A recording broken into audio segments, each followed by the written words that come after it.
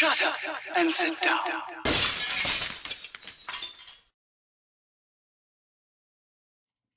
Bingo, there you go. Hello, gang. Oh, he's here, yeah. Can I do my intro? Or do you want to do it? I just said hello. I just said hello. Have you done your iPad yet?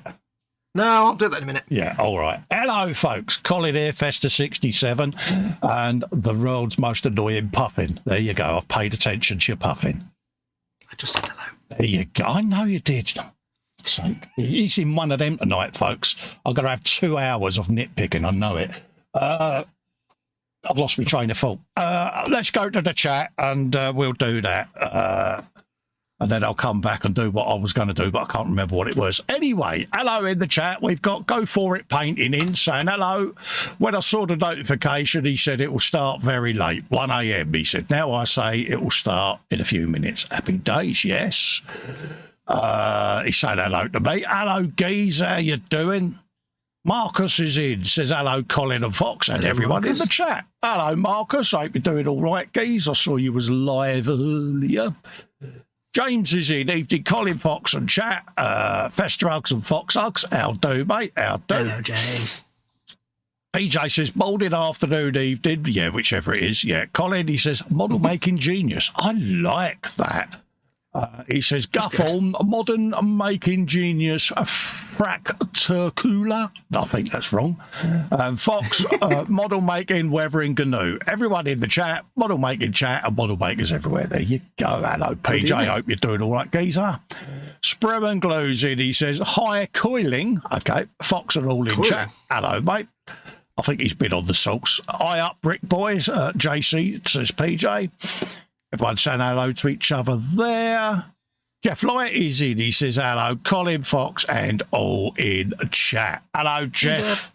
Love to you and Maggie. Can you let us know that audio and vids is coming through all right, folks? Oh, he just has. Cheers, Jeff. You are a legend. Lovely. PJ saying hello to Marcus. Marcus saying hello to Jeff. Sprue and Glue says, hi, Sir PJ. Go for it. JC, Jeff, and Marcus. Yes, hello there. Hello. And everyone's saying hello to KRD. Klein Race Car Design saying hello to everyone. And also saying hello to Go For It Painting. Yeah, go, folks. So chat is beginning to creep in. Don't forget, folks, belly, bench and beverage. What's on the bench? What is in your belly? What is your beverage of choice? In the chat, we have our very own, he says, saying this as slow as possible, our very own model making Carl Sagan has joined in. He says, I had a Festa Fox, Dave, PJ Marcus, Jeff, Go For It Painted, KRD, video and audio are good. Boom. The cosmos is all that is, or ever was, or will be. Our feeblest contemplations of the cosmos stir us. There is a tingling in the spine, a catch in the voice, a faint sensation as if a distant memory. Absolutely, there, folks. There you go. He's happy now. He's done his Carl Sagan thing. Just got that in time. JC says A and B perfecto.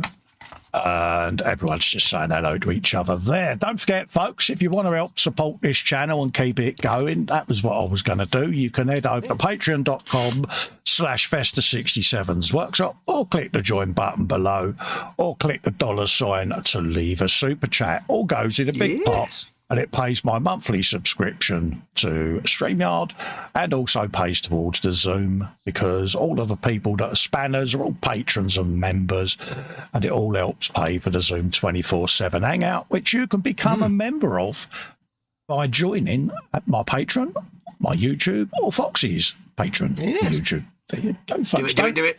Don't forget as well, folks, there are in the description, and you see the banner come up at the beginning, there are lots of affiliate links in there that you can click and go to that helps you save money on your purchases, folks. So bear that in mind. I get a little kickback from them. Helps keep me head above water, and it helps you save a few quid on your purchases. There you go. So that's done. Next up, how are you, your old goat? I'm all right. That was a Dave, wasn't it? Yeah, I'm all right. Yeah. What have you done this what have week, you Dave? Nothing. Nothing. Okay. Yes, I'm all right. I'm not too bad, buddy. I'm fine. Had a good week this week. Yeah. I finally noticed that you're putting content up on your channel, see? Told ya. Yes. It's the time to get back to the bench, so I've been doing back to the bench stuff, catch up with part works. Absolutely. Other bits and bobs. So, yes. Good for you, I'm not too mate. bad. How are you? I'm fine and dandy, mate. I've had a couple of them days where I didn't intend to do anything and started battling and things just happened. And I did it yesterday. The eagle-eyed would have saw that I put a post up. Well, I had this Rogel Dawn that H bought me. And the annoying thing about these is where this light grey panel is, there's a big hole. And they don't include a cover for it. So I went into my CAD program and designed a little cover with a fold-out hatch. I even done the measurements of the door to make sure that if they were open, they wouldn't be lower than the tracks because I'm a bit anal like that. It's very good, that. It's very good lining up and everything. It's perfect. So, that's what I created. I thought I'd just test fit it out and dry fit it. And I was in the hangout with Kev. And, we just started talking and reminiscing about the good old days. And literally, I ended up... Next thing you know. Yeah, I may have got carried away. You need to get that design on Thingiverse or Shapeways, whatever it is, wherever you sell your designs. They're all of my STL files and my designs that I do, I'm going to be releasing through me Patron. Ooh.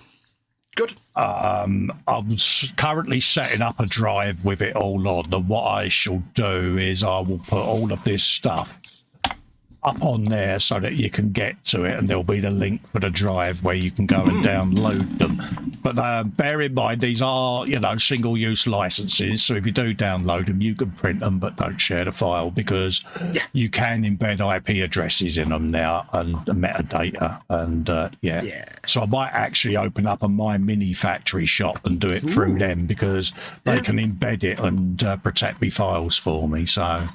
Yeah, but I have an absolute shed load of stuff that I've done, as Fox will contest, because he sees me sitting here doing it, and I'm very impressed with your CAD. You're very talented when it comes to the CAD and stuff. It's something you mentioned to me before about you're doing all of that. I can put hours after hours into creating these things for myself. He said, there's a market for that. I mean, literally within about 2 or 3 days of Games Workshop releasing that kit with the big hole in the bottom, people started selling like either plastic ones or resin ones or STLs for them. Yeah, absolutely. So they will all be going up on the Patreon link, and like I say, I'll probably set up a My Mini Factory.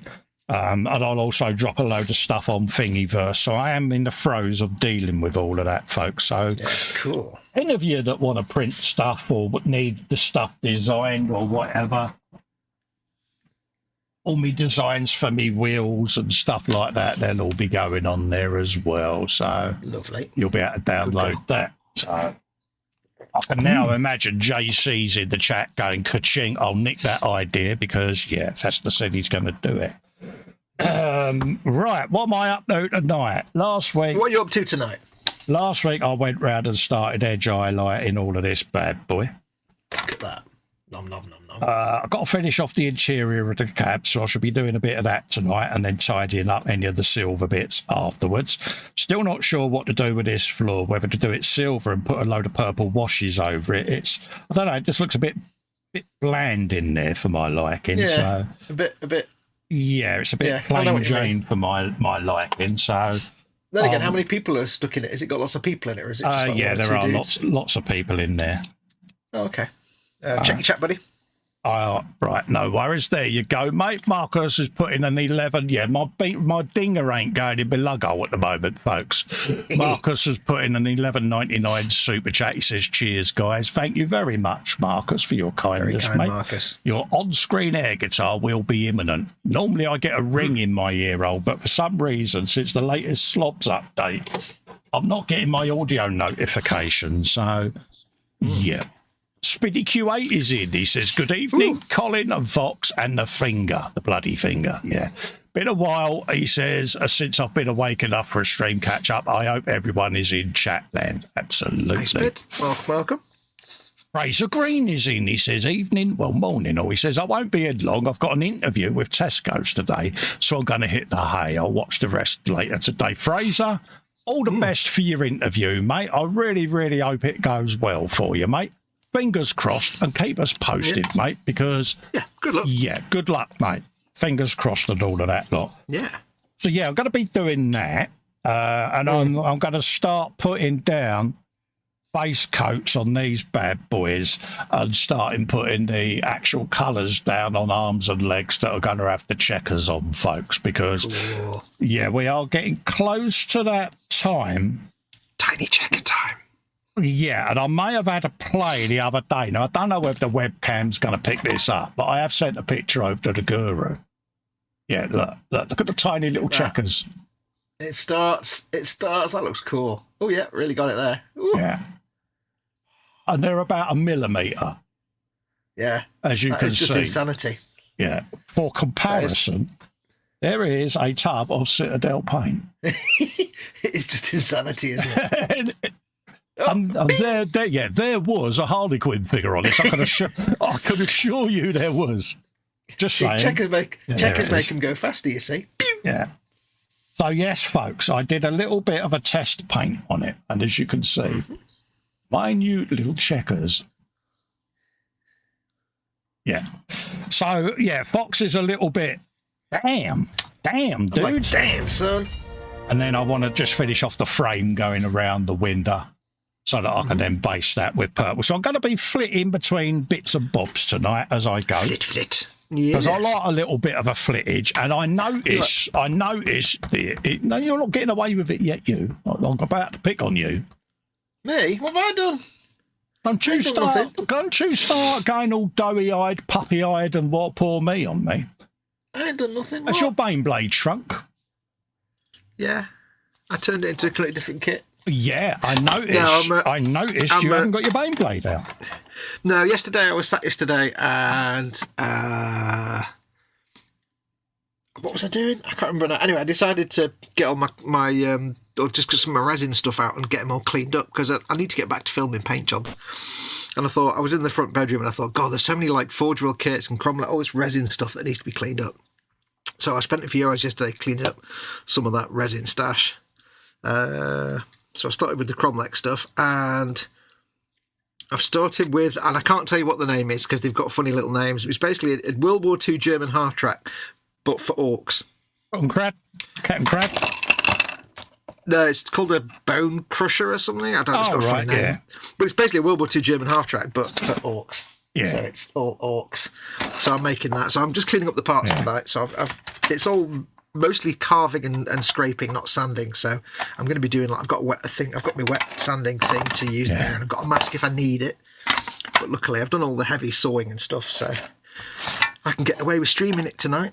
Minimal mask wearing. Proud of you, soldier. And I'm using a throwaway mask, so you can still hear what I'm saying. I'm not wearing my respirator. You're doing what I've done. You're having a Bane blade break. Yeah, because I wanted a break. So at the moment, I'm just getting bits off sprues and off the trees and cleaning them up and realising that it doesn't fit together that well, which is always fun. Yeah.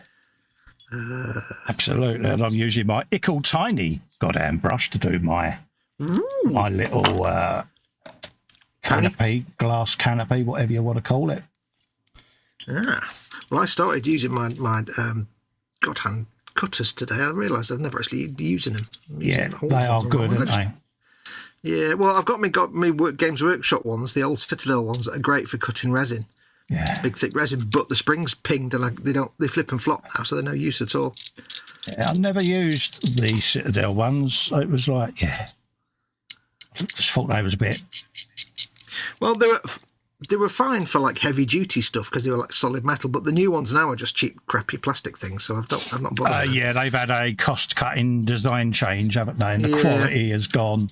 Fish. So I do look on eBay every now and then for anybody that's got like a set of the metal ones going, because sometimes you find them just clearing out stock. Well, yeah, it was like the original figure holder, wasn't it? Yeah, I've got like 6 of them, and that's all I can get. I've not seen any more since. No, I did a swap with Kevin. He had a spare small one. Yeah. So He did a bigly to small swap, so we've both got both now, and it's like, yeah. I've got one of the new ones, and they're all right. I just don't like them as much because there's not as much to hold. No. They're a bit, yeah.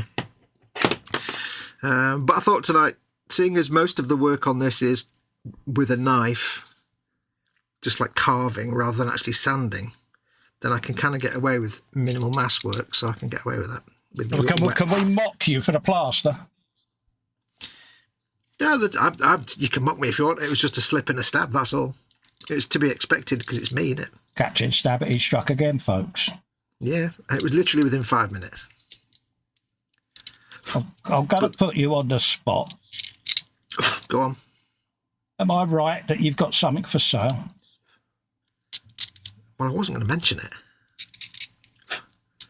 Do you know? I Yeah, wasn't going to do that because it's your stream, so. Yeah, but I don't know. I've mentioned it, so you can.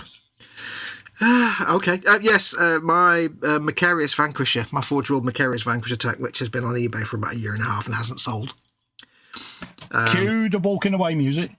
No, it's more. I don't like things being like, because it's been packed and ready to ship since I put it on eBay, and I don't like things being stuffed in packing like for months on end, because when you put a model in there, you never quite know if it's all squished up in the padding and the foam, what's pressing against what and what's happening with the paint pressing against the other thing, and so I'm thinking I just need to basically like either sell it soon or just keep it and not bother, because I don't want to, somebody to buy it and get it and it's all knackered and destroyed in the package. Yeah, all sponged. Yeah, you don't want that.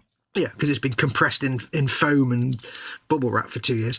So basically I've dropped the price by a big fat chunk, and I'm going to give it till next week, and if it's not sold by next Friday, I'll just cancel it and take it back out of the box and stick it on my shelf. Yeah, it's like everything, isn't it? It's cost of living, isn't it? It's affecting everyone, and yeah, it's one of those things. It's sometimes things sell really quickly, and sometimes things just don't sell very fast at all, and it's not a problem. Exactly. Scout Model Muse is in, dishing out the hugs. Hello, Muse. How you doing, darling? I thought I heard you typing.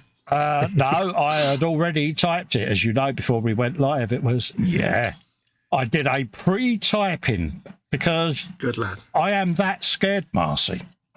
Yeah. And for those that are interested, I am still good. Good. This is unnerving, and she's not explained why yet. She's still not told you why. No. I know. You'll believe how nervous I am. I think we may need to set up a Cobra meeting for this, I think. So I've got all of the nerves, not just some of them, but all of them. I think you should have a looky, Lou, at what we're going to be putting down on there. That's a layer. The one advantage with doing like resin orc stuff is that when you do the cleanup, you don't have to be neat and tidy at all. Like all the edges are like broken, battered metal. So if I just carve a little bit out by mistake, it's like whatever. Vinny Q8 says that is a very interesting looking tiny yellow brush, Colin. Yes, this is from the God Hand range from KA.Models, mate. Mm-hmm. And it is an absolute gorge. Look at that. You love it, don't you, that little brush? Yeah. And this is the secret. He's a secret Harlequin painter. He's a secret midnight jacket And this is the little God Hand small one, mate. It is ickle, but as you can see, you can whop it right up in your hand like so, and you can almost treat it like a pen. Write your name with it, and So go on, carry on. I was going to say they're especially great if you've got your magnifier in front of you, because then you can get the brush right close to. You don't have to. It's what I was about to say, mate. It's what I use to paint my Harlequins, but I'm sure you can impart your brush painting wisdom to them. But have at it, mate. I've barely used mine yet so far. Yeah, because you're going to be putting up all of the videos, aren't you? Because at some point. So yes, folks. Some point. That was the secret of painting me checkers using the God Hand brush. And it gets me in all the little nooks and crannies that my big old club hands don't normally like to go in. And it let me do that, Spiddy. Paint little tiny 1mm checkers on his arm. So cool. So cool. Look at that. He is a tiny little man. But yeah. He's a tiny little man. Drinker. I see what he did there. We've got a base of that for his mask, so we'll do that. So what do I do first? Let's do all the blue first, Cole. Because they can all be drying then, can't they? So let's have a sort out of my parts thing. Sort your parts out, ladies. Yeah, and then I can get all of my dudes going. Have a bit of a sort out on here because I want to put down the blue base coats on the areas of these that are going to have chubbies on them. And then chubby checkers. Oh, that's yes. Chubby to me means something else completely. Yeah. I'm thinking. Yes. Yeah, you're thinking of grown-up chubbies. I'm thinking of Paul Stewart. Yeah. So that's what I'm going to be doing. So I'm going to have these little dudes all lined up. And for those that are interested, I am basically going to be doing this paint scheme with all the little diamonds on them. I am in for a visual treat, aren't I? What have I just gone and accepted? Yeah, look at that. What have you just gone and shown publicly now you can't get out of it? Yeah, but right from day one, I haven't tried to get out of it. True. Because you were shocked when I said what a paint scheme I was going to do, and it was like, I was shocked and yet impressed at the same time. You won't be able to do that. Yeah, what a bet. No, I didn't say that. I said you might regret it. Oh, right. He didn't say that, folks. It was all in my imagination. Yeah. Oh, dear. Right, let's line these all up. I want to get these in sequence so that I know the ones I'm doing are the ones I should be doing. Because there's a multitude of different dudes, so I want to get them in the sequence. Because I'm working off this box, I'm sitting them on my parts holder in the order that they are on the box, so that I know when I pick them up, that dude there's going to have checkers in a certain area, and so that's all I'm up to. Just helps me because I will forget. So. And some of these are figures that actually are on the ship as well, so there'll be all the ones that are on stone are the troop. All the ones that ain't on stone are regular. So I'm looking forward to seeing it when it's done. I mean, I'm impressed with the paint job on it just now, and that's just right at the beginning. So I've got me ship checkers that I'm going to be doing as well. So I've really am going for it on these. I must be mental. But hey ho, that's a figure one. It's not got the stone on it, so yeah, that's the centre dude. He's looking rather camp and interesting, isn't he? Yeah, that seems to be their thing. Sort of very camp-looking. Yeah, they are very troop. Yeah, very theatrical, aren't they? Yeah, like the forces, like they entertain the troops in battle when there's a lull in battle. Yeah. So we got that one. We got him doing that. He's over that side. He's for the ship. There you go. There's the other one. I knew I'd seen him. And he's quite a jocular looking chap and all. Jocular. Yeah, he's going, or he's like, yeah, look at that. I got my hand up. I was a goalkeeper once, was you? Oh, lucky for you. I love the way they look so camp in their feet, and yet they've got probably the deadliest bladed weapon in the entire Warhammer 40k universe. Yeah, they all have a bit of a story, don't they, these things? Yeah. Yeah, so you go over there. So what have I put there then? Why do I keep getting them two confused? Yeah. Who would have thought putting 5 figures in order would be so difficult? You got that one, you got that one. Maths is hard. Yeah. There you go, that's that. That's that. It's because one of them I've changed the head on because I wanted a more interesting head. And what have you got PJ there? Lewis says, belly, rump steak and salad, bench 148 Airfix Sea King, PJ-ified, beverage, gentleman jack, smooth. There you go, Cole. And Spiddy Q8 says, rude Warhammer, chubbies indeed. Absolutely, Spid. Get your chubbies here, freight per pound. Yep, easy now. Definitely that one. Mew says to me, the minute you cancel it, someone will ask about it. Yeah, that's probably true. Oh, that's just gonna happen, Marcy, isn't it? We know this. Muse, I'll get a message saying, "Hi, Fox, that's tank stuff." Muse says she totally wants something. This is about you still being good. She totally wants something, or she got you something you wanted and being sure you earn it. That's yeah. I hadn't thought of that. I hadn't thought of that one. Definitely something Marcy, in it, mate. Yeah. Or he's just in trouble and she's not figured out the exact right punishment yet. Yeah, I'll prop her in the doghouse, didn't I? Yeah. But the longer it takes her to figure out, the worse trouble you're in. And it's 3 weeks so far. Yeah, so you're in there. You toast, basically. Oh, yeah. Speedy Crate says, "Very cool, Colin. That is very impressive." What's that? Oh, the brush. That you've shown him. Oh, the checkers. Yeah, no, oh, checkers. sorry, yeah. Yeah, The wee checkers. Yeah, they are a bit lively, aren't they? He's that one. So, oh, there you are. So I knew I had it. Now there you are. There you are, In you case see. people are asking, I've got my sanding sticks in a bowl of water because I've only got minimal sanding to do, and I'm not going to put a respirator on just for a little tiny bit of sanding because it'd be crap on a live stream to do that. So I've done worse. Yep. Right, and we got those. So let's have a look at the instructions on those. Get them out so I can see what the figures paint scheme is on them, because that's too small for my eyes to see on that box. Yeah, black and white instructions, Cole. They don't give you the pictures, do they? Okay, don't be doing that. Here's a question: is it just me, right? Yeah. Or is cutting the little bits of flash, the membrane you get in resin kits where there's a hole and you need to cut the membrane out? Oh, I love is doing that. Not that. just is that not just the most satisfying thing ever? Like it's like taking the plastic cover off a TV screen. That is up there with peeling PVA off your hands. Yeah, when you get that little flash, you've got to the little shivs you've got to carve out. Oh yeah, all day long, mate. Yeah, totally understand that. I do have to say, I am very impressed with the quality of these Cromlech casts. The detail is beautiful. Oh yeah, it's not as soft as forge wall resin, so it's not as much fun to carve. It's a bit more crispy and brittle to carve, but the actual quality of the details and the moulding is incredible.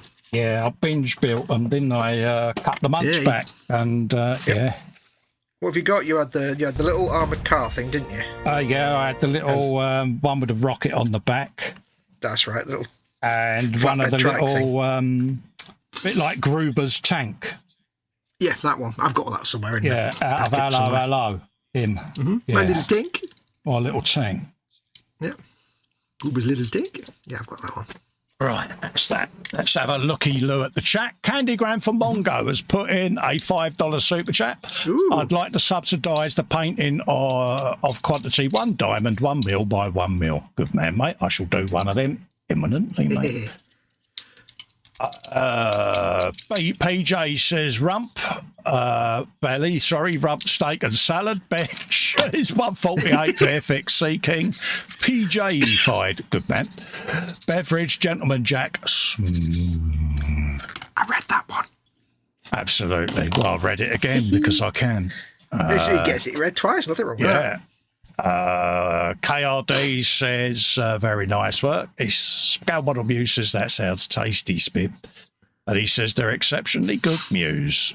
Absolutely. And she still needs to build her little orcs from them. Absolutely. See? There you go. See, someone else has been using your link there, dear. See? Oh, Joe, awesome. Well, they could have been using your link. No, I've not had that. Use it. Oh, come on, folks. That's all right. Is it in the description below this video? Yeah, there's a big thing in the description that I said when we first started the show. Look at the link in the description, and there's a banner that goes out before we streams, dear. Good stuff. So, yeah, go and pick up one of these from Cromlech, guys. Use Colin's link. Because they are really nice. They're not Warhammer, if you know what I mean. They're just... They get round copyright issues just the enough. Dog's nuts, mate. It's just no two really ways nice. about it. They're just the dog's They are cojones. really nice. They are. The funny thing is, right, go back 2 or 3 years, what was I saying about working with resin? Yeah. How many resin kits have I got in my stash now? Yeah.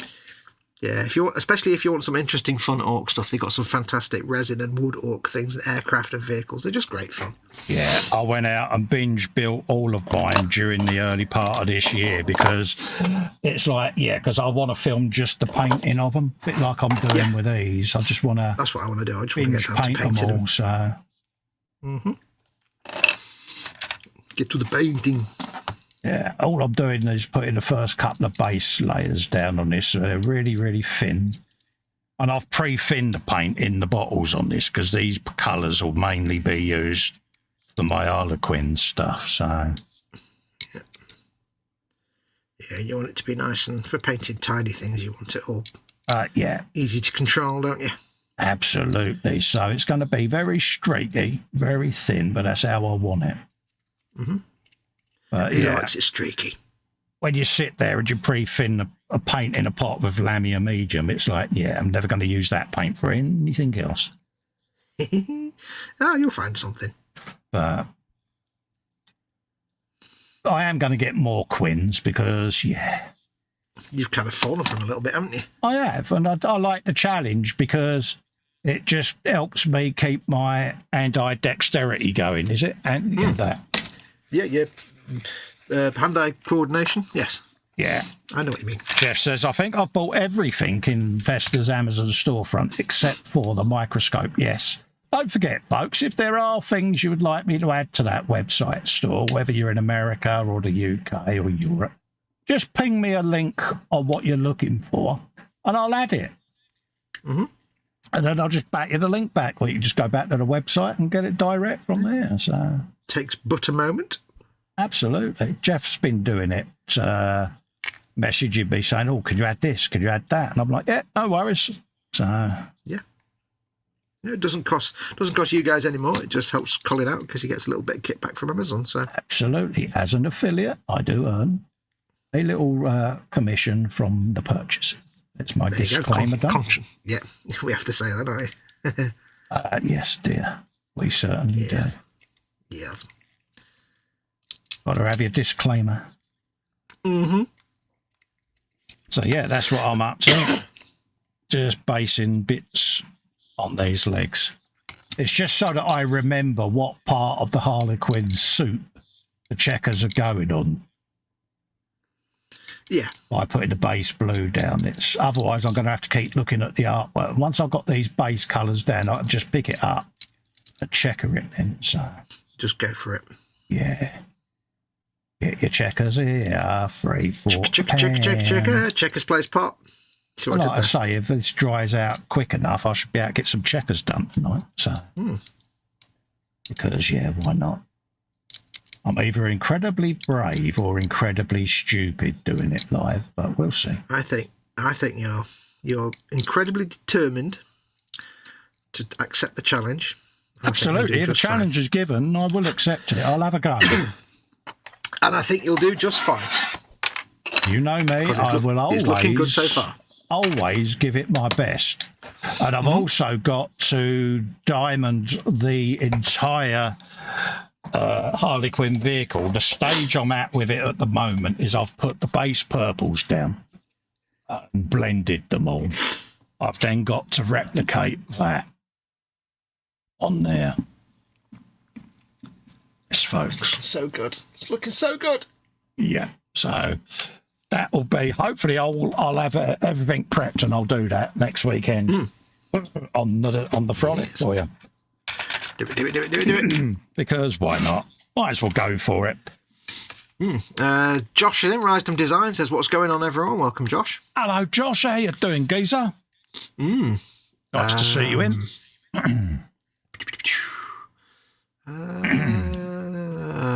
Where are we to? Jeff Light says, belly earlier, beef and onion pie with boiled studs, I think he means spuds, and mixed veg.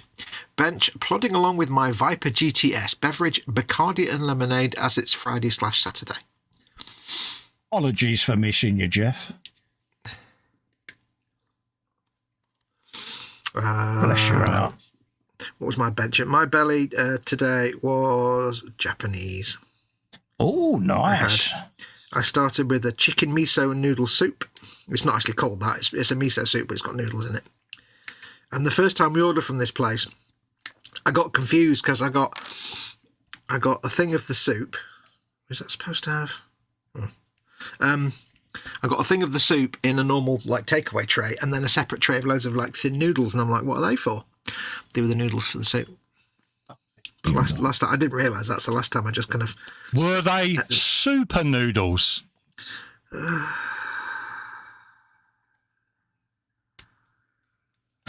Okay, moving on. Moving on. Suffering. Oh no! Anyway. I actually thought that wasn't too bad myself, but I thought it was all right. But I had to mock it just for comedy purposes. Absolutely, certainly should. And then for the main course, I had beef udon. It was very nice. We've discovered a new Japanese place that's ridiculously expensive, but the food is so nice. It's an occasional treat. Mum always likes their sushi, so. And you know what? When an 83-year-old likes sushi, you make the most of that. Oh yeah. Given that most 83-year-olds wouldn't eat / foreign muck, and she's like, I'll have that. Yeah. Yeah, it's like, yeah, really. She likes sushi. She likes chili sauces. She's weird. Some of the things she eats. Yeah, but it's good, isn't it? It's variety. At the end of the day, it's all cuisine at the end of the day. If you say to her, do you fancy trying? She'll be like, no. But if you just give it to her and she eats it, she'll probably like it. I've learned that over the years. She doesn't like noodles, unfortunately, which is a bit of a shame. Yeah, mine has an aversion to ravioli. Specifically ravioli. Yeah. It's just I can't abide the stuff. That and spaghetti. Okay. I want it. Mum always got to that point where she used to like spaghetti bolognese, but then after a while she's like, do you want spaghetti? Oh, no, I don't like it. Well, yeah. You always used to like it. I don't like it now. Okay. Yeah, they go off things very quickly, don't they? Yeah, that thing you've always liked. Yeah, I don't want it. Don't like it now. It's like, I don't like noodles, but you used to love spaghetti. That's not noodles. Yeah. It kind of is. Jeff Light says, yeah, I said I'll go on and buy the stuff. Absolutely, mate. It's, yeah, I don't mind. Like I say, if you want it, I'll put it up there. William Incy in Dorcosaurus says, hello, Colin Foxx and Peoples in Chatland. Hello, William. Hope you're keeping well, my friend. Yeah, it's nice been a while. To see you in, mate. Mm-hmm. Indeed it is. Welcome, most welcome, mate. Willkommen, bienvenue. But yeah, I can remember when I first saw these because I was geared up for this paint job, but then I opened the box and I was like, yeah, there may have been an audible gulp when I saw how tiny they were. But I accepted the challenge. So as far as I'm concerned, I am going to go for it.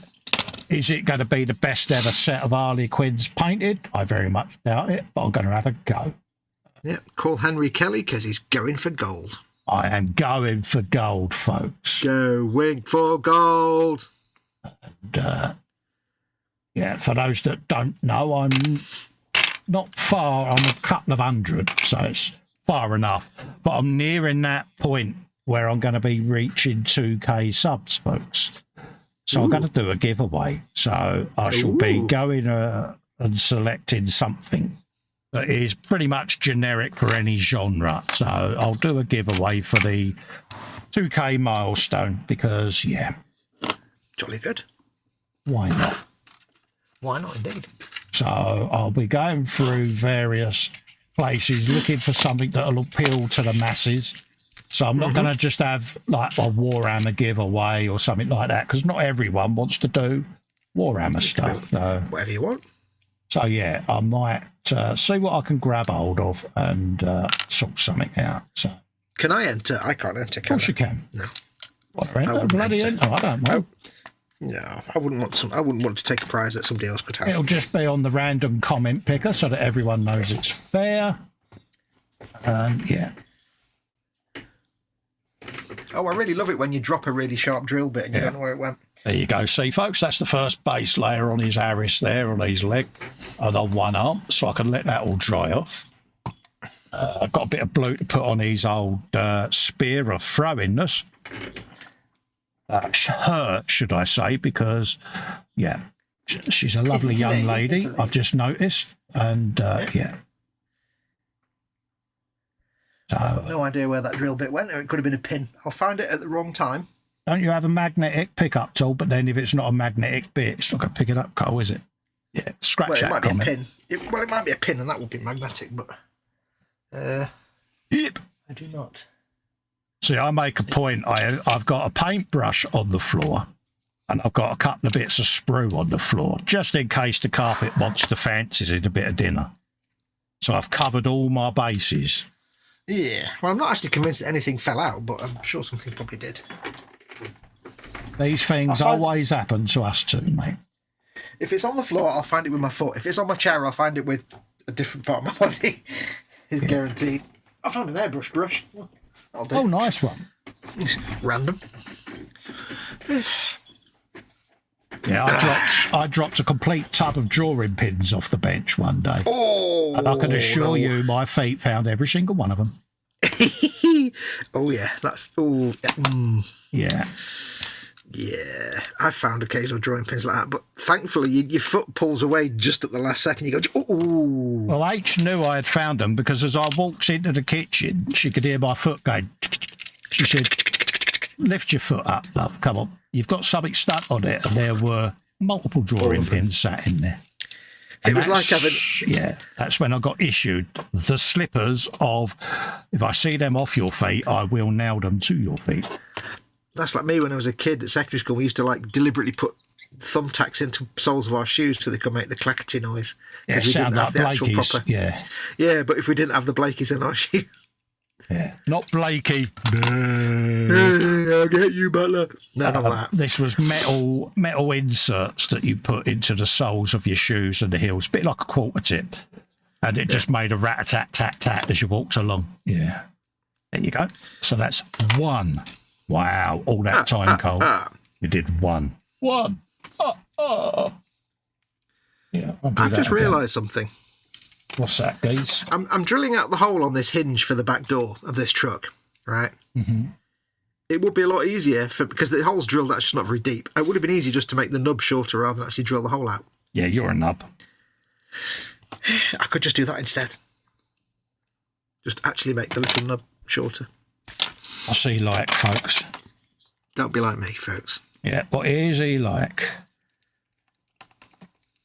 I'm not a drilling scientist. What's your plans for the weekend, folks? Obviously, it's Telford weekend in the UK, which is our annual get-together where people go and meet up and buy stuff that they don't need. So that's going on in the UK, folks. So if you're going to Telford, are there anything you've got your eye on to go up there and look at?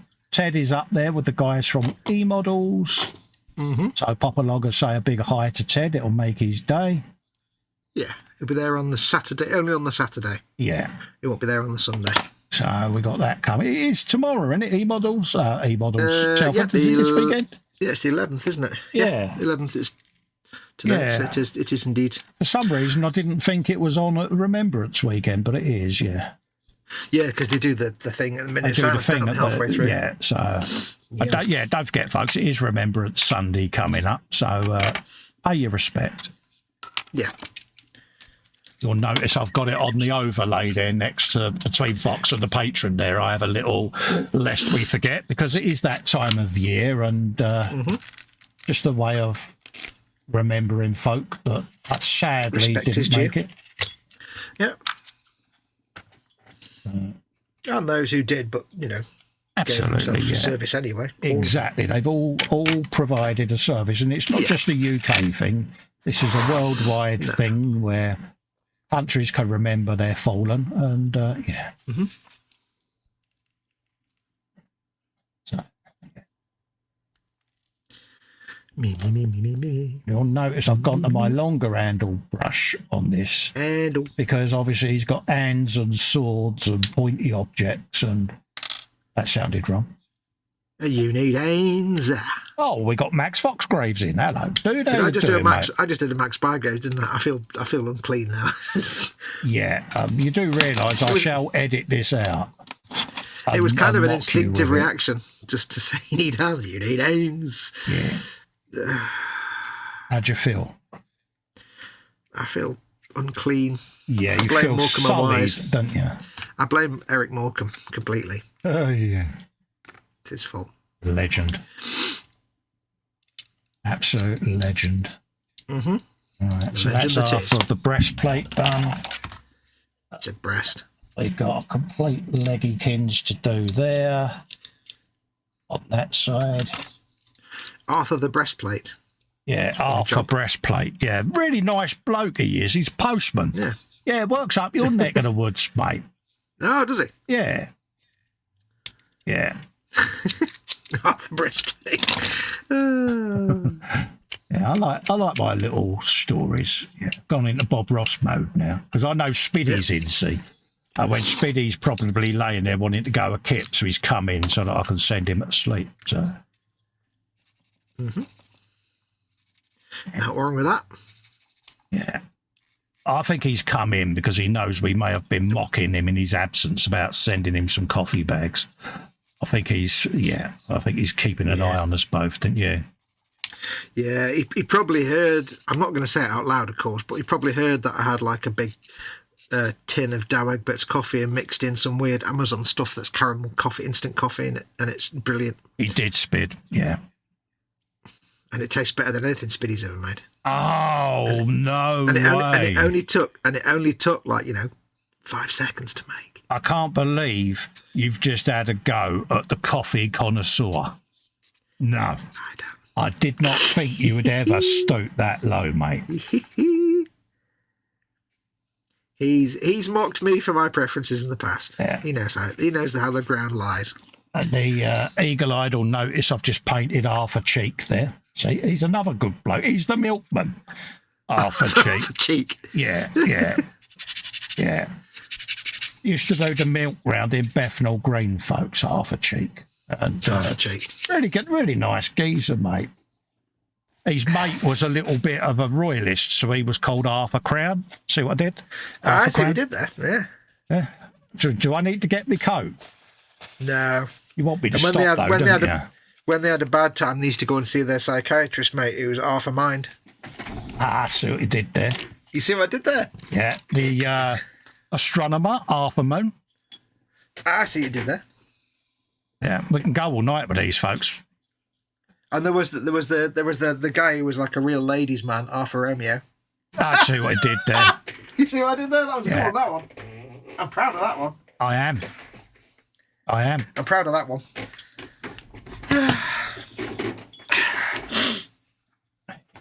So I'm going to do Arthur's collar as well. I'm really going for this. I'm going to try and put checkers. Right. Going to try and put checkers on the collar of his coat. I must be mad. Jeff says to me, sorry, Fox, is that a Forge World kit or a 3D print? No, it is a kit from Cromlech. Yeah. Or, bitsofwar.com. There's a link in the description below the video for Colin's affiliate link. They do lots of ever so slightly off-brand Warhammer stuff. Yeah. So it's all the stuff they can do without infringing any copyright. And they do some fantastic orc. This is an orc half-track, which just happens to look like a German World War II half-track, but it's actually an orc half-track. Forge World quality for half the price. That's another one, half see? the price. There you go, yeah, see. Hey, we're on a roll tonight. We are, aren't we? We're going to have to stop at some point because they're going to just all start disowning us both, ain't they? And be going, yeah, these two are mad. So we got a bit going on there with his collar. So he's looking all right. Has he got any on his canister, this one? Let's have a looky, Kins. What's he? I shall be back in a minute. Yeah, no worries. He's doing that. So, yeah, he's got a bit of blue on his Mohican and on the ends of his ponytail things. Talking to ponytails, yeah, Fox used to wear a fake ponytail. Just thought I'd throw that in because I can. So he's got blue on the end of them bad boys. I might end up doing one purple because this is only a base. So I'll paint them both, and then if I change my mind and do one blue, one purple, we can, folks. Let's try and stay on shot cold. That would help, wouldn't it, mate? Let's try and line this up because I'm working really close to my face and I don't want to keep going off shot, peeps. I'll have a looky, Kins, in the chat in a sec for you. So if I've missed any bellies and benches and that, apologies. If I've missed any super chats, I'll scroll up and have a look because my audio ain't playing in my ear roll at the moment. So if I do miss it, please don't be offended. I will scroll up and have a look through chat. But I think the audio's coming out on the stream for air guitar and things like that and SpongeBob. but it doesn't seem to be playing in the ear hole. So I'm going to be going through me settings on slobs because there was an update a couple of days ago and it might just have killed off everything. So hopefully I can get it fixed before the next show. But that's why Fox keeps telling me in the chat, have a look at your chat, mate, because yeah, I rely on that audio to keep myself alert and it's just not functioning at the moment. So I'm sure slobs are aware of it. I'm sure there's others out there that have got the similar issues. But I noticed it the last stream we did, I wasn't picking up the audio, and I think I asked whether people were hearing it on air. So I've got a feeling it's since my speaker drivers got corrupted. It could be that even. So I'll have a reinstall. So he's got a little bit of blue started in his Mohawk. There's going to be blues and purples going in this. Very similar to what I've done on the spaceship. But for me at the moment, I just want to get those different segments done so that I can then look at the piece and know what's going to have checkers and what isn't. I might as well do the hardest part first and then everything else is uphill then. Not worried about overpaint either at this stage because I shall be recoating the dark colour as well. But there'll be washes and all of that lot to go on, so that's the second one done. Hate when they break stuff, Cole. Yeah, it's so frustrating, Marcy, because, you know, those that know me well enough know that I'm as deaf as a post on me right side and I'm down to minimal on me left. So I rely on the feedback in my headphones for message alert and on-screen alerts that I've got set up for the chat on me live streams. So I rely on that audio ding in my lug-hole to let me know, look up at your chat because, you know, either a new subscriber or whatever. So, yeah, I'm kind of a bit lost without it, if I'm honest. So I do apologise in advance if I do miss any of them. By all means, bung something in caps, scroll up, Cole, or whatever. Actually, I'm going to stand up as well because I can use an opportunity to stand up whilst these are off. And then I can do the chat off the iPad. So let's scroll up, refresh that on there because that didn't load up properly. Excuse me. Have you got any things that you're desperate that Father Crimbo brings you this year? That's another question. You know, if you, I know Marcy's like me. Marcy has an Amazon list and that. So, yeah. Josh is working tomorrow, then watching the football game, and then Hope work on a figure or kit. Happy days. Yeah, there is a link, Jeff, underneath the description for Cromlech. I think Fox might have read some of these out. KRD's off ski says later all, I'll have a good evening. Take care, buddy. Mind how you go, mate. Thank you very much for popping in. Marcy says she can't decide what to print next. Yeah, I've been doing quite a few little tweaks. I've been doing stuff for... What have I been printing this week? Where did I put it? Oh, yeah, it was all the computer stuff. I've been working on my PC case, modifying it. And I'm doing a Borderlands PC case at the moment. I've done part of it, so I've done prints for that. And then I am doing some more prints ready for my squig-off because I want to drop Edward Squig-off on the bench over Crimbo and start putting that all together because Edward Leonard very kindly sent me a Squig-off body. So I've been in, I've designed a howdah for it, a head, a tail, all of that lot, and I want to start bringing it all together and assembling it. And I've dug out my doof wagon as well, Jeff, that you saw me doing all the 3D print stuff for. And I want to put them two kits together over Christmas so that people can see stuff there. So I might either solo stream it as well at the same time, or I might just film it and then put the build films up for you. So I'll think on it because I don't know what Helen's got planned for Crimbo for me yet. So I don't want to plan too far ahead in case she's going to drag me out. But then would she want to take me out in public over Christmas? Could this be why she's saying I've been good and she's lulling me? into a false sense of security. I don't know what that was. I won't do that. So yeah, she could be lulling me into a false sense of security, folks. You never know. Let's put the mouse down. I'll sit back down now and carry on doing a bit of buildykins. Whilst the Fox is gone, I'll put myself on full screen so you can see a bit more on the screen. There's no point in staring at one side, is there? So let's start on this one.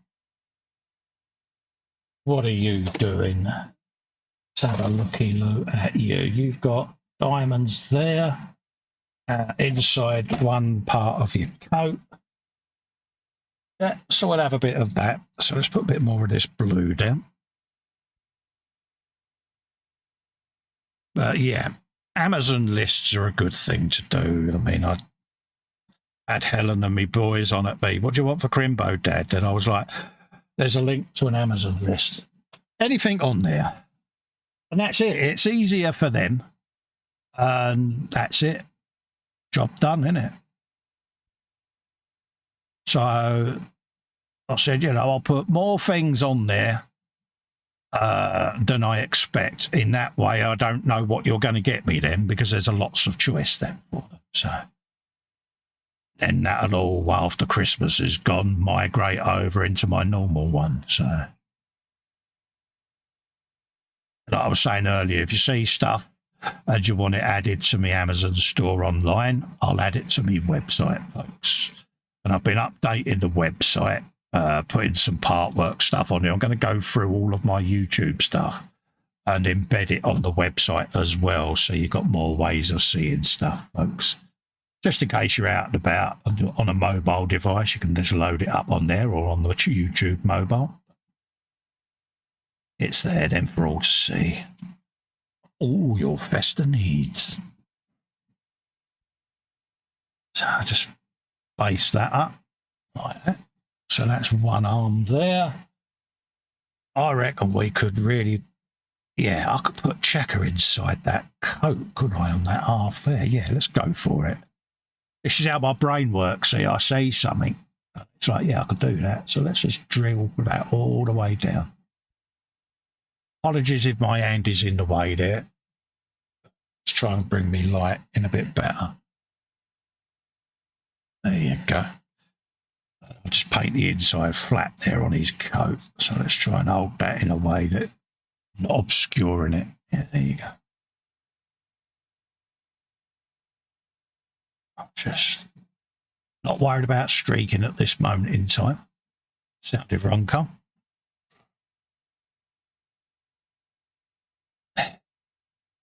It's surprising how quick this year's gone. I'm in the throes of trying to download stuff to do a Christmas video, and it's like getting the time at the moment to sit there and go through everything. So I will endeavour to try and put out an alternate Crimbo video, but I can't guarantee it at the moment.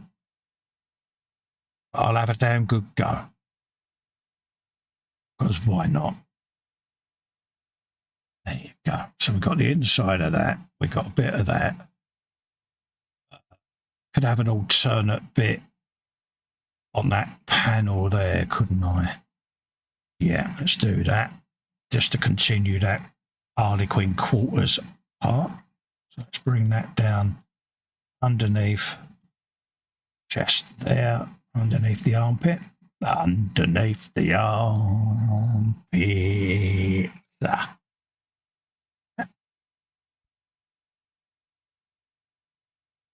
Surprising though with these figures how good these little sculpts are. The more you look at them, the more you see tiny little details moulded in there. The guys that do their moulds, or the machinery that do their moulds and that, it really is precise, because it can't be easy to make moulds for this sort of thing. But they certainly do a good job. When you think back in the day, a lot of their stuff was white metal, if I remember rightly. So, yeah, props to them. Let's do half the collar. So we'll have half a collar. What does half a collar do? Half a collar is a butcher down in Bognor. And, yeah, that's what he does. So he He only does half day because he works part-time. Not half a day the newspaper salesman. He's a totally different bloke. Yeah. There you go. So we're going to have that done. Just to continue the theme. And then what should we do with the old barnet there? We got a blue tip on the end there, so we'll have a bit of that in there. And then I might alternate the blue and purples all the way down there. That'll give that a nice little effect, won't it? What am I using? I think this is Thunderbolt Blue, is it? Thousand Suns Blue is what I'm basing this with, folks, for those that may be interested. It's the one thing I forget to do is tell people what colour I'm using. But yeah, so that's a little bit of that on there. Little block there. Have you some of that? Marcy says, I am the same sort of co-opposite, but yeah, absolutely. She says, I've not shared my list yet. I'm still updating it. Happy days. Good for you, Marcy. It was Marcy that put me on to the Amazon list anyway, because I wanted to give her a treat. And yeah, and she sent me a link to her Amazon list, and it was like, that is a damn good idea. So I asked her about it because I didn't know. And yeah, she very kindly said, yeah, you just go in, blah, blah, blah, add the stuff to it, post it, there you go. So that's where my Amazon list idea came from. Credit where credit due. Candygram says, air guitar music did come through on the stream. Thank you for the feedback there, Jeff, mate. At least I know you guys are hearing it. But what I normally get here is I also get a little notification in my ear, mate. Not getting it at the moment. So I now know it's a local setting to me. It's as long as it's going out for you folks, I'm happy. But again, because I'm not hearing it, I'm unaware, because I'm looking down, that something like that has come through. So apologies if I do miss it straight away. Please don't be offended with me or angry at me, because it's not deliberate. It's just, yeah, I'm having a slight technical glitch at the moment, but I will sit and test the system out and find out where it's coming from, because it's not mic, it's not speakers or earphones, because I can hear Fox when he's talking.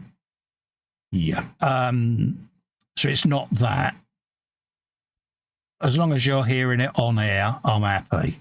But like I say, I just need that notification in my ear for my own benefit. So I'll sort it.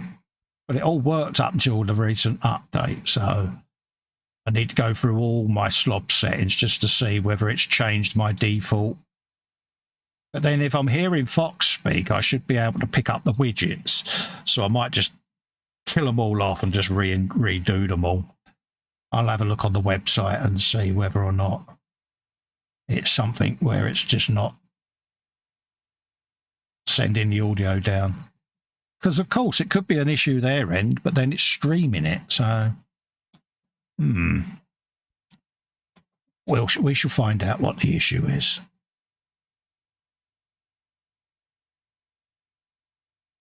It'll get fixed. But as long as you can hear it, that's cool.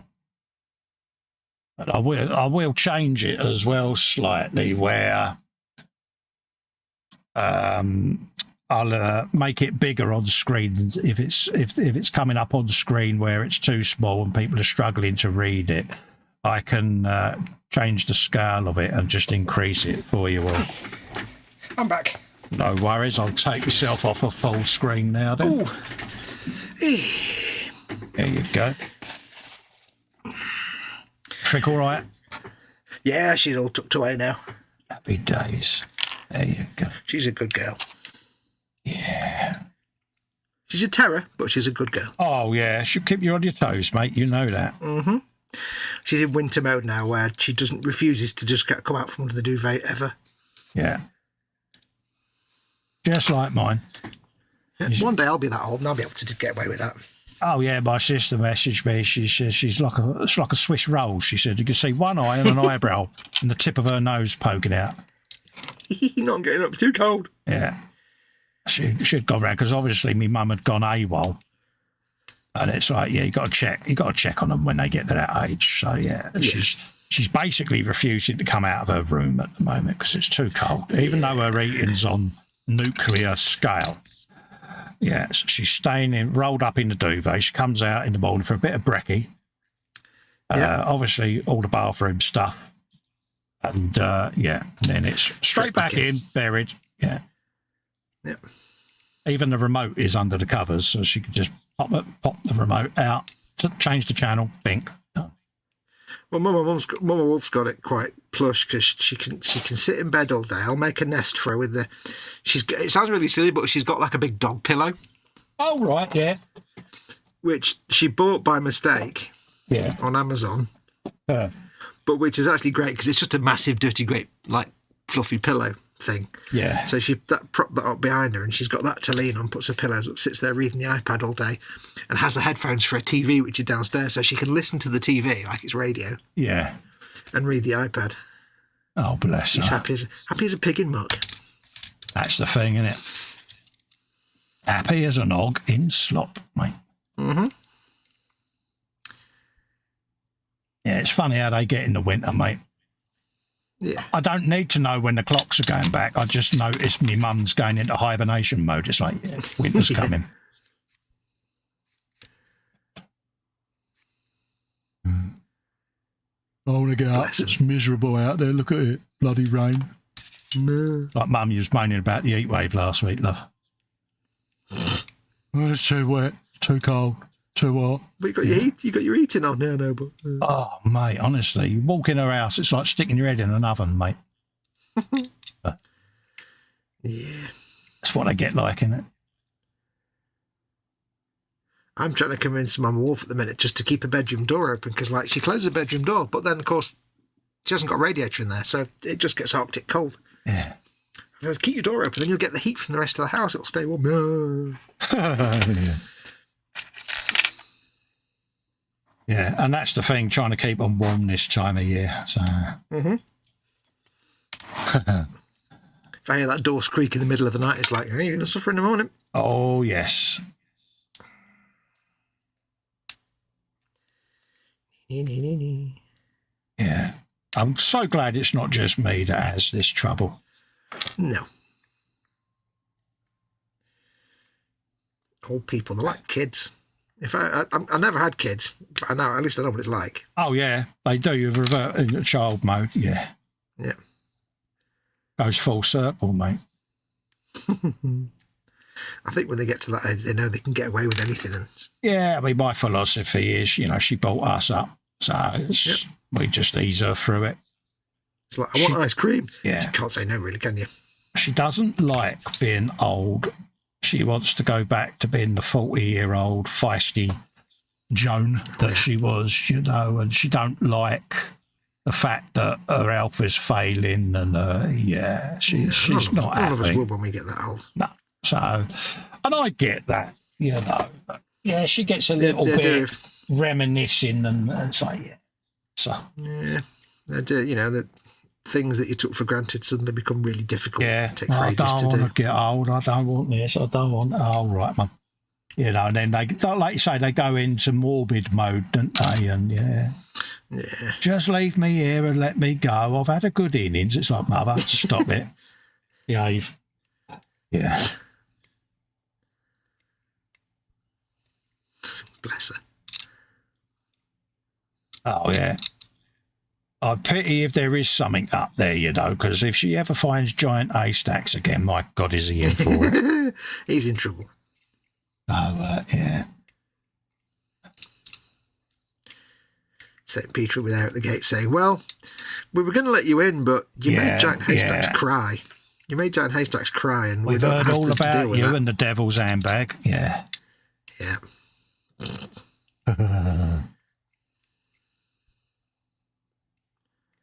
Legend, she really is. I wonder if he remembered that in later years. I wonder if he actually remembered that as time went on. I honestly don't. I'd like to think he did, yeah, but he always had this memory of like some crazed woman attacking him with a yeah. But she did pigeon it as well. That told him, didn't it? Sorted him out. And you know what? I do believe at the time she was with her Winnie. Yeah, well, there you go. It's just Winnie's a bad influence on them. We need to stop them two seeing each other. Yeah. She's an absolute diamond, she really is, my Aunt Win. Oh, mate. Lovely, lovely lady, she really is. But by Christ. Lovely Damn. lady when she's indoors not doing anything. Yeah, Alan's got his hand full with her, mate, when he goes round. Yeah. Damn, she's proper old school, and it's like, she don't take prisoners. Oh, no. But give you the shirt off her back, you know, it's that old mantra, isn't it? But by Christ, yeah. Yeah. Normally if Mum says, I might be in the spot of bother, and I go, was Winnie with you? That's all you need to know. How did you know? Just a well-informed, educated guess, Mum. Yeah, that's all you need to know, isn't it? Was Winnie with you? And of course, I then see Win. I go, you are a mare. She goes, yeah, but you can't not love Aunt Win, can you, mate? And I go, yeah. Oh, no. Have a scone, she says. Oh, you, yeah. You're like, oh, you know how to work. Oh. Yeah, she knows how to work me, mate. Honestly, she plays me like a £2 fiddle, mate, you know. Oh, yeah. And I knew you'd see the wisdom of my ways. She said, yeah, you got any more scones there, Win? I'll have another one. Oh, yeah. It's like you can imagine like Winnie getting your mum into trouble for Winnie doing something, and then you're trying to tell Winnie off, and she gives you a scone. It's like, yeah, it was my mum's fault. Yeah. I go, yeah, Win, I know. You looked around and she'd already done it, love. Can't take her anywhere, can you? Love? Yeah. Nope. That's a nice cup of tea as well for you, my love. Cheers, Win. So remember that, folks. Colin's price is a scone and a cup of tea. Absolutely, mate. Absolutely. Give him that, and it'll be everybody's. It'll be anybody's. Yeah. Candygram says, you reminded me that I used to have an infrared remote control for my TV that worked fine through blankets. Oh, nice one, mate. Ooh. AJ says, I don't need to know what you do under your blankets, Jeff. Just saying. Yeah. I got these headphones that are they're Bluetooth, like a big set of headphones, but they're just designed for old people who can't hear very well. And they actually got them because, frankly, I got sick of living in a house where the TV was on full whack downstairs. Even though she was reading her iPad, not really paying attention. So I got these headphones and silence ensued, and then she just started playing her iPad at full volume instead. It was like, oh, for crying out loud. Yeah. Can't win. You certainly can't, mate. They will always find a way of pushing the boundaries, mate. I said to her, you've got the telly on full whack. Do you not think about the neighbours? She went, I don't care about the neighbours. Yeah, what do I want to worry about them for? Let them worry about themselves. And then in a different conversation, Heather next door. Oh, she's lovely next door, and she's lovely. Yeah, you a minute ago you weren't caring about deafening her. Yeah. I don't know if you'll see it on camera, but I just love the detail on this, on the driver of this armoured vehicle. It's got don't bigly scream, mate. No, it's not. I'm not going to show it for a second. It's not worth it. But it's just like, I think they're designed to look like Africa Corps, but orcs. Yeah. So he's got kind of like a field jacket on, and his head, I haven't got his head to hand, but his head's got like a, where's his head?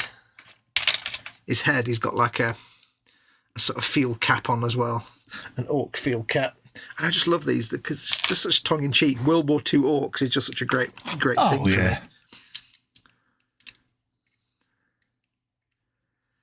Well, there was a bus doing the rounds, wasn't there, of Napoleon. Yep, that's great. And I just, it's a really good sculpt as well. It really is. He's got like a cigar. Well, I think the Cromlech thing, they have a whole theme of like, because they can't obviously do official Games Workshop stuff because it's stupid. Yeah. But they've got like a sort of like a World War II orc thing. Yeah. So they've got the armoured car, they've got this half track, they've got some other troops. I've got a squad of Schmeisser greatcoats. Yeah. Which is basically their Krieg, isn't it? Yeah. Yeah, it's basically Death Corps Krieg orgs. They've all got gas masks on, and they've all got like MP40 machine guns. Yeah. It's just great. And the like vehicles Norzilla. like Africa Corps. Norzilla. Oh, Norzilla's the nuts, mate. I am seriously thinking of getting one after Christmas to go with my squig off. I was actually quite surprised because I forgot. Norzilla's only the same size as the Squiggoth, not the Gargantuan Squiggoth. Yeah. It's actually quite small. Yeah. Because it's the Squiggoth size. But it's, yeah, it's you went and got one, didn't you? That's right. Yeah, I got myself one. But it's absolutely gorgeous. And I have to tell you now, there is still a wedge. Oh, is there? Oh, but it's less detailed. It's more a hint of a wedge. So you'd probably be all right with it. Yeah, Squiggoth wedge. That is a scary prospect. It wouldn't be so bad if it wasn't quite so anatomically correct. We are both apprehensively dreading the wedge. Yeah, the painting part. And Edward absolutely thinks it's hilarious because he knows that. And he's like, yeah, it's kind of why he sent it. Yeah, enjoy the wedge. It's like, cheers, but I'll mate. tell you now, you're not allowed to just add some armour to it to cover that up. It's not allowed. Yeah, that was my thing. I was going to 3D print an armoured jockstrap, basically. Nope. You've that got the to embrace the Squiggoth wedge. was wearing to protect its jewels. And he was like, no, you've got to paint that wedge. If I've got to paint mine, you've got to paint yours. Damn it. Yep. And there's no jewels anyway. There's only meat. There's no veg. Yeah, exactly. There's only bangers. Yeah. Yeah, there's no mash. Because they don't need them because they're fungus. So. And I was just sitting there thinking, oh my God, I've got all the contrast paints. I've got shades. Oh, Caribou Crimson. Oh no, which Binoche. You know what you could do? You could get some like clear resin stuff or Yoo-hoo whatever and do it like it's having a bit of a wee. No, I don't want to go into that much detail, dude. I want to go in there with my eyes shut and go, there you go, beat the devil out of it. Beat the devil out of it. Which is painted, done. And he's skate. Tell you what. Oh, I'll show you my wedge. You're getting the wedge out, are you? This is the Cromlech Squig Norzilla.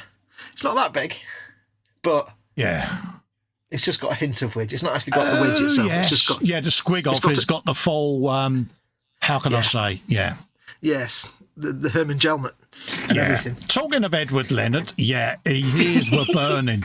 Edward's in says, hi, Colin Foxx, everyone in chat, hope you're all having a good day.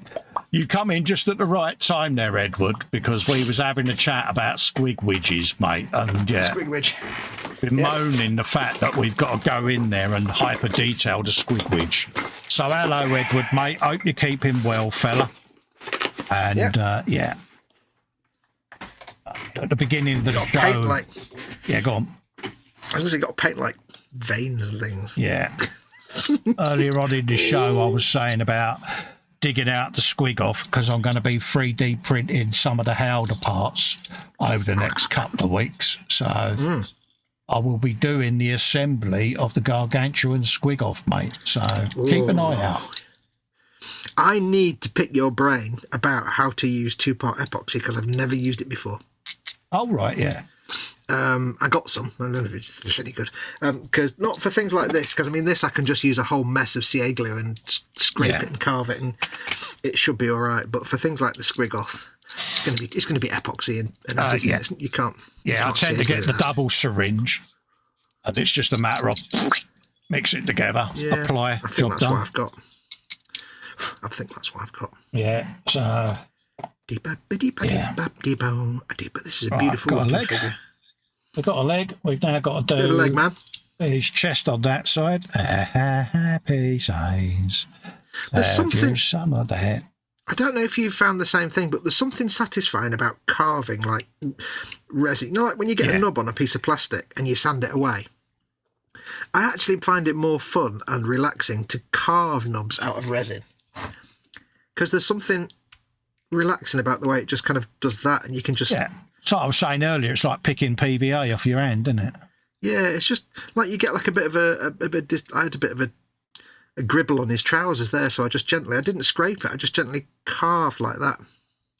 And you get that kind of, you get that kind of steel drum, the steel drum instrument with the texture to it, the little it's that kind of shapes that you're making. It's just kind of nice. That's why I like doing orcs in resin, because you don't matter if you mess something up, because it's orcs. The old Jamaican oil drums. It's such a wonderful, wonderful noise they make in it. I love that sound when you've got a load of them giving it the beans. Oh, mate. Full steel drum. Full steel drum orchestra going on. Yeah. Oh, beautiful when they do that.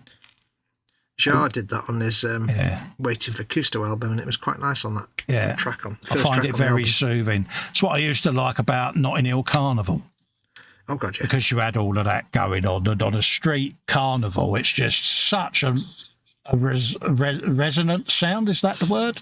Yeah. And, it's a beautiful sound. Especially with all the tall buildings around it. It's gorgeous, mate. Do you know what I would love for my funeral? Well, I'm torn between two things, right? Yeah. I'm torn between two things for my funeral, right? Not that I ever will, because I'll, if I was rich, I'd be torn between having either a proper New Orleans band thing where they walk in front of the coffin, with the band playing and stuff. Yeah. Or if I was rich, hiring those guys from whichever country it is in Africa where they do the dancing with the coffin, the one that was the meme a couple of years ago. Because that's fantastic. I love that so much. Yeah. They're kind of walking with the coffin on the shoulders, but they're dancing at the same time. I'm lucky.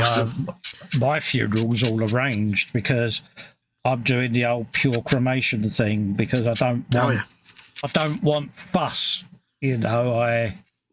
I want to do it my way, and the wife, she's now doing the same as well. But we have in our family professional mourners, and I don't want none of that for me boys because they'll be upset enough anyway. And so the pure cremation thing, they basically come and get your remains. They take it away, they cremate you, and 6 weeks later you get a call, go and pick up the ashes. So you don't get none of that having to be ripped off a chapel of rest and all of that lot. No. Huge funeral expenses. It's done, it's paid for, and that's it. Both me boys and Helen have a card, and it's got all the details on it. There you go. Yep. And that's it. And I know it's going to pee off a lot of people in the family, but at the end of the day, I've always lived life my way, and I tend to go out my way. You're not having a funeral for them. It was like my neighbour. Remember I told you about Uncle Charlie that lived next door, the old NCO.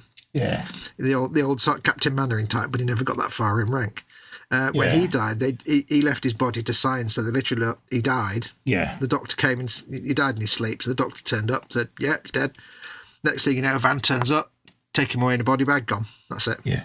Because he just took him away. Oh, yeah. It's one of them. It's not for everyone, don't get me wrong, but no. For me, it was like, I like the sound of that because I'm kind of a no frills person in a way. Yeah. And I don't want it's a lot of money to that. spend on something that doesn't really benefit anybody. And it's pointless. Yeah, I understand what you're saying. People want to remember me later on, that's up to them. Do what they like, can't they? But yeah, because if you think about it with the funeral, a lot of it is just a very expensive thing that you don't actually have to have. No one knows what to say. It's a somber thing, isn't it? Everyone's feeling uncomfortable and can't wait for the day to end. My philosophy is, remember me with a beer and a smile in your own time. Instead of wasting it on all that, just put it behind the bar and say, there you go, everybody go and have some food and drink. There you go. And job done. Have a good time on me. Yeah, it's one of them. I will ban the colour black for clothing at my funeral. Yeah. Everything has to be bright and cheerful. Yeah. I'm sure there'll be some people who would quite happily wave me off. Yeah. I mean, I've had that conversation with me mother where I've said to her, look, if I go before you, don't be offended. This is my decision and this is the reasons I've made it. And she's like, yeah, I like that idea. She said, that's mint. Yeah. She said, that is so you. Because that's exactly what you're like. You don't like a fuss, do you? And I went, no. Yeah, cart me off. I said, but at least you know why. I said, because I know what you're like. If I do go before you, you'll be thinking, why on earth did he do that? I don't want you to think you've done anything wrong. It's my decision, and this is why I made it. Yeah. I don't actually know what I'd have, though, whether it'd be cremated or buried. I've not really thought about that.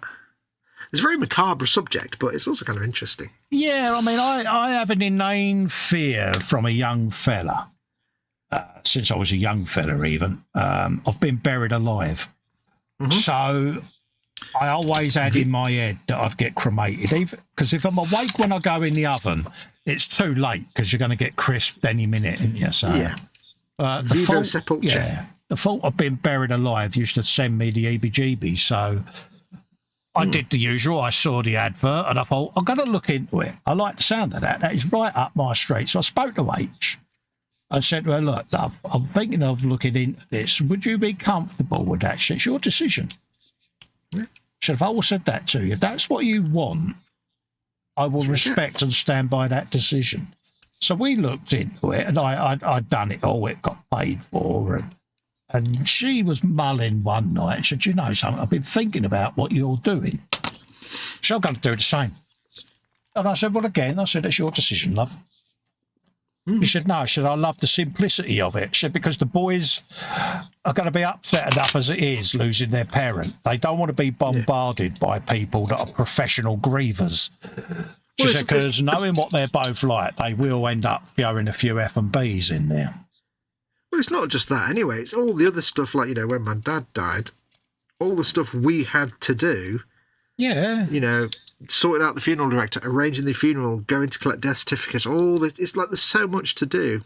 Yeah. You're doing it your way. It's just like, there you go. You might have to still go and collect a death certificate. Well, this is it. I mean, you look at when you pay all the directors and funeral things for the chapel arrest and all of that. Like, it's expensive. Coffin and everything else. Hugh Gordon is in the chat saying hello. Hello, you. How you doing, geezer? Hello. Jeff says to Edward, really nice work on your crashed escape pod diorama. Yes, and another one that we saw, I don't know whether it was Edward or not. We saw the Millennium Falcon he's done. Mm-hmm. And another one I remember from the gallery recently was the guy that done the aircraft with the ejector panel going and the canopy lifting up. And yeah. Oh, yeah. Hugh Gordon says, Colin, he says, step away from that big oven, you will break it. Yeah, I'm nowhere near it, mate, because she's in at the moment, Hugh, but ooh. Yeah. It's funny, she went out last night and she said to me, don't touch my oven. I said, what's that? She said, I may have watched back one of your recent live streams, she said, where you've admitted going into my kitchen. Yeah. She said, you're not the only one who's got pictures of my buttons on your phone. And I went, you keep your buttons out of it, love. So I did. I told you she'd hear you say things. Yeah. So I was like, damn it. No, I can confirm I was not involved in her actually watching anything. I didn't message her or anything like that. Yeah, so. but yeah. I thought about it. Yeah, she's got me absolutely sussed. I thought you had her number. Nope. Nope. Oh dear, I have to sort that out. I remember I used to say that. Actually, yeah, I could end up incriminating you. No, actually, we'll scratch that idea. You very nearly got me then. Well, no, because I remember I mentioned it ages ago, saying in case you ever, like, you know, fell over during a live stream and there's no one else around, I wouldn't. But it's like, that's entirely up to you. Yeah, I'm sure he'd use it for bribery purposes. I would never do such a thing. Because don't forget, she's short, she's tiny and Scottish. She's as terrifying to me as she is to you. Oh, yeah. How's that for an air grabber or a supercharger? That's mint, isn't it? Think of all the weather you can get in that bad boy. Just imagine if the Germans had that business going on in World War II in their half tracks. Yeah. Did you have much mould release on there? No. Well, I don't know yet. I mean, I cleaned them all yesterday and gave them a scrub. I'll find out when I painted it. But not a lot of clean up on these. It's not as soft as Forge World, so it's not as much fun to sculpt, but it's still nice. It's very nice quality. A tiny number of air bubbles. There are some. Occasionally, you get a bit of a mould slippage on it. On my little armoured car, there's a dirty great one going up the side, but it's hidden by the stuff you stick on it. Yeah, I had a couple of them. But, you know, it's nothing too major. Nothing to cry about, is it? No. I mean, they probably don't sell in the kind of volume that Forge will do, so they've probably got fairly good condition moulds to work off. You're a mould. I don't even know where that's supposed to go. I'm guessing it goes in the big Norton MP40. You're made of moulds. All your mould are belong to us. I don't know whether to cut that extra bit off or not. It seems to... I think. So what are you hoping Father Christmas brings to you this year then, mate? You got your eye on anything? No, not really. I mean, I'll probably only get like a present from my brother. Yeah. And I'll get some like spicy noodle stuff from my friend. But of course, Mum doesn't do the buying people Christmas presents anymore because she's not really in a state to do that. No. So...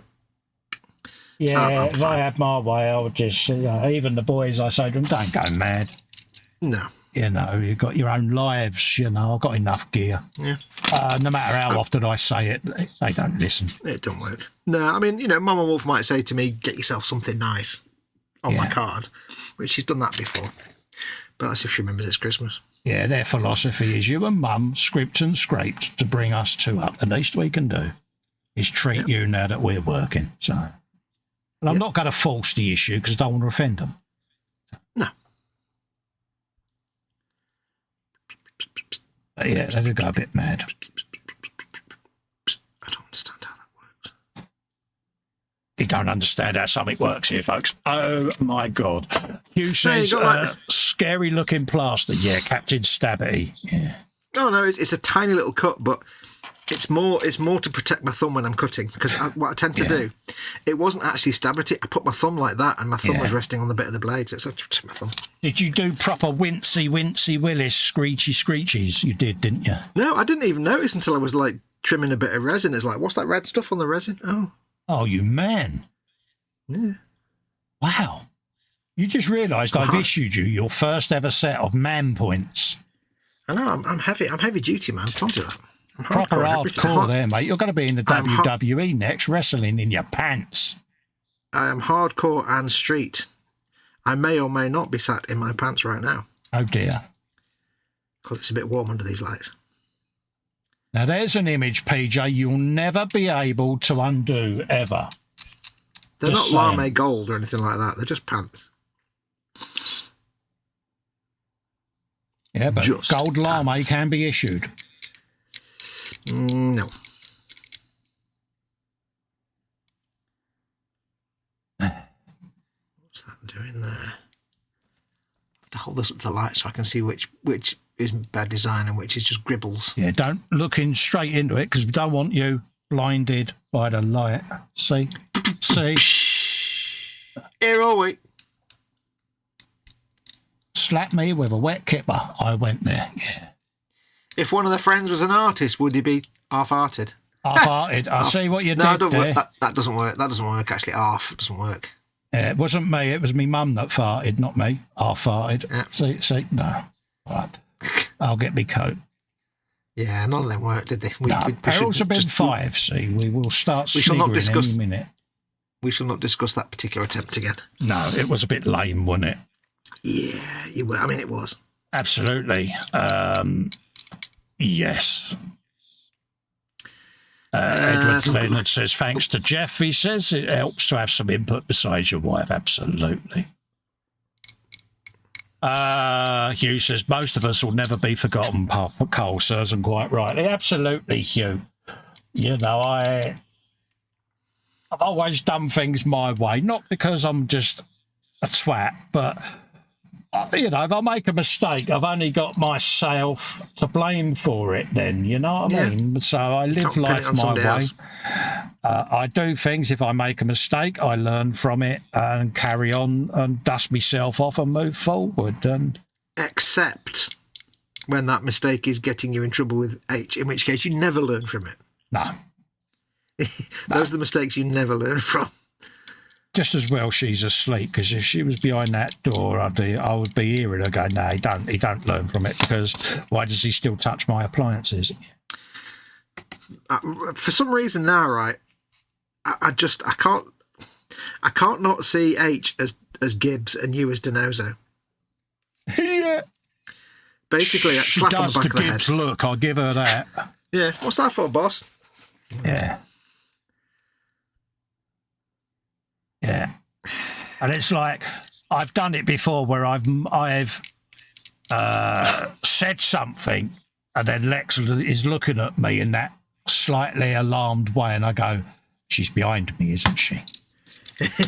she's there, isn't she? Yeah, when And he the looks person at you're me and talking he to goes, stops talking. Yeah. Yeah, she's right okay. behind you. She's heard all of that, hasn't she? He went, Yeah. So glad I'm not you. Yeah. Because she Such appears like a magic-y person, you know, not magician, but yeah. Magic person, on you. Yeah, she just appears, and it's like, where the hell did she just come from? It's like, yeah. Has she ever thought of running a clothing shop? Yeah.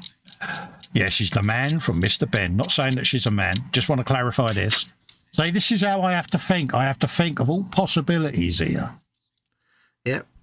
So, it doesn't matter what. Yeah, but it doesn't matter what you try and think of. Whatever you do, you'll still be wrong, and you'll get yourself in trouble. Of course I will. There ain't no way around it, lad. You know that.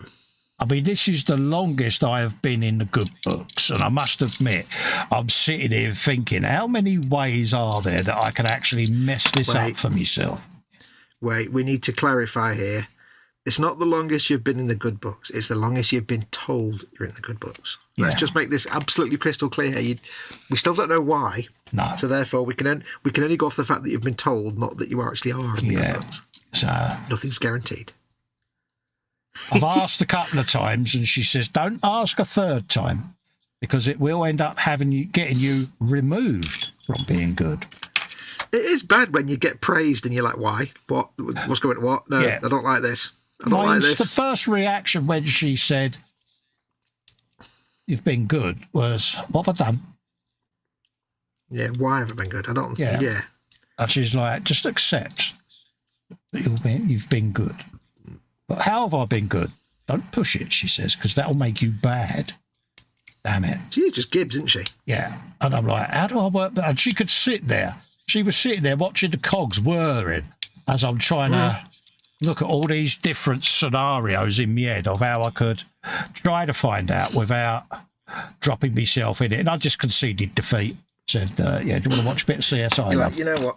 Yeah. Yeah, good boy, she says. You know what? I concede defeat now. Oh, yeah. She knew I was beaten when I said, there you go, you can have the remotes. That's as a sign of a defeated Festa. I hand the remotes over and I go, I'll be in the cave if you want me. I know where I need to go, love. Yeah, and she knows. She's like, yeah. Well, she knows she's won because the conversation's between you and her, and of course she's won. And perhaps also it was a ruse so that she got the remotes. You never know.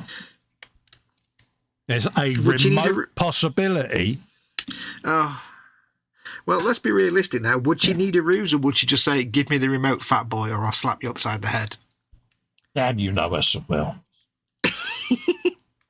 Yeah, there is that. Yeah, she wouldn't need to come up with a ruse. Yeah, not for that. Yeah, oi, slaphead. You're going to your man cave, am I? Yeah, because you're going to give me the remotes on your way past. Am I? Question that never needed to be asked. Am I? Yeah, I mean, I am. Start walking, fat boy. Oh, damn it. Yeah. So look, we're up to on chat. Is Fox playing Nursery Band-Aid tonight? Yeah. No. Oh, you read that one before. After that, sphincter-looking Hugh says lol to Edward. Edward to lol. So to Edward says sphincter-looking Hugh to lol. Yeah. Fox in wrestling pants. No sleep again tonight. Yeah, I'm sorry that I put that image in your head, mate, but it was in mine. So the least I could do was put it in yours. Yeah. Donald McKenzie says, just as well I've had my headphones on, seeing I'm out in the back garden. Jeff asked him if he's taken photos of anything in the sky. Must admit, Sheriff's badge springs to mind. Edward, Hugh to Edward. I don't know what the conversation's going on about there. I've lost it now.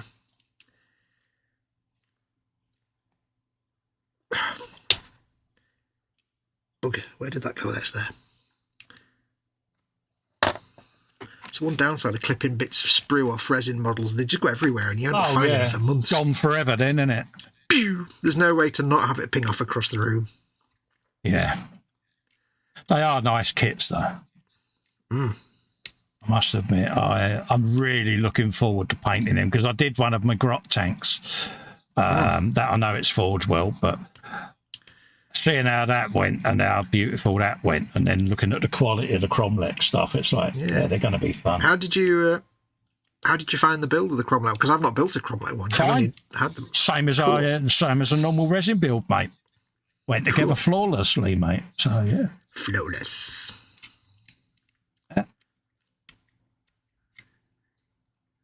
Yeah, fit was perfect. Build quality was fine. Never had an issue, mate. I love the way some of their Orc flyers are like, they're made out of resin and MDF. Yeah.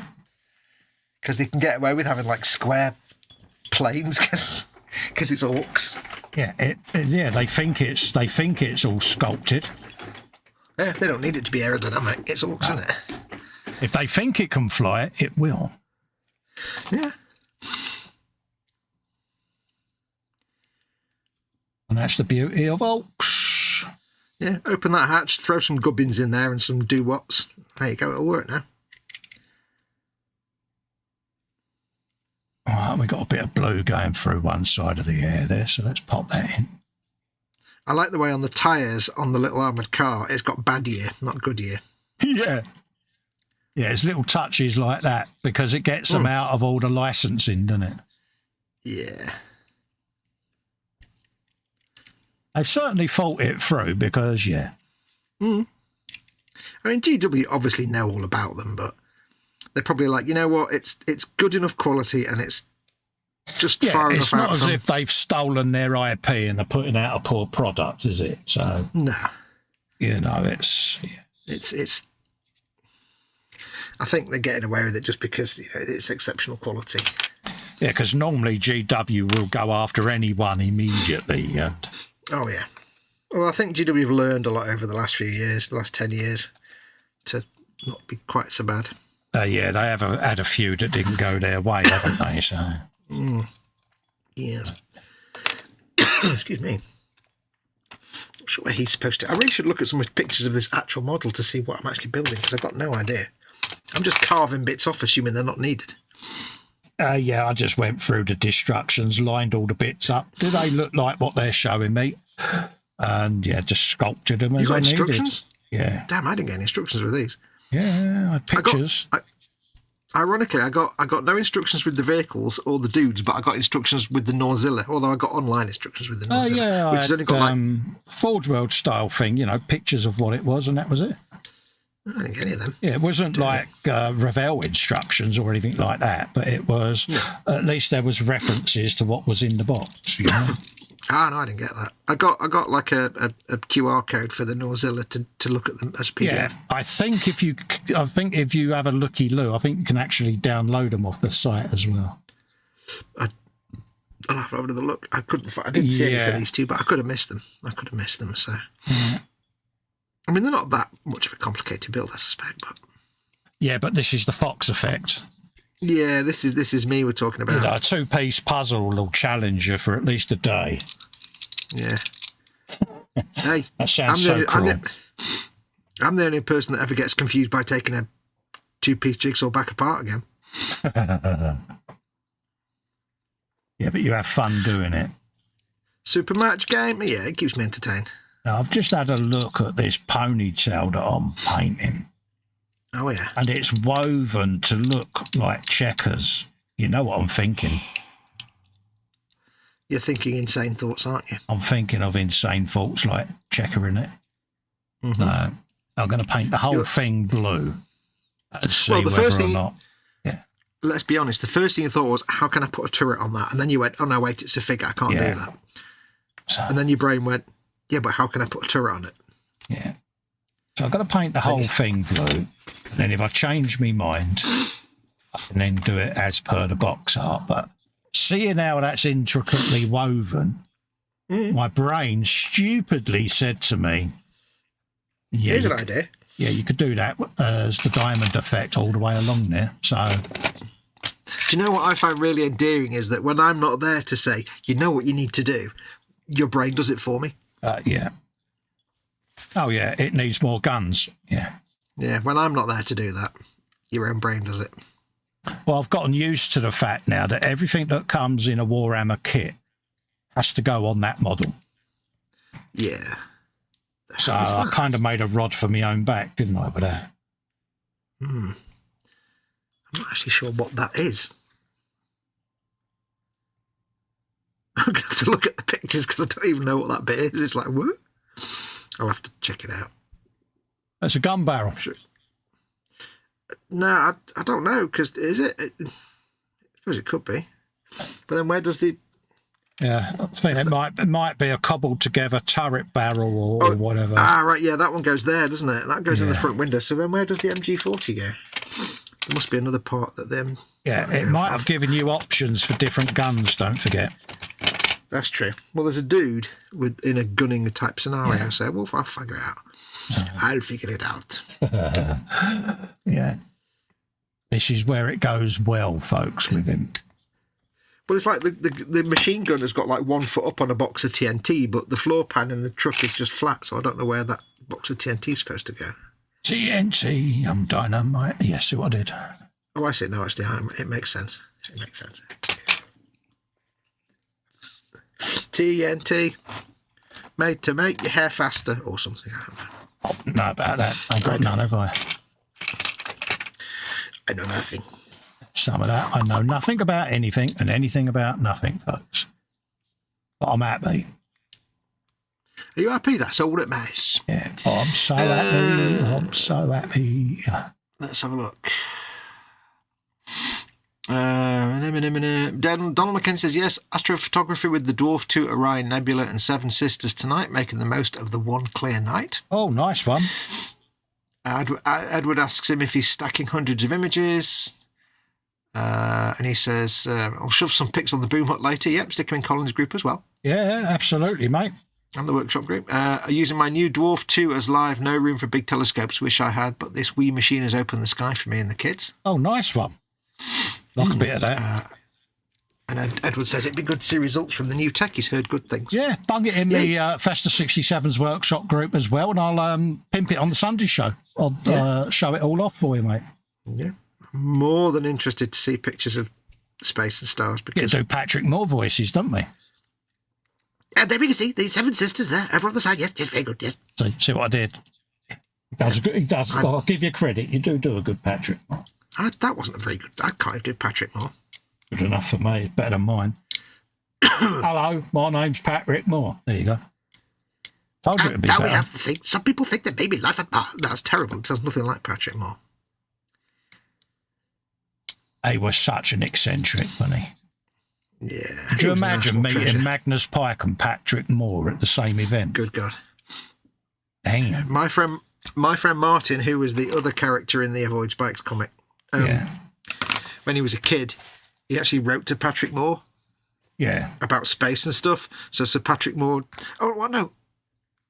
How did... No, I think he called him. I think his number was actually published in an astronomy club book or magazine. So he just called Sir Patrick Moore before he was in the 80s, and Patrick Moore picked the phone up and started talking to him for about an hour. Yeah.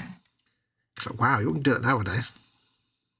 Had his phone number published in a magazine, in an astronomy. I always said to people, if you get the chance to ever meet Brian Blessed, take it. Oh, yeah. That would be one hell of a fascinating evening for you. Well, it's quite funny at the minute because I know sometimes exactly when Mama Wolf is like in bed but listening to the TV downstairs, I know when the advert with Brian Blessed in the bathroom comes on because she goes cross-eyed and pulls the headphones off. Yeah. It's like, bloody hell, Brian. Yeah. It's like some old people's bathroom adaptations advert, but it appears... Some guy's like trying to get in the bath and he's like, oh, my back hurts. And Brian Blessed just pops up and starts shouting a lot.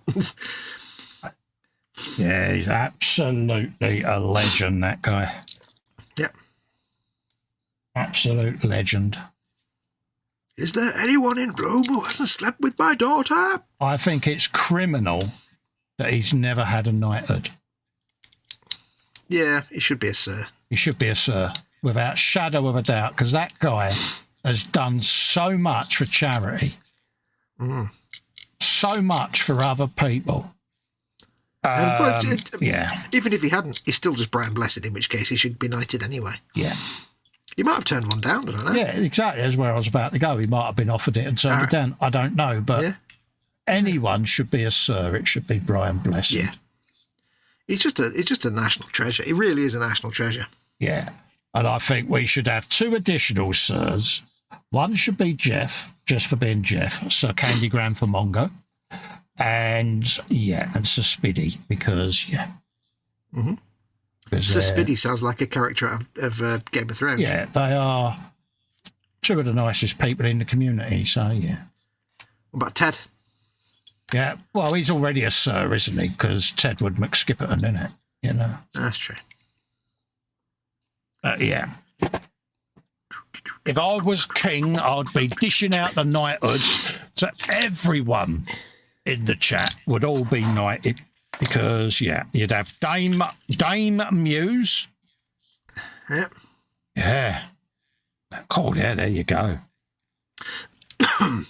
Lady Marcy of Muse. You have to be careful, though, because, things like damehoods come with, like, a position in the Lords. And they can make policy decisions that could... Yeah.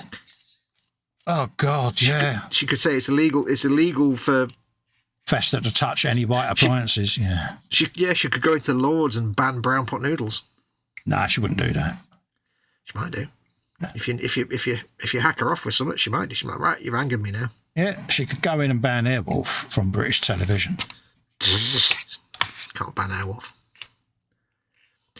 But I don't watch television. I watch the internet. I sent him a video the other day of the mods I'm doing on my computer. And I said, look at the name plaque. You had this completely blank name plaque on. I don't know what that was about. What's that all about? Couldn't help myself. It is called the USS Blue Thunder. Yeah. But I'll send him that. Blue Thunder. Yeah. Be cool when it's all finished. As I say, I've got quite a bit more to go, and then I should do a video reveal on it for you also. For someone that has never actually played Borderlands yet, you have nailed the aesthetic perfectly. Yeah, there may be some 3D files that I'm going to print that I can build as models. So, oh yeah, because Fox said about doing a blue Borderlands model. So, oh yeah. I mean, you've basically, that colour scheme you got there is so close to, like, the blue colour scheme for some of the loader bots. Yeah. And it's very Hyperion and it's white. And even at the bottom where you've got it going from, like, the blue to a different colour and you've got the striping getting thicker and thicker as it changes. Spot on. Perfect. Yeah. How did you do the outlining? Is it with a pen or with inks, or what did you... Uniposca. Paint it? Oh, good lad. He's this way, mate. Yeah, Uniposca pennless, mate. That's what I used on George's Suzabi, as well as inks. Yeah, I just instinctively thought you would know that. But Uniposca pen, mate. I didn't. That's what I thought you might have used, but I didn't know if you had or not. Yeah, I got the set a couple of years ago. Uniposca. Yeah. They're absolutely perfect for that. They really are. Yeah. When I was doing George's Suzabi, I used them for all the edges because I got 45 degree. But for fine stuff, I used a brush and inks and stuff, but not for the cross hatching. But for edges, for that effect, looks fantastic. Looks fantastic. You've got it down to a T. Considering you've never played the game. Considering I've not played it, handy to know. But like I say, I've got to strip off other components and modify them and get them all painted, and then I can do a reveal video then. Or can have that cut. I'm going to go for a bit of Techless in a minute, but we wanted... Techless blue is a really nice colour. Yeah, we wanted a bit of... I don't know where that bit ends and the sprue actually begins. That sounds like a perfume advert. A little bit of Mephiston, because I want to do them panels inside the old cockpit, and then we can go around. I actually have to hand in my my Warhammer knowledge card. Why? I can no longer claim to be any kind of knowledgeable person, because yesterday I mistook Corn Red for Mephiston Red. I went to get the Mephiston Red and picked up Corn Red by mistake. It was on the stream on Wednesday, and I meant to tell you, I forgot. I picked it up and was like, oh no, I can't believe I just did that. Sorry, mate, I'm going to issue you with a finger of shame there, mate. Yeah, it's deserved. Yeah. It is deserved. I accept this finger in the spirit in which it was intended. Yeah. Yeah, did part of you feel ridiculous when you realised the error of your ways? Part of me died inside. Let's give that another coat on there. I felt like I should go on to the vet and order a cone of shame and just wear a cone of shame for a week. Yeah, that's pretty bad, mate. Yeah. I mean, come on. Mistaking corn red for... It's not good. Yeah, but we had it the other day where he was like, you're so down the hole. I said, why is that? He said, you've just reeled off without even thinking about it all of the Warhammer paints that I need to paint this. I was like, damn it. I couldn't get out of it because I kind of... The first time you ever sat down and said, how would I paint that? Well, I'll do this base coat, then this layer, then that and that. And I'm like, you know how to do it now. Base, shade, layer, highlight. Yeah, and he just sat there even and going, ha ha ha ha, oh boy. It's like, damn it, I can't argue because he's right. And it's not the knowledge of the procedure, it's the knowledge of the colours. You knew which colours. I think I'll have that colour, and then this colour as a base, and this is a highlight. And I'm like, you know the colours' names now. Yeah, I was like, damn, I can't get out of that. Nope. I'm going to tell the entire world, damn it. I'm going to tell the whole world. I think he actually said, I'm going to tell her, that you're down the hole. Damn it. I wouldn't tell H because she wouldn't even understand. She'd just, I don't know. She'd be like, what? Yeah. She already probably views all this with disdain anyways. Yeah, she has face palmed it. Yeah, she's like, oh, really? Because she went to bed one night and after the Frolic Lex was still up. And he said, yeah, he said, you're going to be in the doghouse. I said, why is that, mate? He said, Mum watched the Frolic on the big telly. Damn it. I said, did I do anything incriminating? He went, oh, yes. Oh, yes.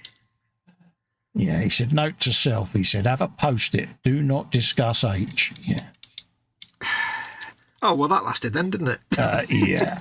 He was like, yeah. He said, don't get me wrong. He says, nothing bad. He said, but you may have confessed. She's got evidence now. Yeah. Damn it. Yeah. You gave her her own evidence. Yeah. So, you would think I would learn, but yeah. No. We've got a milestone next year, me and H. It's our 35th wedding anniversary in April. Wow. That's a long old time, isn't it, mate? Is it a celebration of being married for 30 years or a celebration of her putting up with you for 35 years? I think she needs a medal, mate. I mean, we met in late 1985, got together in 86, and have been together ever since. But 35 years, dude, that's You met so when quick. I was in second year secondary school. Yeah. It's an insane amount of time when you say 35 years. It's... Yeah. Especially for a couple of our age, because not many couples of our age are on their first marriage. It's quite unusual, so... Yeah. I'm proud of it, to be honest with you, that I've survived 35 years without being buried under the patio, so... I'm surprised you've lived this long, just living this long with the way you are. Never mind being married. But I reminded her that it's our anniversary. She went, yeah. She said, I'd have been paroled 10 years ago if I'd put you underneath that conservatory. Damn it. She was going to put you under the conservatory, but then they had that storyline on Brookside, and it's like, oh, I can't do it now. There's me going, you don't mean that, do you? And you get that... Yeah, you get that crickets moment, and you hear the howling coyote. Is that the Gibbs look coming out again then? Pretty much, mate, yeah. Yeah. She just looks at you and goes... waiting for a reply that never came. Yeah. Yeah. So what do you think I did? You made it worse. I just came and retreated to the man cave into my safe zone. You came to the place where everything's better. Yeah, the walking away music was there. She went, yeah, go on. Walk away, she says, whilst you still can. Walk away, Bruce. Oh, no, you're so cruel. Yeah, I know, she says. You love me, though. Should just call you Bruce from now on. I suppose I do. She went, I said, of course I do. Yeah, honestly, I stand no chance, do I, folks? You know what I mean? It's like, yeah. No. For you, Tommy, Zavor, it's over. Got a bit of that, so let's get a bit of... A little bit of that. Checklist blue, folks. That is such a nice... Those light blue colours that... This is the funny thing, right? I don't know what it is. Which is that blue in your... Which is the blue in your palette? That is 2 seconds. It's the one I've literally just put away.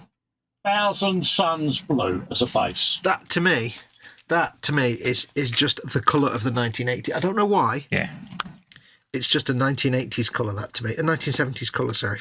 Yeah. That kind of Thousand Suns and Tetris. I don't know why it does. It is. Yeah, absolutely, fella. There you go. So let's put those Takes me back. as the most recent ones down there. And then I'll start. I think it's... Yeah, go on, carry on. I was going to think it's because when I was a little kid, I had a little plastic toy that was that exact colour of blue, and I think that I was identified with that. Lovely blue colours. Just going over the base now with the Techness, just to make it pop. Base. Aha. Yeah. How low can you go? A little bit around his Aris there. Have you a bit of him? There you go. Little bit of Aris work. Absolutely is, mate. Got a bit of Aris, mate. Mm-hmm. I always remember when I did the cat build for E-Models, episode 1, my messenger Fox went, do you realise you've just said Aris on an E-Models video? Yeah, mate. Was it 10 points? Yeah. I have managed to get every inappropriate word onto an E-Models stream or video in the dictionary. Mm-hmm. Purely accidentally. Yeah, Japanese nuclear physicists. Yeah. Mm-hmm. There you go. That is a beautiful blue colour. It just makes that have you a bit of him, doesn't it? Yeah, lovely. I do like them blues. Them blues, them blues, them.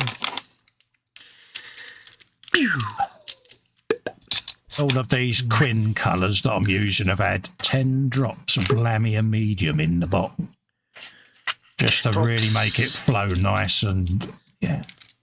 Not 5 drops, not 6 drops. 10 drops. Yeah, and that's what I used on them purples as well, and it enabled me to get... I mean, that's only 1 coat so far on that blue. Mm-hmm. But already that's... It's such a nice colour. It's filled that in quite graciously. Graciously, you said? Graciously? That come it works. From, yeah. No. Glass of pins, please. Edward Leonard says, used to have a Meade LX200 8-inch telescope, I assume. Oh, nice, mate. Donald McKenzie says, unprocessed stacked pics are great, still trying to get through the software. Yeah. In Dipple used to have a big old telescope, didn't she? Because she does a bit of the old stargazing. Yep. Donald says, got there in the end, got a couple of Andromeda printed off, and the guys at work were flabbergasted. Oh, God, yeah. Yeah. I remember I went to France with some friends in 1999, I think, 1998. Oh, right, yeah. Something like that. And I'd never been, I think it was my first time, no, it wasn't my first time abroad. It was my second time. I've never been abroad. Oh, no, actually, I hadn't. It was my second time abroad because I never left the UK.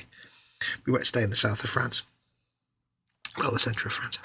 And me and a few friends and Martin, my mate, who's the other guy from Avoid Spikes, were all there. And we were sat out in the garden at one night. And Martin and I were just stood staring up at the sky. And it was the first time I'd ever actually seen the Milky Way. Oh, right, yeah. Because this was in the countryside. It was in like Volnay, in the countryside in France. So the sky was crystal clear. Yeah, you didn't get the city light block, did you? Yeah. Yeah, like you can't see the Milky Way from here in the UK. It's like, forget it.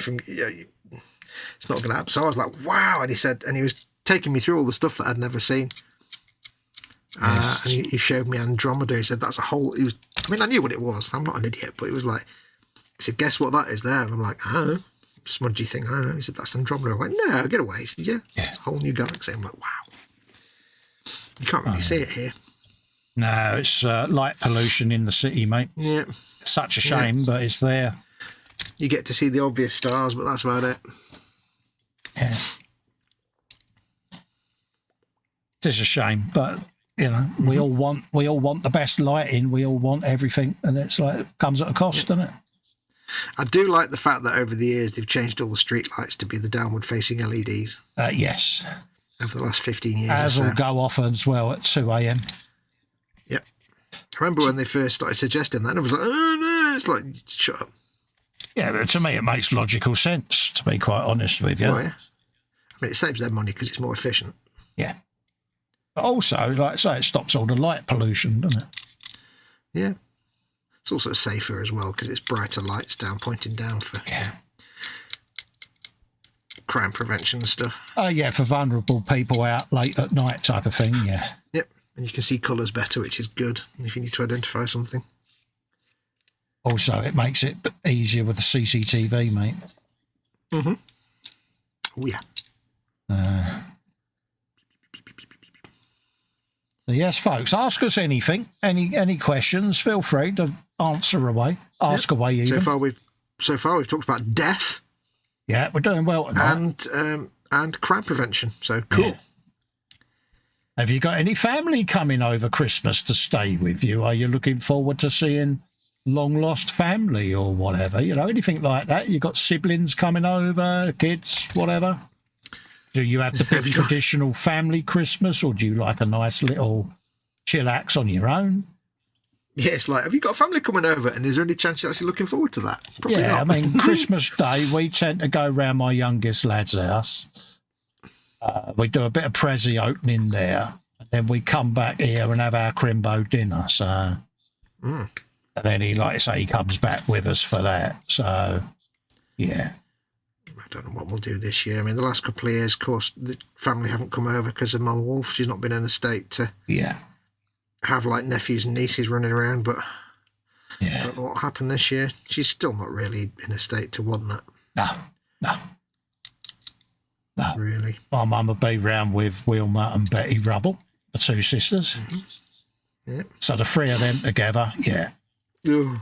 At least they're indoors and not likely to cause any, criminal. I could be really crafty here, and I could have a word with Win and Alan and throw Winnie into the mix. Think of the carnage that'll happen in that place.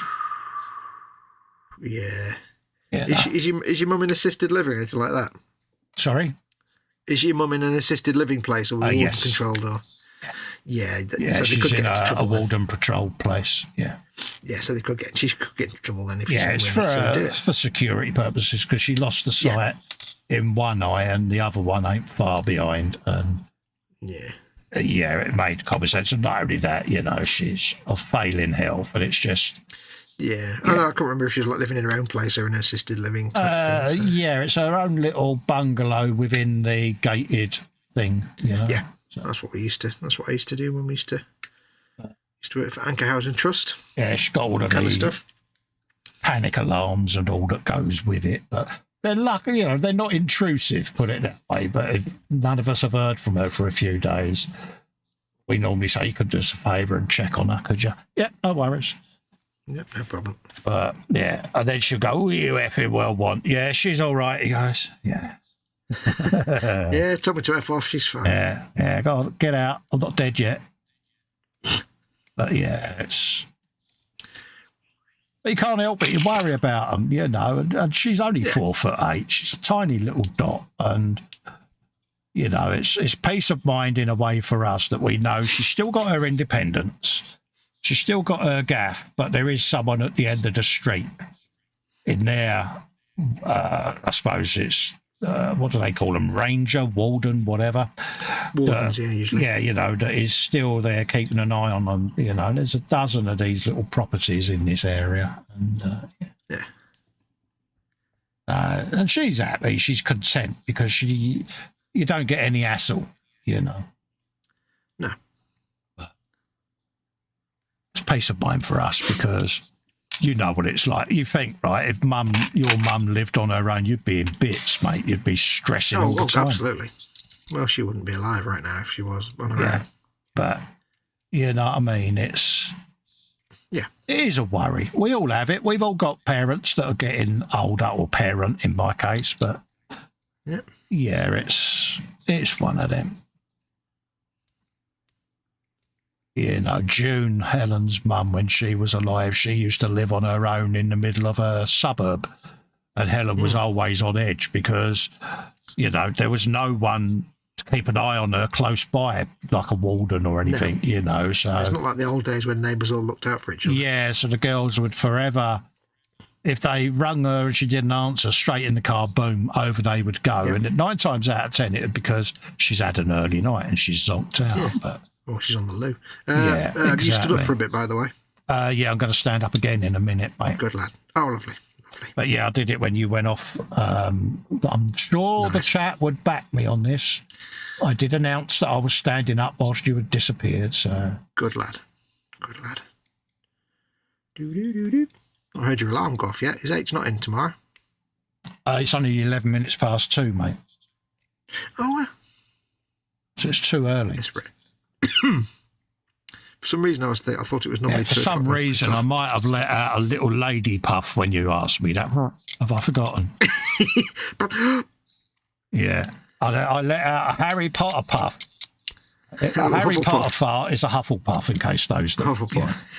Because that's the noise it goes.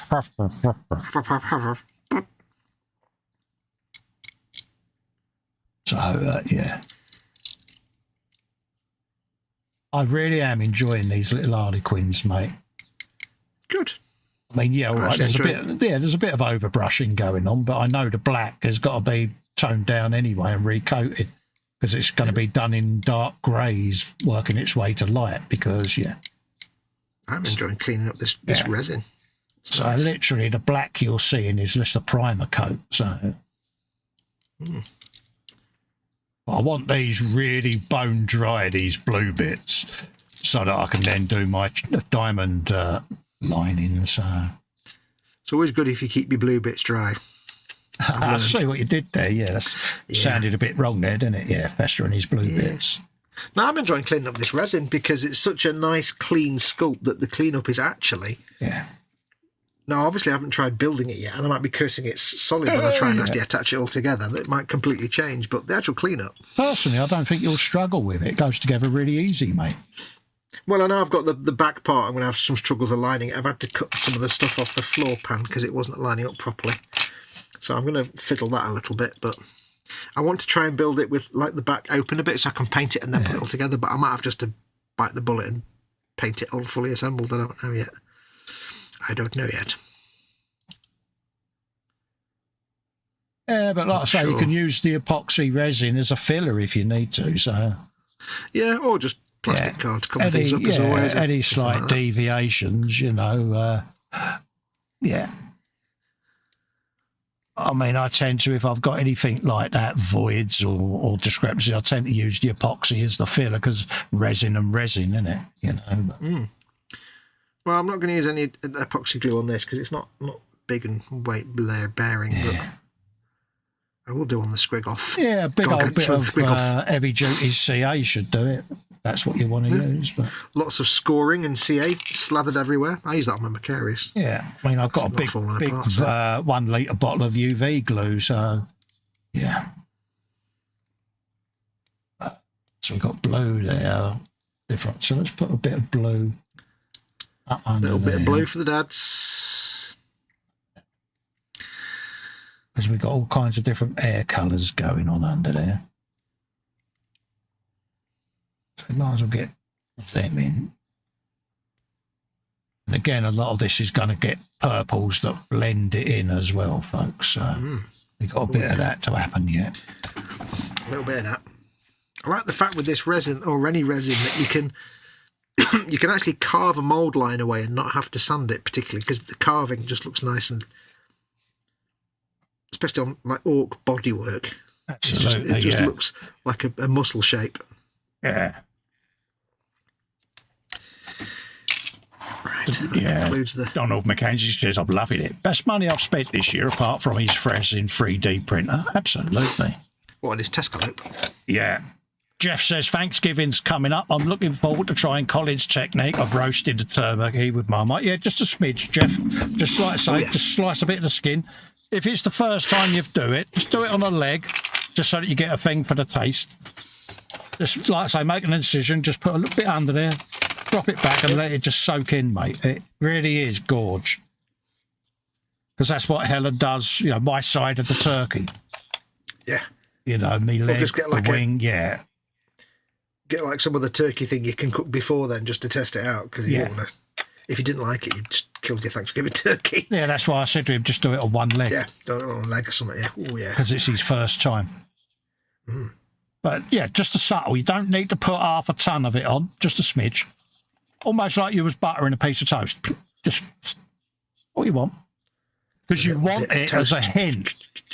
You want it not to be an overpowering hit of Marmite, but you just want that. Oh, there's something savoury I'm picking up there. Can't quite think what it is. A soup song. Yeah, a bit of subtlety. Yeah. Esther said subtle. You just said subtle, didn't you? I did. We're going to have words, aren't we? We are. Do you think that's reason enough for me to go back in the bad books? Yeah.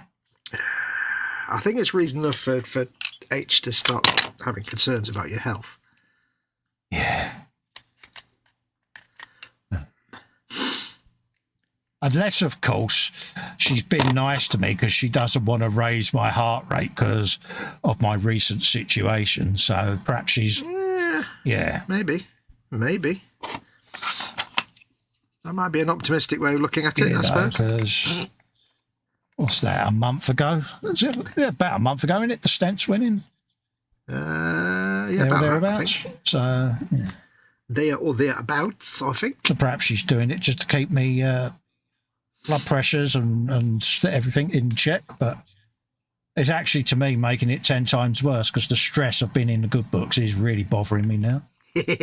Yeah, the stress of not knowing exactly what's going on is like, I don't like it.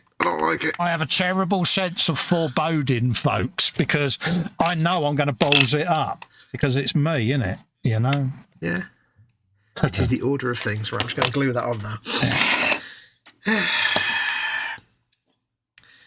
I've got to line up 4 different things. Anyone's going to mess it up for himself. Yeah, go on. I was going to say, I'm going to line up 4 different things to glue them, but I'm just going to do them one by one and then just hope I don't have to do too much hairdryer work afterwards. You'll be all right, dude. I'll force them to fit. It's called a persuasion fit, Fox. It's called cover any gaps with plastic card and nobody ever knows. You sit there and go, resistance is futile. Resistance is futile. I'm just going to score the crap out of the surface. There you go. That's that done. Have a bit of that. Have you some of that? Do this one. Some of that. I'll give me brush a bit of a dung out in a minute because I like to regularly clean one's brush. Gentlemen, clean your surfaces. Go round over the top of her Nelly there. Bring that round. What's a Nelly? A Nelly? Is that a head? It's a breast, mate. Oh, okay. Yeah. Because she's a lady figure, so I'll just paint in her Nelly. Because, yeah. Is it rhyming slang? No, it's just pair of Nellies, isn't it? Okay. Yeah, and not in a derogatory way. It's in a, you know. No. I do like the bizarre fact in the English language that you can actually use any word to relate to the female chest area. Yeah. As long as it ends in buzz. I think I get it through being married to Helen because obviously I call Helen Nell. Yeah. My nan, she was a Helen Nell.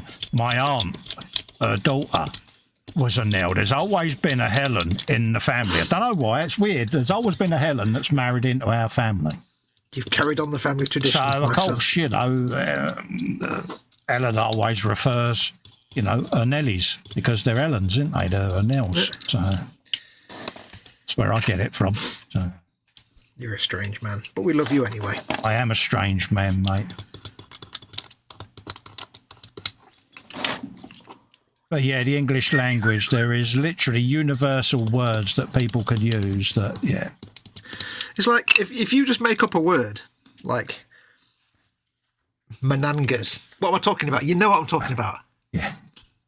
Kalimbas, Balimba. It doesn't matter, like you make a word that has that shape to it. You know exactly what I'm talking about. She's got a nice set of Zeppelins. People know exactly what you mean, don't they? Yeah. It's weird, look at the isn't it? bedingers on that, yeah. Yeah, you can't. It's a universal. It's all languages that blokes use so that their missus don't know what they're on about. And it's like, look, fellas, they know what you're on about. They're not daft. Just admit defeat. It doesn't help that all the official words for all the body parts are just stupid and you don't really want to say them. Oh, they're useless, aren't they? Yeah. Yeah. It's because you're like, I don't want to say that word. It's just horrible. Yeah. Well, the trick I've got here is I've got this beautifully detailed interior that I want to paint, but I can't really do it if I build the whole thing. Yeah. I mean, I could, but I'm going to struggle to get to every single bit of detail if I do that. I wanted to build it like that. PJ says, when you get a moke, I'll check your messenger. Yeah, no worries, mate. I'm going to be stood up in a minute, PJ, so I'll have a look when I'm stood up, mate. I may just have to build it. I shall do that, fella. Suffer the consequences of painting later, I think. Yeah.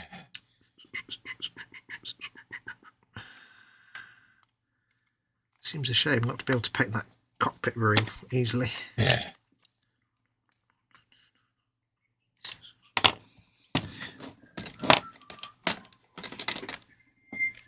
Have you a bit of that? Trying to glue all this together when it's painted. Yeah, not a good idea. Yeah. You're going to have fun with that, ain't you?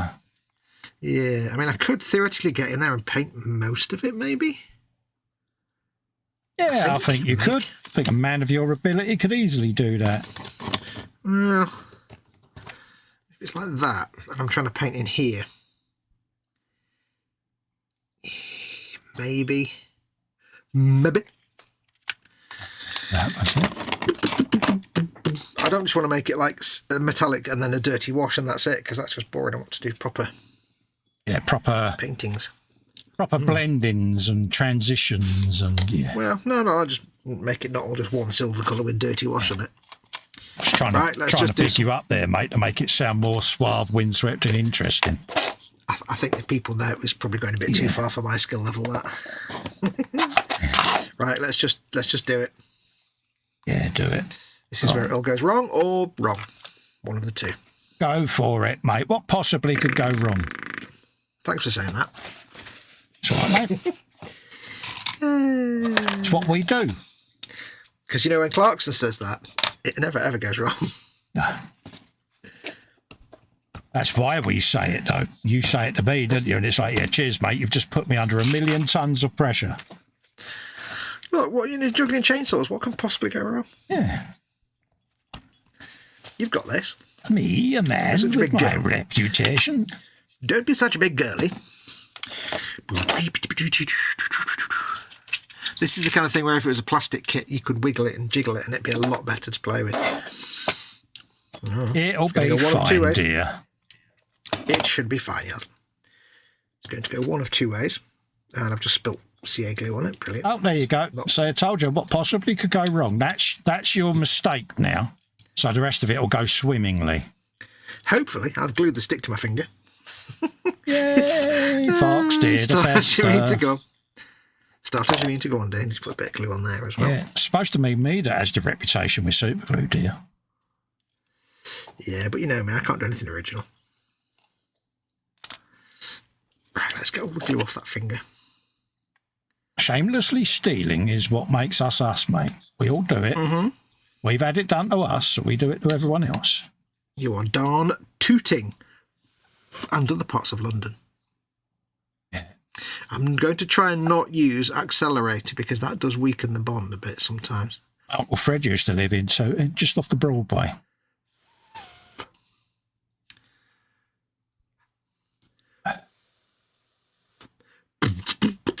I can remember staying at Freddy's when they was filming Citizen Smith, the TV show.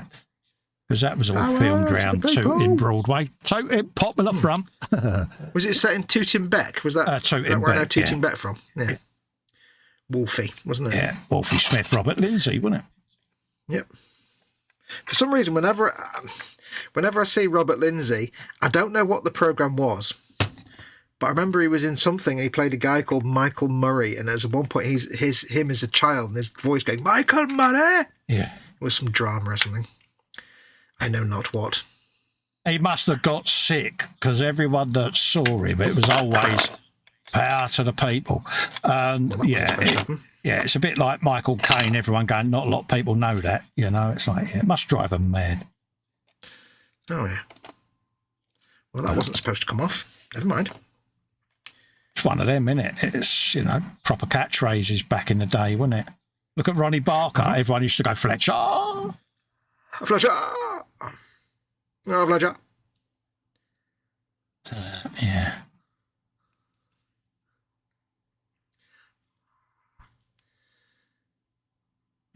Well, I suppose it's like people that live in New York, isn't it? The amount of filming that goes on around New York. So... There must see a fair old bit, because there's always a crew about, isn't there? So, who are you calling a fair old bit? Yeah. That's what we did there. Right, a bit of blue round there. And then we can let them do their thing. Yeah, do your thing. But now, see, now I've got that blue down, I'm happier.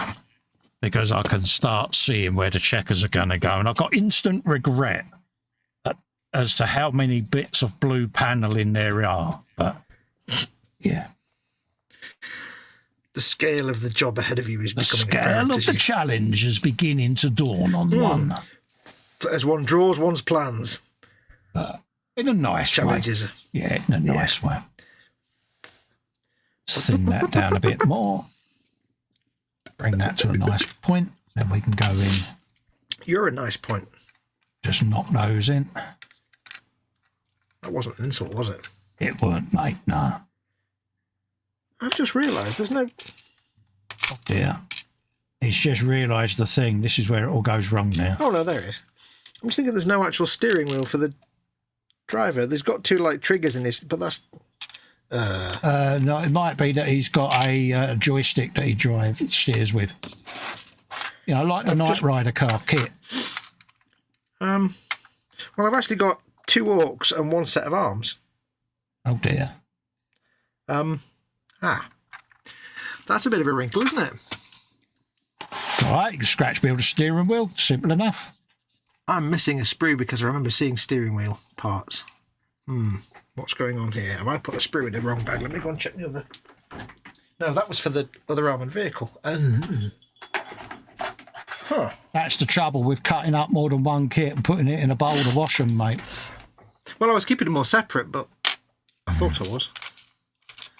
Could well be that it's in amongst all the others, mate. Could be. Or have I just misplaced it and not noticed? It'll turn up. Yes, let me come. So we've got a bit of that going on under there. That was it. I knew I'd put a bit underneath one of these flaps. Underneath the other thing. There you go. Cooking. Happy days. Right. That's another Quinn done. Let's clean me brush off, and then I'll stand up for a minute and I'll open up my Facebook Messenger and have a look at what PJ sent me.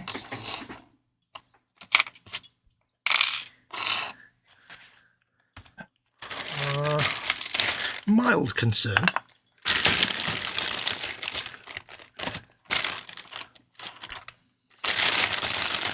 Because I won't be sure now which is the steering wheel for which vehicle if they're both in this bag. Yeah. That could be interesting.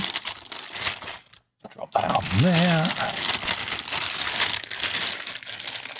Some clean water in. Happy days.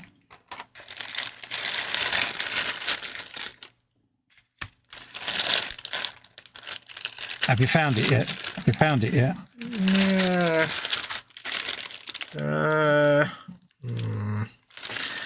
I'll check on my website, see if you get a shot of parts. There'll be a sudden abrupt end to this particular build if I'm missing the arms and steering wheel. That could be interesting.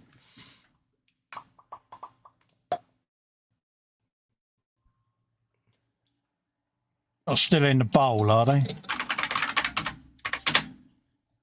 Oh, that ain't the world's most annoying keyboard, is it? That was yesterday when I was cleaning those. Huh. La la la la la la. Because the two arms I've got, I think, are for the guy manning the machine gun. So, I think.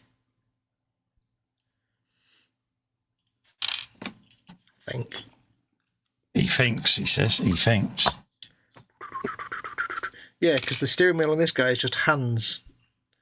You don't get arms, so... Yeah, I've got a feeling you might have his bits muddled up, mate, because... Yeah. It'd be very unlike Cromlech to fend something out that's missing, mate, because they are pretty, hot. Yeah, they're pretty hot, mate. Well...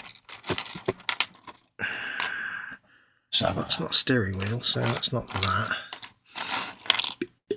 Weekends. There's no steering wheel with the other vehicle because you don't see the guys who's actually driving it, you just see the top of him. So I don't think I have. Bung it in the group, AJ. Yeah, I like that. Like that a lot. Nope, I am actually missing. Actually, I think what he wants is probably me to present it, so let's download it and save it. Whilst you're looking for that, I'll share the screen. Yeah, you go for that. That's frustrating. Window. There you go, folks. PJ has been on his Photoshop, peeps. Let's put that on the bigly screen. There you go, folks. The Festa and Foxx slam down. It is really pants. I actually think that's mint, mate. I like that. That's quite good, isn't it? Yeah. Why am I the girl? What? Because you're a princess. That's true. That's true. Yeah, bung it in the group, Festa. A Festa, PJ even. Yeah, bung it in the group, mate. Yeah, approved. Yeah, suitably approved, mate.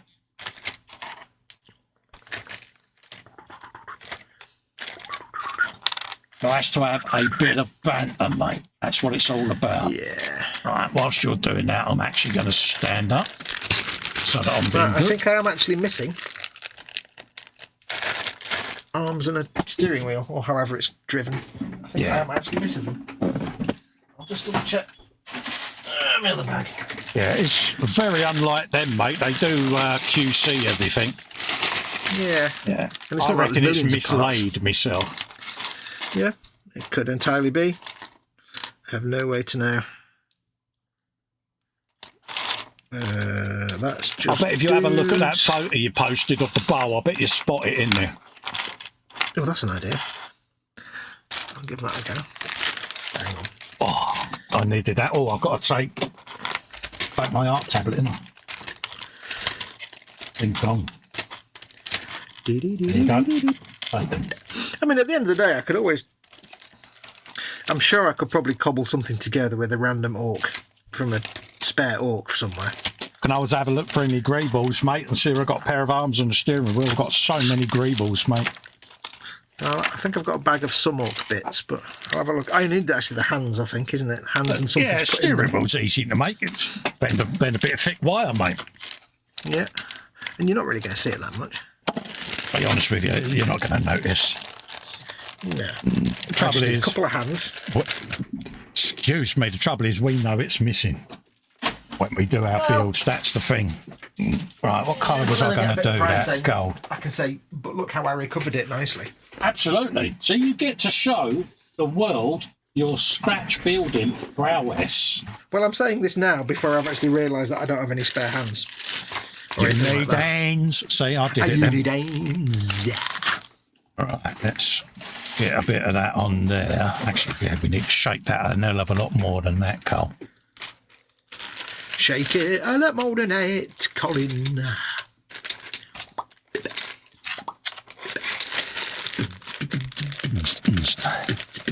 That's better.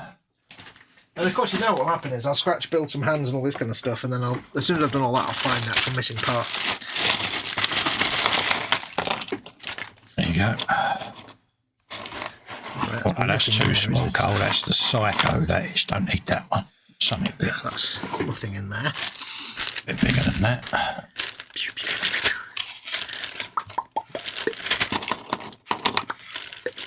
Have you a bit of him? I want to use my goddamn brush with a metallic. So I'll use a bit of the old AP brush on there. Tinsy wincy bit of gold. Oh, what's that? Hello. Oh no, it's a valve of some sort. Oh. Oh. Ooh. Ooh. Yeah, he's making mungo noises now. Yeah, there was a valve in the squig off in the Norzilla kit, but then I realised it's probably a valve for one of the big guns that goes in the back of it. Oh, what's going on there? Oh, the people in the chat like Jeff and that, just be mindful that the SpaceX Starship is getting prepared for a test flight today, so you never know, we might see the second flight of the double stacked Starship this evening over at SpaceX, folks, so go and have a looky look. I know I'll be watching it later. Right, let me just stand up for a minute.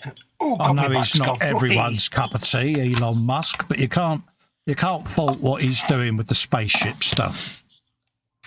No, you can't knock science stuff. Yeah, he's proper putting his money where his mouth was there, and he's going for it. So yeah, I certainly look forward to seeing it because it's space, isn't it? The final frontier. Final frontier. Yeah, like him or loathe him, it's still an amazing achievement in what he's doing. Of course it is. He's invested his personal wealth in it. So my philosophy is good luck to him. I hope it works out. Let me go and get into my Orcs box. Orcs. It's all about the Orcs. That's Krieg. Let's put a bit more of Guiana's gold on there. I have something in here. Just capturing certain areas of it. Deeper, deeper, deeper, deeper. Because why not? And then I can go through and then tidy up all the mounts later on. Not quite sure what the inner core colour would be, but probably put a blood red colour in there as if it's flamed. Right, let's see what we have, shall we? Yeah, he's going for it, bless him.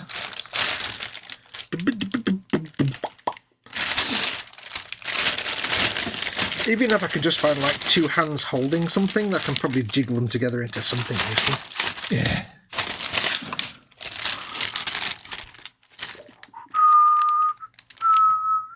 Like a couple of hands holding a gun, I could probably cobble together a yoke of some sort. Nobody will ever know. Nobody will ever know. Darken that down first. Yeah, let's darken that. Leave them in the other colour. Quinn legs should be drying, so I can get them sorted in a bit. I know what I can do. Oh, maybe. Oh, have you sussed it? No, what are you going to do? Tell me. Have you done it yet? Well, if I take a couple of hands holding big power axe things, then they've got something in their hand, and I can just put a piece of plastic rod between the two to make it look like a yoke. I'm not going to build a steering wheel, but I can make some kind of yoke kind of That's what I scenario. thought they might have. I thought they might have been driving with a yoke, because some of them do, don't they? Yeah. There you go. You've improvised, you've adapted, and you've overcome. You know what's going to happen, though? You will turn... Is that what fell on the floor? No, that was a drill bit. All right. Because, it might have been fed to the carpet monster. It is. Tell you what I'm going to do, actually, before I decide and start cutting things. Let me just take my noodle rug, because I've got a microfiber noodle mat. Yeah. Which does have a very high absorption rate for solid objects. Yeah. And let me just... You never know, mate. Because you could go to all that effort to scratch something and find the bloody part, and then you're going to be gutted then, ain't you? Nothing. Nothing. I think it's gone. It's been lost like a year ago when I first got it out of the box. Yeah. Oh dear. I think. Oh, well. It happens, mate. I'm sure I can cobble some nonsense together. As long as these hands fit. It's an orc. That's what it's all about. That's what it's all about. I've got more concerns about the actual floor fitting than mind everything else. Right, So that's a bit of that. Let us get these hands. Oh, you need hands. I need to actually get some decent cutting tools now. Get your tools out. Get your tools out. Is there anything else I can use as a bit of a yoke? Yes, there is. Aha, yes. I'm in Festa mode now. Oh, good man. See? It's just damn awesome. It's a wonderful place to be, isn't it? I've got a metal rod, obviously of some sort of weapon here that I can use to go between the two hands, and that'll be like a yoke. Yeah. In my mind. In my mind. Oh, yes. Being in the world of Festa is a dangerous place to be. Yeah. But it can be a very rewarding place to be as well. Of course, there's no guarantee they'll actually link up with the hole in the dashboard, but I've also got to figure out how to... Can I paint the driver and then stick him in later without messing up the paint job? It's all about the shenanigans. Yeah, it's a diver. Yeah, it's a diver. Yeah, das ist richtig. So if I just double check those two arms there, that's for the gunner. Just double check before I start cutting things off. That's one arm. It's missing off my screen. Phil Bolton is in saying hello. Hello, Phil. How you doing? Geez, all right? Hey, Phil. Paul D. Tommaso's in saying hello. Hello, Paul. How are you, mate? Love to you and your dawn. Jeff says, I'll keep an eye out for the SpaceX launch. I'd visit, but it's about a 12-hour drive south. Yes, it is. Yeah. But, yeah, I do avidly watch all the SpaceX stuff because, like him or loathe him, I do admire what he's trying to do with the whole SpaceX thing. And I find it fascinating. I've watched it right from day one. And, yeah, I just find the whole way that it's been done there really enthralling. It's at Boca Chica, if I remember rightly, the SpaceX site, and the money that he's ploughed into this site. But yeah, it's the best ever train set a child could want, in it, your own space place, you know. So but fair play to him, he's brought in all the experts in the right field and he's bunged them all together.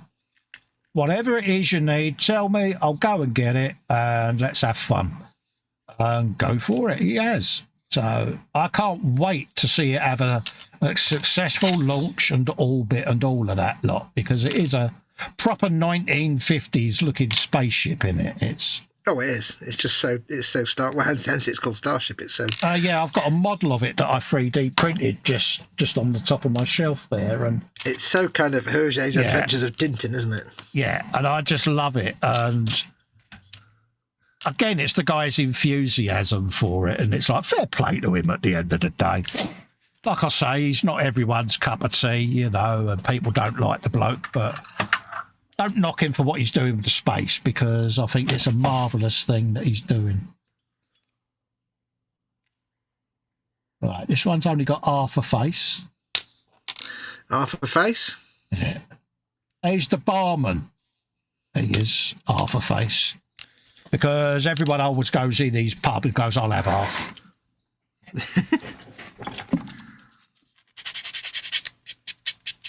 Again, this is a base white that's going down. Corax white, I do believe it is. I was going to do a bit of Monfang bone at one point, but I'm going to put a base of this down, because these are all getting a wash on them once they're all bone and dry. So, damn, they're tiny. You're tiny. Yeah. You're not really. None of us are tiny. I would thoroughly recommend anyone get a set of these Quins. Only because I've had to do my punishment, and I think you all need to do yours. It's only fair that other people experience that for themselves. Time to get up. Give her a 5-minute snooze and then I'll buzz her. You have 5 minutes to comply. Bless her heart.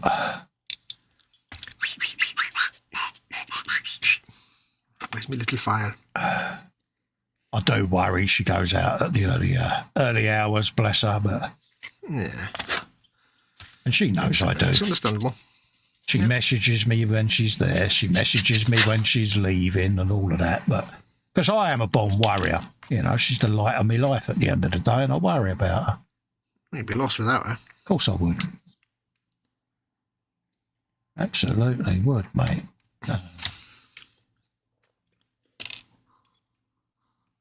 She's like, God, you do worry. I go, yeah, I know. Can't change. No. Bums. Right, these hands might be a little bit too big, but they fit, so I don't care. Yeah, but then all you've got to do is call him Festa, because Pete at KA.Models is fascinated by my large hands. So. You do have hands of a significant size. Yeah. It's funny when H tries to hold me hand, bless her, it disappears and she's like, God, you really have got gorilla paws, ain't you? It's like, thanks for that, love.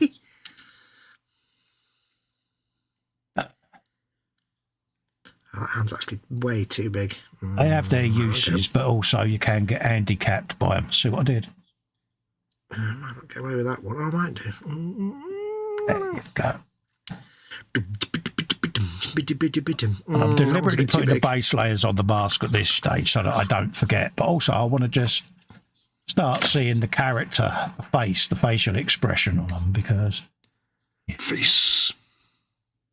I've gone for slightly sinister looking Harlequin masks out of the set, because you get all different masks in this kit for your Quins, but I've gone for the slightly sinister looking ones because why not? Yeah. Yeah. And I'm just imagining going, ha, ha, ha, ha. My name is Harlequin Warlord. Well, that sounded like Phil Collins. That sounded like Phil Collins. Ha ha ha. You see what I did there? I see what he did there, yeah. Mama, wasn't it, the track?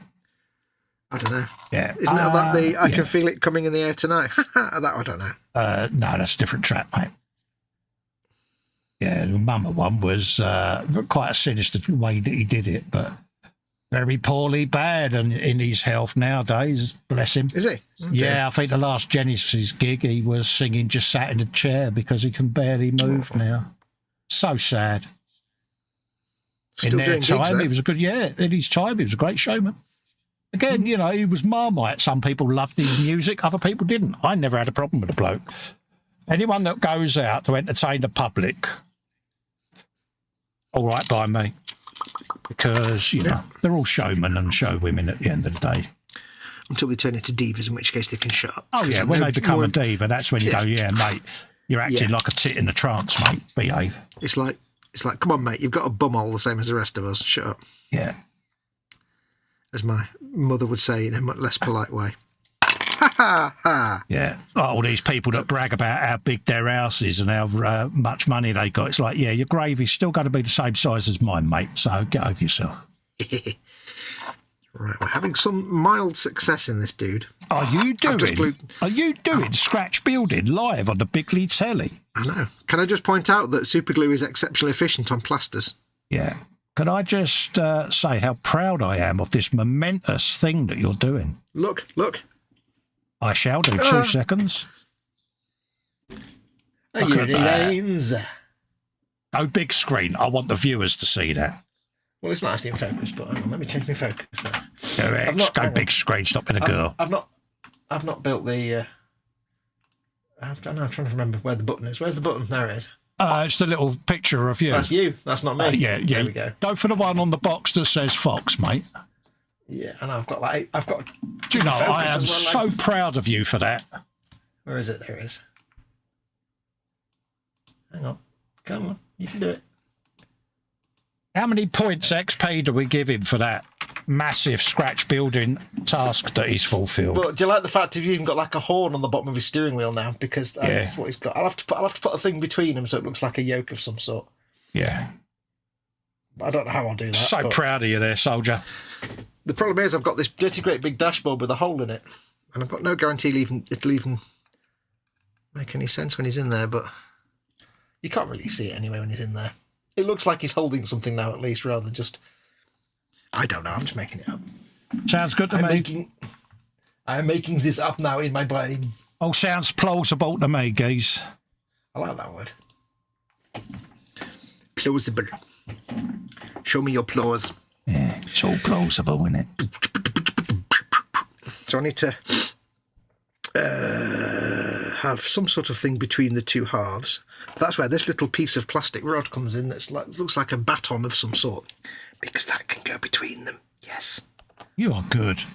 And it's the fact that you're narrating to yourself whilst you're doing this.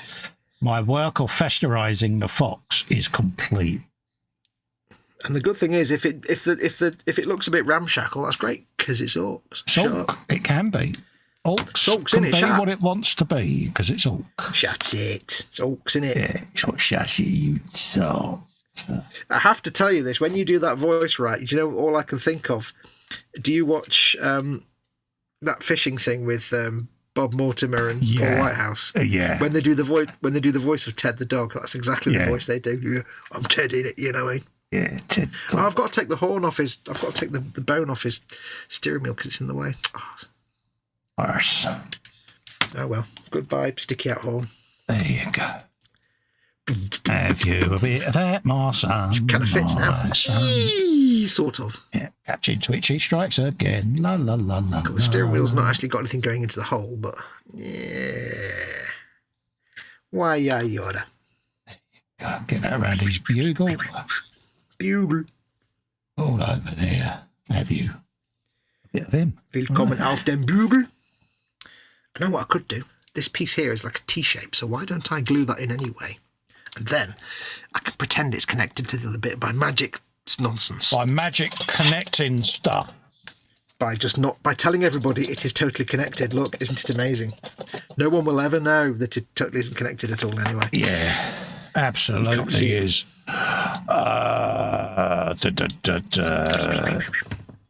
You can't quite see that much detail anyway. Yeah, Phil, bless you, mate. I know how you feel, mate. 2023's been a fag end of a year for a lot of us, mate. And hopefully, mate, you start coming through it, because a healthy Phil is a happy Phil. That's all I'll say. Yep.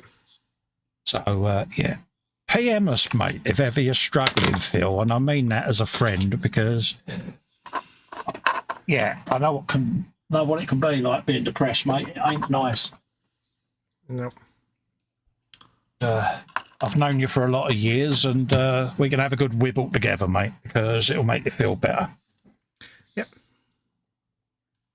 Right, what was I doing? No to a wibble. You were doing this. I was, wasn't I? You were literally doing that.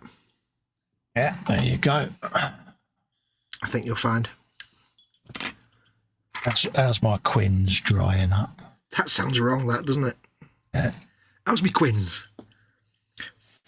Tell you what I can do, though. I can start painting my canopy whilst that's drying.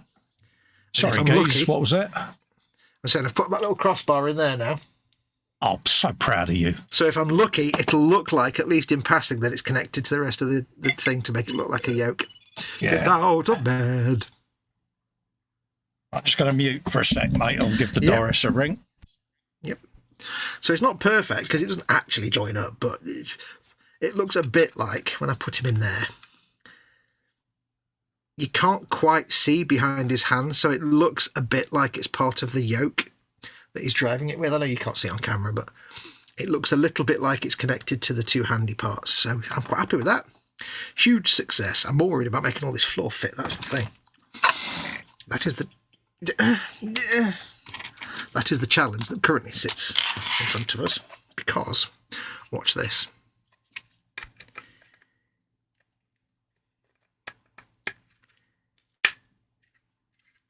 Yeah, look at that. Big gap. And if I try and put this side on,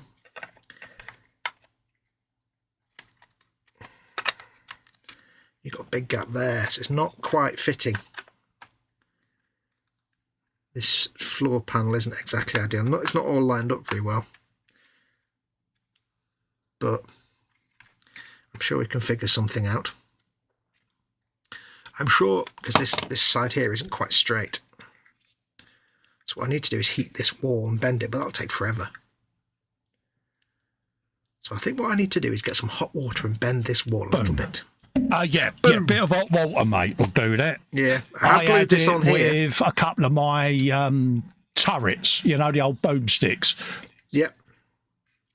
Now I have glued that on here, so I've got to be careful bending it because I want to bend this but not snap it off again because I've done that one. So I'll go and get some hot water. Yeah, no worries, mate. You do what you got to do. Sit there and hold it in.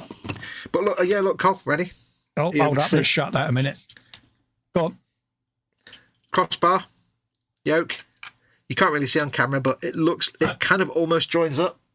Happy days, so mate. It looks like a crossbar to a yoke. So happy. Are you happy now that you've made? Yeah.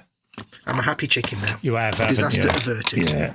Good for you, mate. If it's thanks to you that I've got the nerve to do things like that. At the end of the day, mate. Good for you, mate.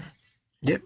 No longer do I mail the manufacturers and complain that I've got missing bits. Right, let me go and get some boiling water. Yeah, no worries, mate. There you go. Why not I just take these out and replace this water with boiling water? I'm going to swap. That'll do.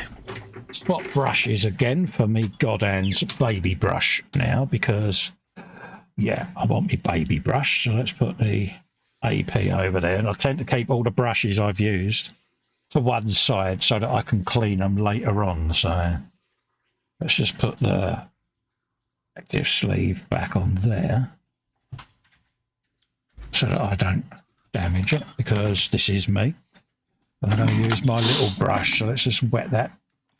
There we go. It's quite good at the minute because it's winter. Of course, we've got our heating turned up, which means we get almost boiling water coming out the taps.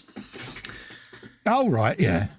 So I don't have to go and boil the kettle anymore. I can just turn the hot tap on. Yeah. Need to go and get some more. There's not enough water in there. Get some more. Yeah, no worries, mate. And I've just put in a bit of a Nagaruff Night as a base purple. Bit like I did on this little bad boy before I started doing all the blends, because this canopy surround I want to blend into it. And then I shall attach this once I've got the geyser in there, so that when I start doing me diamonds, I can carry on the diamond pattern onto the edge of the canopy.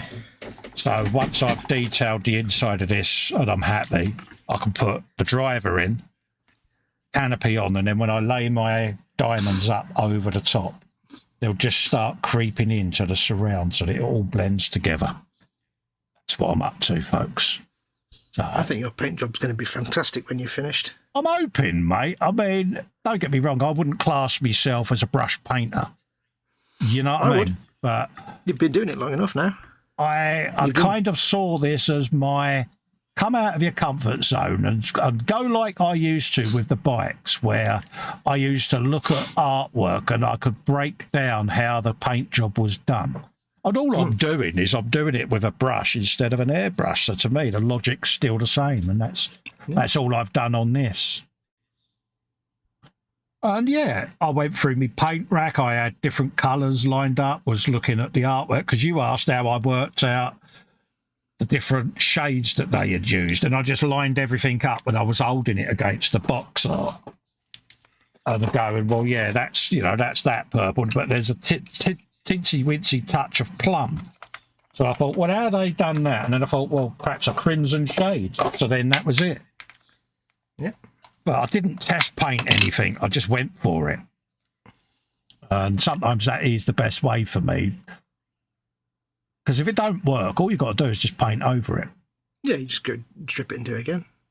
But this little brush comes in really handy for this, folks, because I can pinch my pinky finger like so. So if I start twitching, my hand can't go anywhere because I've got hold of my pinky finger. And that's how I deal with my little twitches and shakes, is I just nip my pinky finger. I've got my other little one there on the joint. And then that hand, even if it is shaking, I can just pull it with this one. And it'll hold it in place. Cool. Because years of twitching, I've learned to improvise, adapt, and overcome. I think we need some boiling water. That's not hot enough.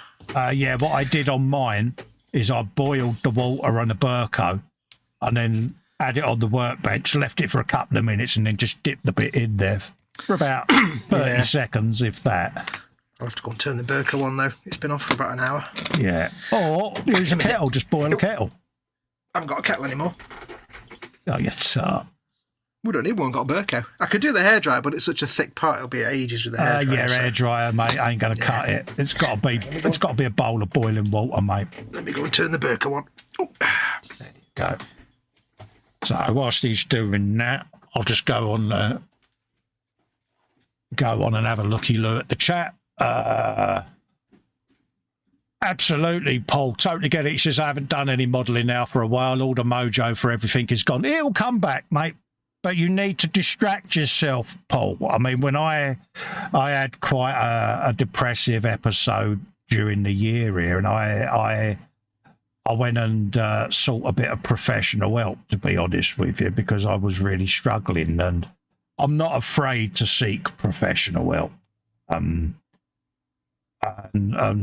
got it all dealt with, and it just creeps up on you, mate. But honestly, this is where your hobby and your friends circle can come in, Paul, because isolating yourself from everyone isn't the answer. Not when there's a lot of us here that have our own demons that can just sit and listen, mate. So, yeah. It's what we all do at the end of the day. There you go. So we've got a bit of that going on round there. Another wodge of paint, bit of water, because I want to thin it right down. Wodge. And I almost want it like a watercolour. All of these purples and blues that I've been using tonight have had the 10 drops of Lamia medium in them to thin them right down, but even so, I still put a bit of water on the wet palette. Yeah. Because, again, I want this to have a similar blend to what I've done on the rest of it, so... Yeah, that just helps you make it flow nicely when you paint it. Yeah, all I'm doing at the moment is I'm going over the black, and all it's doing is it's basically dyeing it a slight purple, because it is such a thin coat. And yeah, then it's glaze, basically. Yeah, it's basically multiple layers to build it up. And then as the next one goes on, I can start filtering and feathering them in, so... Yeah, glazing it. Yeah. I've never mastered glazing, really. It's one of them. I just, when I looked at the paint job, it's a case of, well, that's how they've done it. I've got to force myself to learn it. Now, this is the first time I've used a lot of glazing and blending on a build, but I'm happy with how it's coming out. Yeah. I've tried glazing, but I've just never been really successful at it. It's not exactly going to win a golden demon, don't get me wrong, but I'll have a go. You never know. You never know. I'm actually looking forward to putting the diamonds on the vehicle, I must admit, because I think once they start going on, it's going to come alive then. Also, I guess you would have looked forward to it because it's kind of one of the reasons I sent you it. One of the little reasons I thought you might like that kit is because it's a bit of a nod back to your bike days as well. Yeah.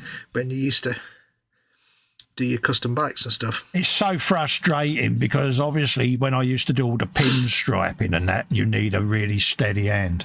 And it's the worst thing that could have happened to me is twitches. Because that would have been so useful. Because obviously when anyone that pinstripes will know, you load your paint up. I've still got that habit where I'll put paint on and I load and load and load and load it. But you used to always do your stripes on an out breath. So you would breathe out, hold your breath, and do your stripe. A bit like a sniper when he's taking a shot. You breathe down, don't you? Let exhale the air, bang, and go for it. And yeah, when you turn the corner, you twist the brush as you go around the corner. You get a nice crisp corner. It's like that guy that does the painting does little sculptures inside the eye of needles, and he does it between heartbeats. Yeah. So yeah, but that was the worst thing for me when the twitches started. That's when I first noticed it. Was I was doing a lot of pinstriping on a build, and I was struggling to do something that I'd always done without a problem, and I couldn't figure out what was going on. And it was the first real warning sign that there was an issue, And yeah, it's only when you do things day in day out that you don't think about doing them, and suddenly it's like, wait a minute. you know, and it's like, yeah, there's something not Something's right changed, there. something's not quite right. Yeah. And that was it. And it was, you have a choice, get disillusioned and sulk about it, or you try to overcome it and adapt. Yeah. But just get on. It got to the point where you can't adapt because it's too far gone, isn't it? Yep. So there's people that got a lot worse than I've got it. So there you go. Finish my little driver dude. He's looking suitably grumpy and orc-like. What's his name? Has he got a name? Hang on, I've got to glue his hand back on. I just dropped it. Yeah. His hand came off. 1 second. Yeah. I don't know yet. What can his name be? He's a grumpy-looking driver, but he looks very serious. Like he's very serious about his job as well. Oh, you've got to be serious about his job, mate. He's Ed Orc, mate. You know, he's got to be serious about it. Well, his job is drive. Yeah. His job is point this machine at the enemy and drive towards them. Or more specifically, shut up and drive. Yeah. More glue. Right, where did I put them? Carve that a bit, I think. There It's too they are. smooth. Let's have a looky look at what we can do here. Bit generous with the glue, I think. Me. Doing this with the plaster on your thumb is not the best. Oh, yeah, you got a sore thumbelina, ain't you? Of course, yeah. Back there. There we go. That's that. Right.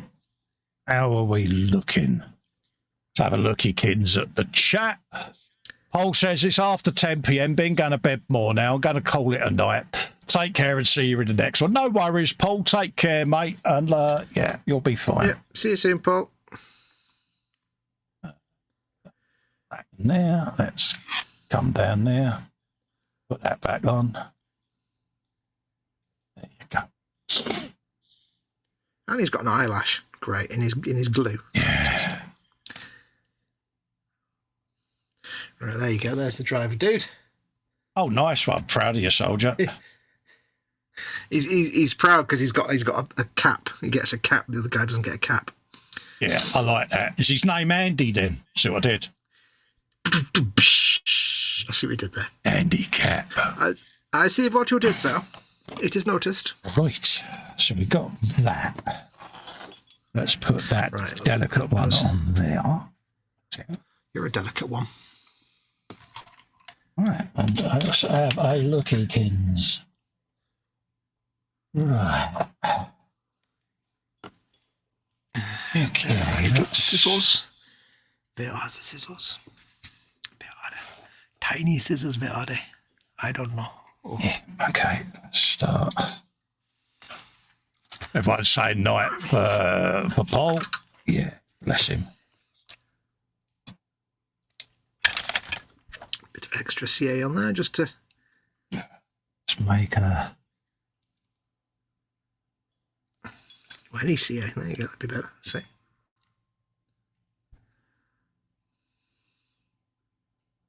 Make a start. Life has been so much easier since I got a nozzle for CA, all nozzles for thin CA glue. Because it makes life so much easier. Bring that around. Actually makes thin CA usable. Does tend to go everywhere though.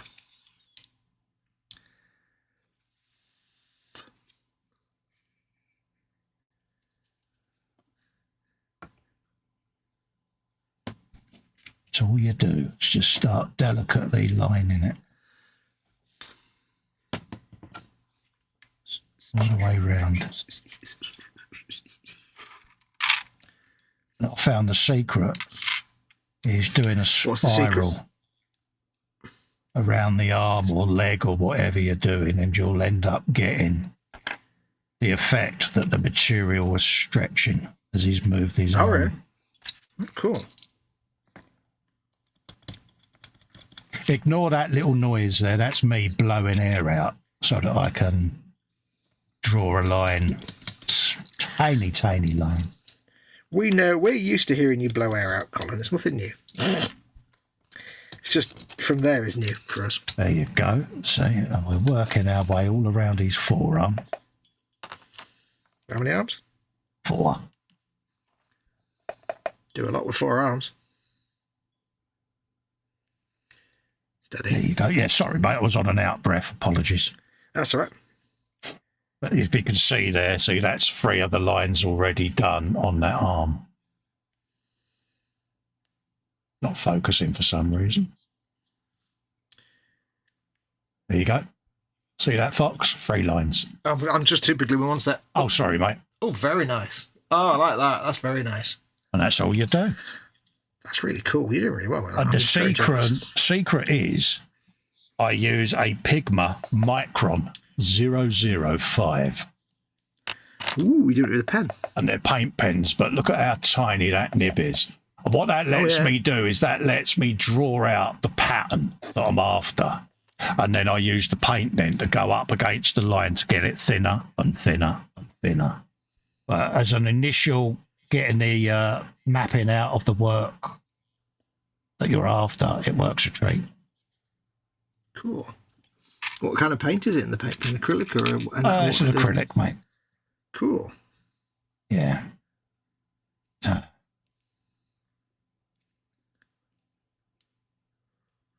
It works for me. There you go.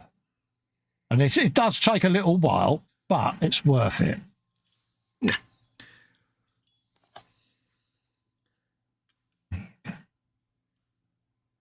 And that is joined up with the spiral that goes all up his arm now, see? So he's ended up with a line that goes all the way around his arm.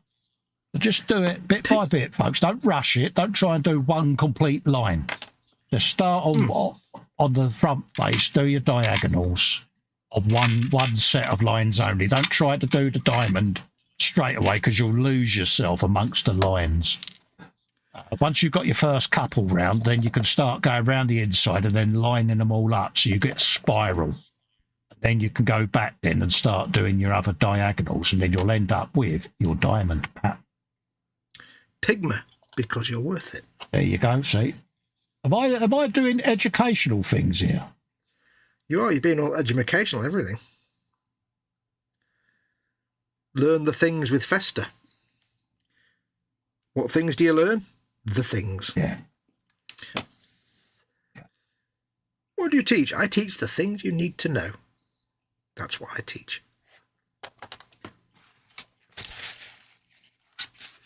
And when you think, you know, these diamonds are about 1 millimetre. So they are ickle. Mm. You're ickle.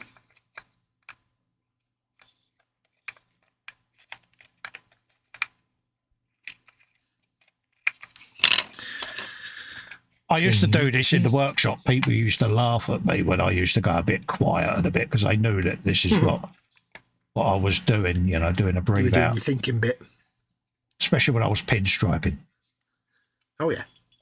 Especially if it was a big flame job that went all round the contours of a tank because, yeah, you had to be so on the ball with it.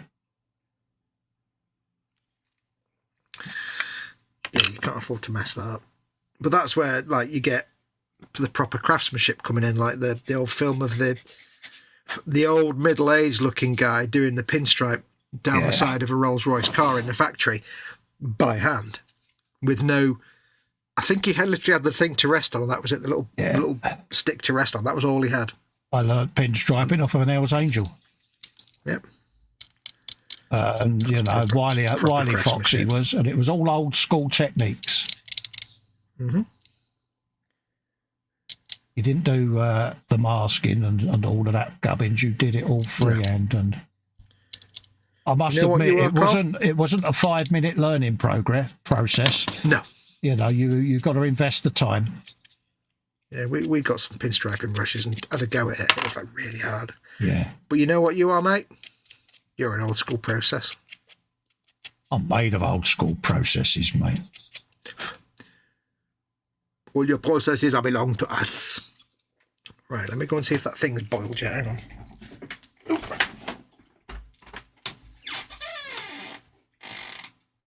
Yeah, apologies for going a bit quiet there, folks, but I just wanted to get me initial diamond pattern started. So apologies if I was a bit silent for you, but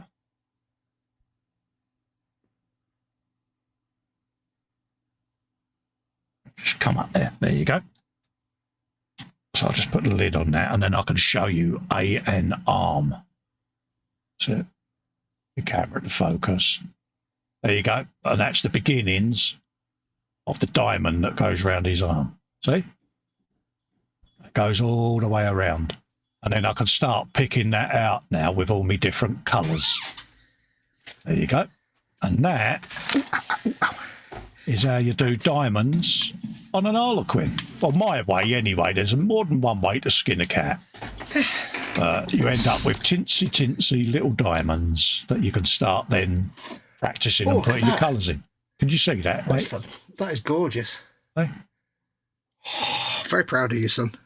So from a distance, once that's got all the colours in, and that's all you do, peeps. And I'm either incredibly brave or incredibly stupid for doing these live on air, but a lot of people have shown an interest in how I'm going to do this. And, you know, for comparison, I did it earlier. There's a Citadel pot next to it, so you can get an idea of how tiny these diamonds really are. Let's get my finger. There you go. How tiny they are compared to the letters on the Citadel pot. That diamond's the size of the letter U, Fox, on the UK or the Citadel pot. It's the size of the capital letter C on the word content in the tiny text of the contents. Yeah. So there you go, folks. Hopefully you get the gist of it now. So that's all I do. I go round it. I map out all the diamond patterns on each figure.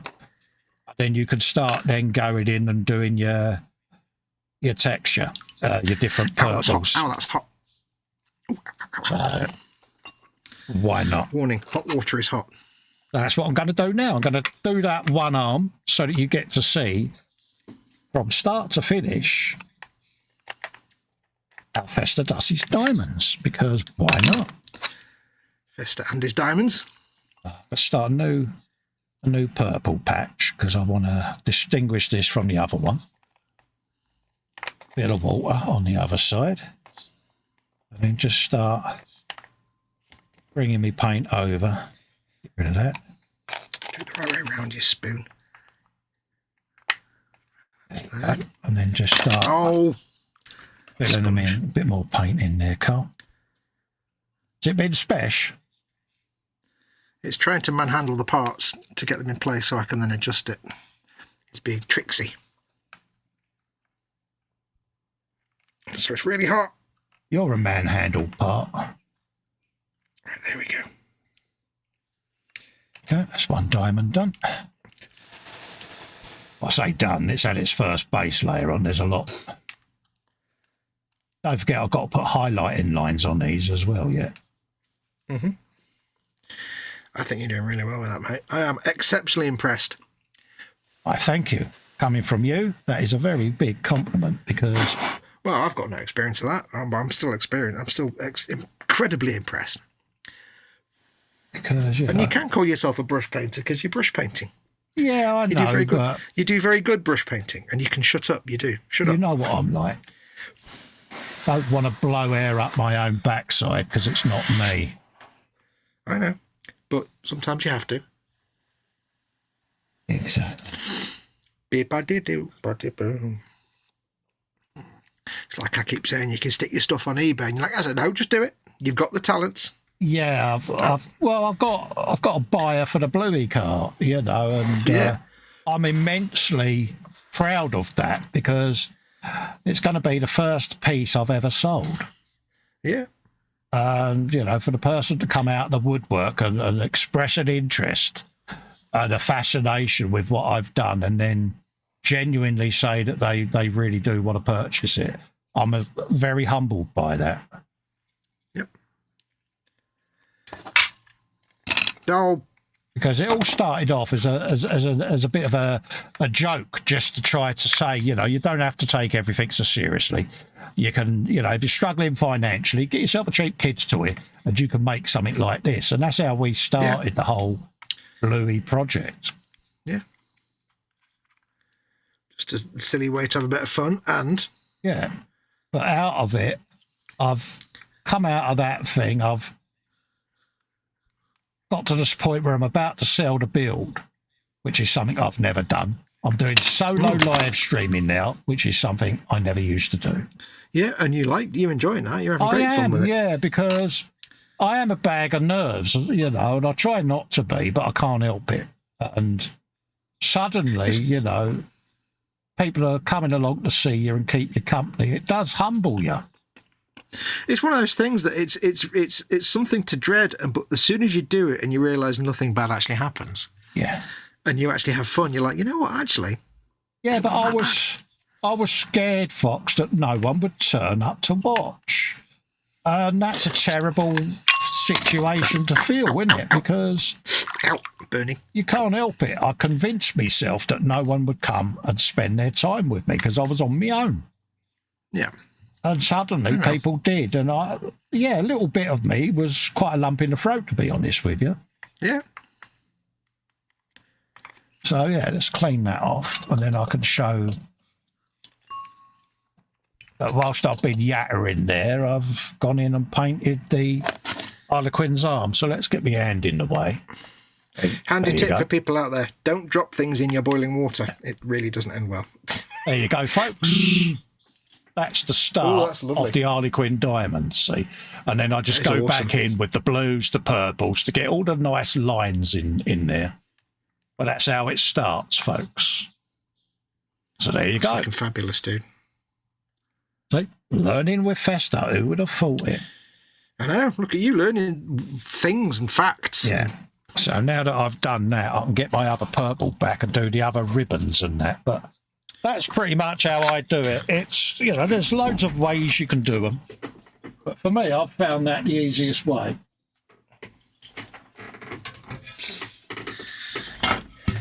That's cold.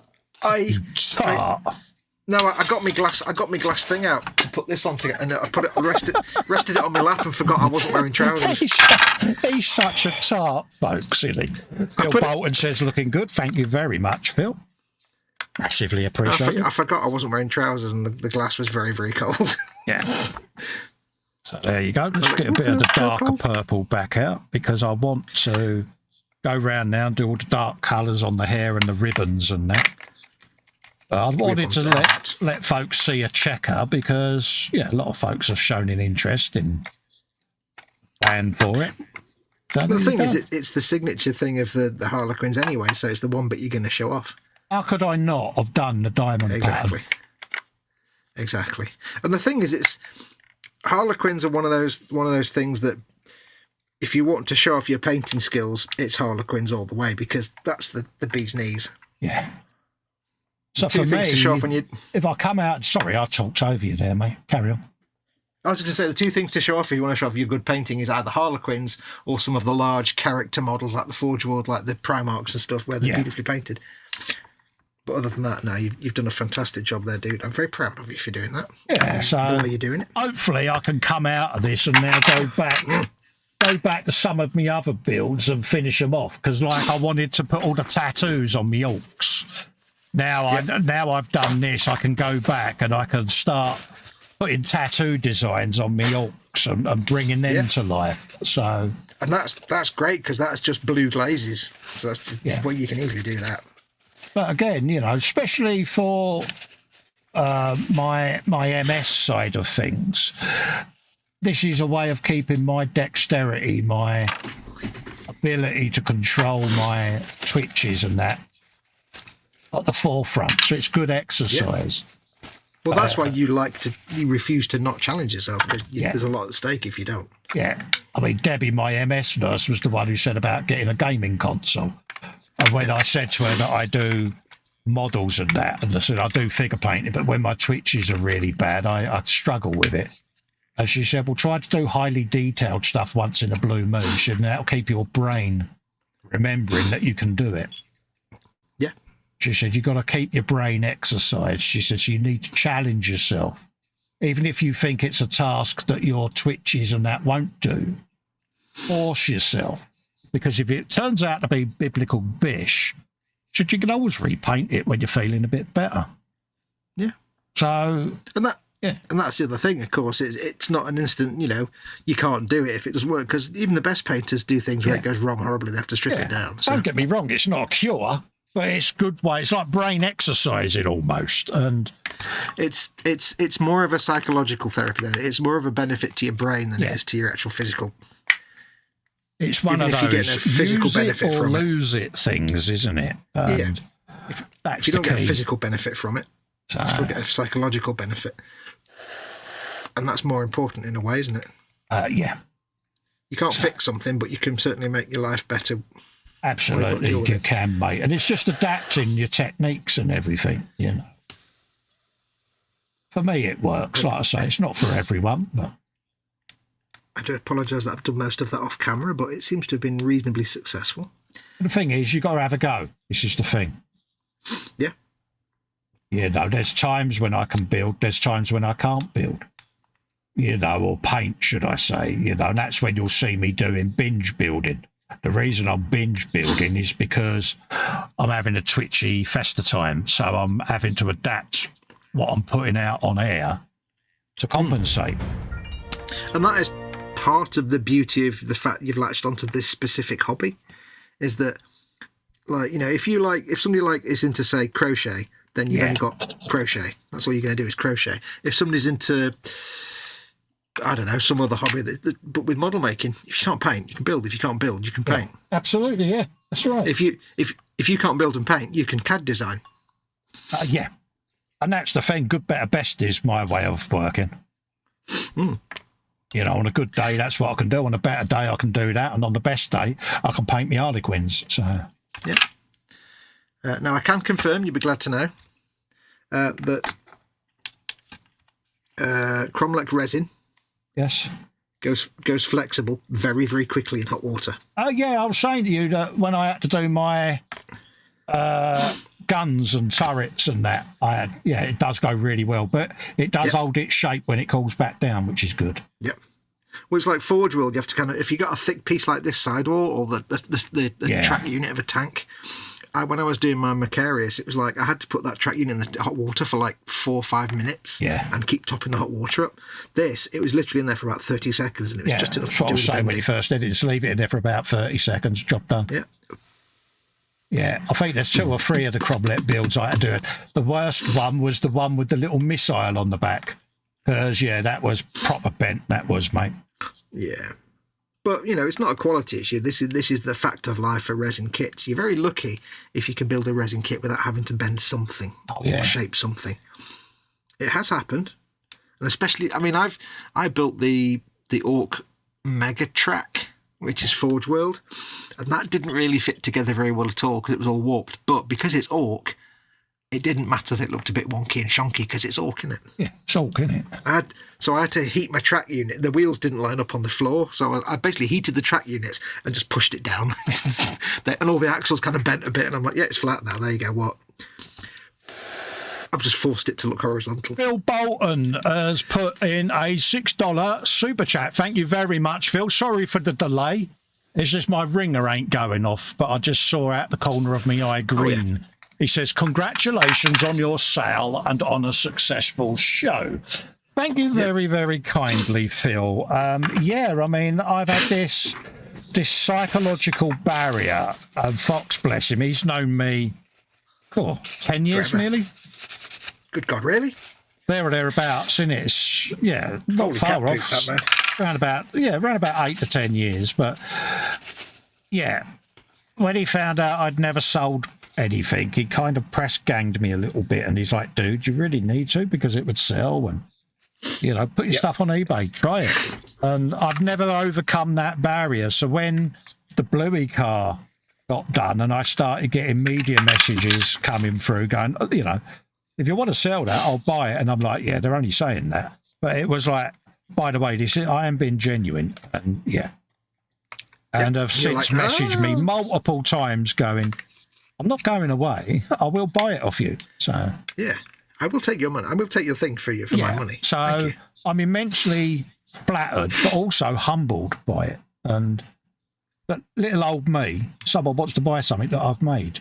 And then one of my American friends has been in touch and goes, "Could you just list whatever you want?" He said, "and you know what you want to sell." He said, "I'll buy one of them." He said, "Because it's almost like a personal part of you. You know, they can relate to the person that's made their life better because you know this individual's had their struggles and just feels that purchasing something's going to give them a little bit of a one-on-one relation, you know, almost. And yeah, that means a lot, doesn't it? It's very humbling when someone reaches out like that. I won't name them because their struggles are private, you know.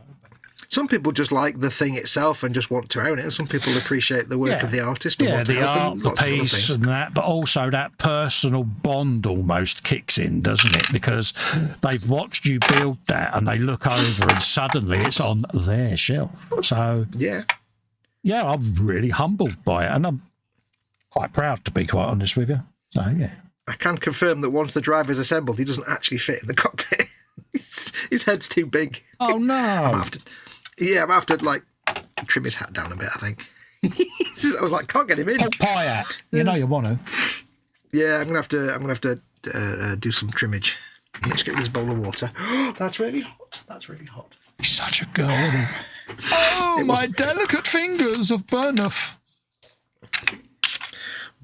Actually, it might be easier if I just took some height off his chair. Yeah, stand the base of the chair down, mate. Drop him down. I did that on the Bluey York. Yeah, because I shut the roof down, and it was like, his canister was, The thing is, his hat looks really. It's a proper like German Einheit Feldmutz. Oh yeah, you don't want to sand that down. Yeah, trim the bottom of the chair, then, mate. Sit him down lower. Yep. So, this is all part of the scratch buildery process, folks. It's what makes it fun. Mm-hmm.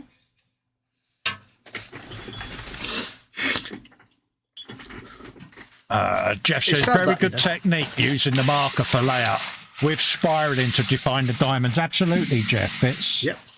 It's one of them, mate. I sat and analysed the build because Fox sent me that a while ago. And he did honestly think I was having second thoughts, didn't you? And I'm like, no, I'm just planning it in my head. Plan of attack on it because I have to take into account my situation when I do stuff. So, yeah. Once I had formulated an idea and I did do a checker on a sprue, it was like, okay, I can do it that way. Yeah, that'll work. That'll be handy. That'll work nicely. Thank you. And then it was, okay, I now need to, because I wanted to do it live. I wanted people to be able to see how it's done. Because on video, you can edit video to make it look easy. But when you say to someone on a live stream or whatever, or in a video, it's that easy. They don't know whether it's taken you 10 minutes, an hour, or a day. Whereas doing it live, people have seen that I've just sat there and done that. And it's like, actually, you've done that in about 10 minutes. Yeah, and they see exactly how long something takes. Yeah.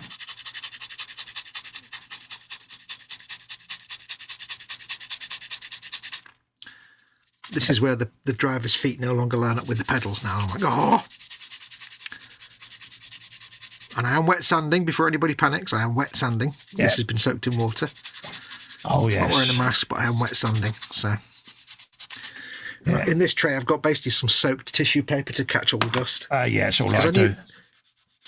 I knew tonight that I'd only be doing a little tiny bit of sanding and no cutting with the saw, so I didn't really need to worry about wearing a mask too much. That's it. You've got no airborne resin. You're fine, mate. Yeah. Yeah, that's why I like to do carping. But if I was going to do some heavy sanding, I would have put my little mask on. But I have a little mask.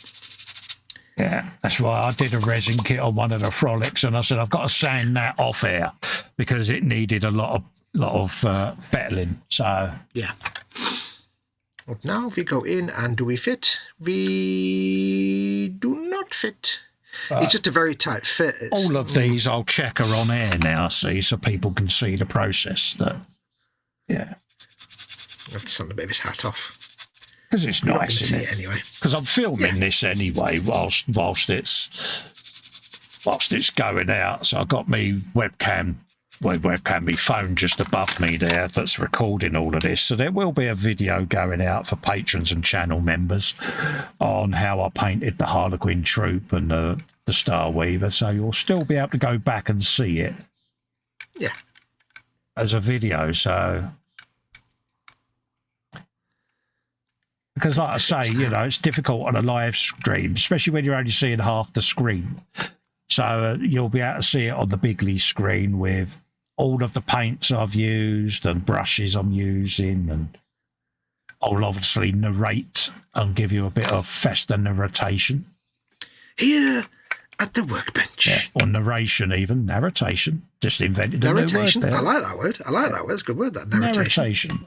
It's a bit like irritation, but not. I've got to figure out if I can get him in whilst the floor is in place, because I want to paint him separately and then stick him in there. But if I can't do that, then that kibosh is a bit, because I can't really paint him once he's in there, because you can't get to him. I think I can probably get away with painting him, touch of super glue, and slide him in. Yeah. Carefully. Deftly. Probably get away with that. Just about. My big fear about using super glue when it's painted, though, is the number of times I've used super glue near a painted surface and it's frosted up.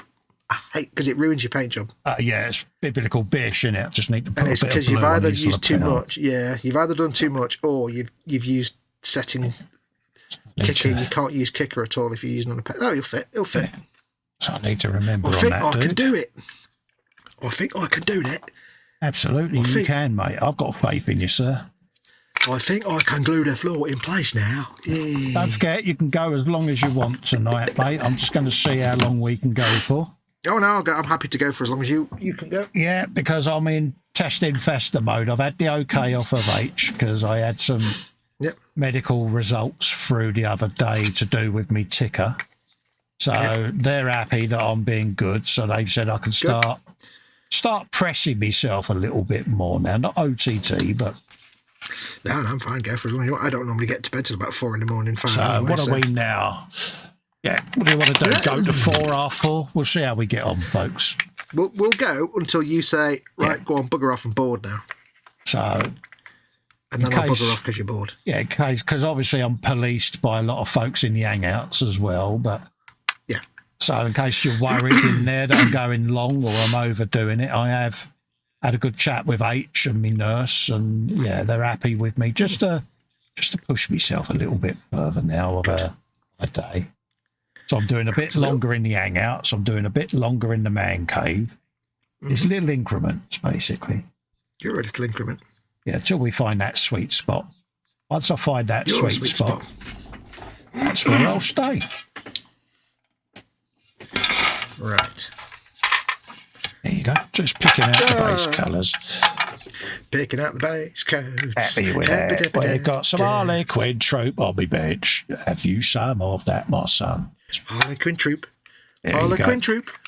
We have the blankety blank music. Harlequin troop. Boom. Harlequin troop. That was play school.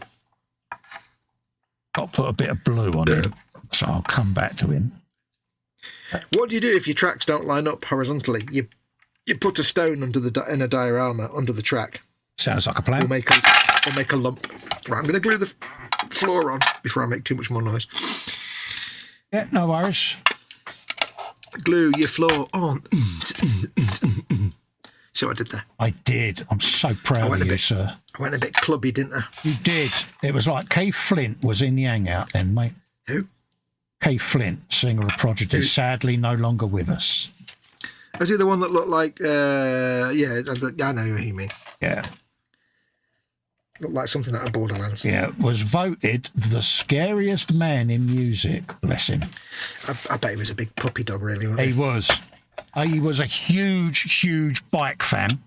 And you used to see him at all the MotoGP races and that. Yeah. Sadly, he took his own life. But, yeah. Right. Right. Used to be at all the races. In case people are wondering what I'm doing when I'm doing this. If you've never done a resin kit before, when you're gluing your parts together, super glue is great, but you can easily break it apart if it's gone to a smooth surface. Yeah. So what you want to do is carve and scrape into the surfaces you're going to glue. Yes. And that way the glue can go into the little, you're giving it tooth basically, it can go into the little recesses and it gives it something to grip onto. A key, dear, is the operative word. That's the word I was looking for. You need to key the surface. Or as my former friend would have said, you need to key the surface ready to receive the glue. Yeah. So just crisscrossing it with some scratchy lines. Yeah, a little bit of cross action. Because if you give it a smooth surface, it'll grip, but the super glue's got nothing to actually properly grip onto. It's just like, It's like trying to get money out your mother-in-law. It's just not going to happen. Wait, did I do a mother-in-law joke? Dear God. You did. Bernard Manning's on the phone, wants his joke book back. Here's me not even married. I'm doing mother-in-law jokes.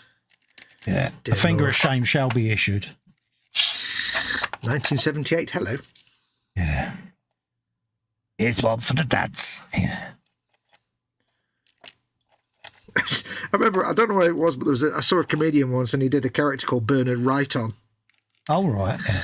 And he comes on dressed as Bernard Manning. He says, a vicar, a rabbi, and a mullah walk into a pub. Perfect example of racial harmony. Yeah. And he was just, they were all like Bernard Manning jokes, but not racist or anything like that. They were just like, it was so funny. PC Bernard Manning jokes. Yeah. Yeah. Or just not Bernard Manning jokes. That's the one time the TV used to go off was when he came on. Yeah, it wasn't actually funny at all. You know, it's like, yeah.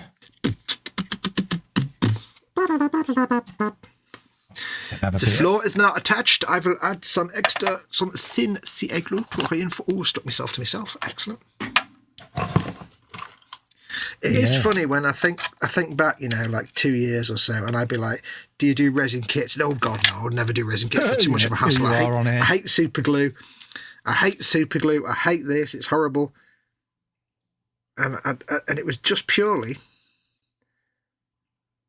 discovering thin CA glue and these little nozzles to apply the glue. Yeah, they're a godsend, didn't they? Changed my mind completely. And I'm still learning how to handle the thin CA glue, I'll be perfectly honest. I do tend to have it going everywhere. Yeah, it can be a bit of a challenge, can't it? Yeah, but it was purely getting them nozzles for the thin CA that made thin CA a possibility to be used. And then it gave me the confidence to do other bits and bobs. And now I quite enjoy some of these resin kits. I wouldn't like to do ones where you require lots of filling, and because I haven't got that kind of skill, but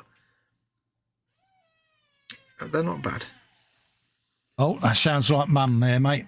In case you didn't hear. Yes, I heard that. I'll go and check. Yeah, go and check, mate. So even I heard that, folks. That resounding sound of the door as Mama Wolf comes out. Origin.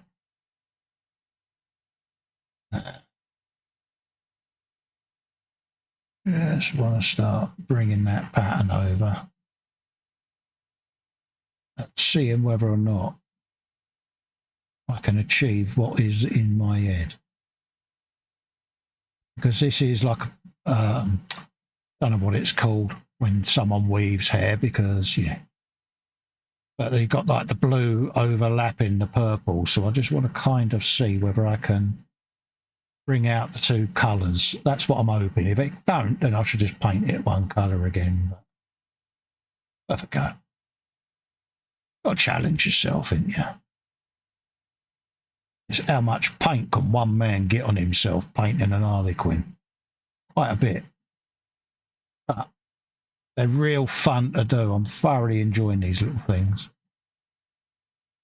I must be mad, but hey, I think we all are in our own little way, aren't we? I mean, you know, we're all chronic depressives that choose a solitary lifestyle. And then we choose one of the most solitary hobbies that you can imagine. So, yeah. My mum was bang on when she said he doesn't play well with others. Go, just start randomising as it gets smaller and smaller. And then we can put some purple in with the blue on the ruffle. That's what it's called on the end. get it down as a base, like I say, because I've got other shades to go on top of this yet that will then blend in later on. So I can always go back over with the blues and stuff like that. So we've got a bit of that going on. That one then comes over the way, as does that one. The blue then goes in there. So we've got purple there, purple there, space, purple there, space, purple, purple, all the way down, and start randomizing a few bits there, just like that. And we can start bringing that together, and then I can go back over that next. Once this is dry, I can then start bringing some of the blue in. There you go. See what I'm doing? I'm weaving the purple and the blue in almost like the ponytail there, where it's all crossing each other. So I'll go back over that with a layer of blue and then a layer of purple. I'll get that all to weave in together. So I'm happy with that. That's a start on that one. I've got a bit of blue to go on him, and then I've got a bit of purple to go on this bad boy. So I might as well get all my purple done, and then I can come back, go over the blue on this one. So a little bit on his mohawk there to start that going. Same on the underside. Hopefully I'm on shot. If I'm off shot, tell me. Edward says this is an OCD hobby as well. It is, Edward. It is, mate. You know, as my MS has got the better of me, I've become very socially awkward, whereas I used to be quite an outgoing bloke in the younger years.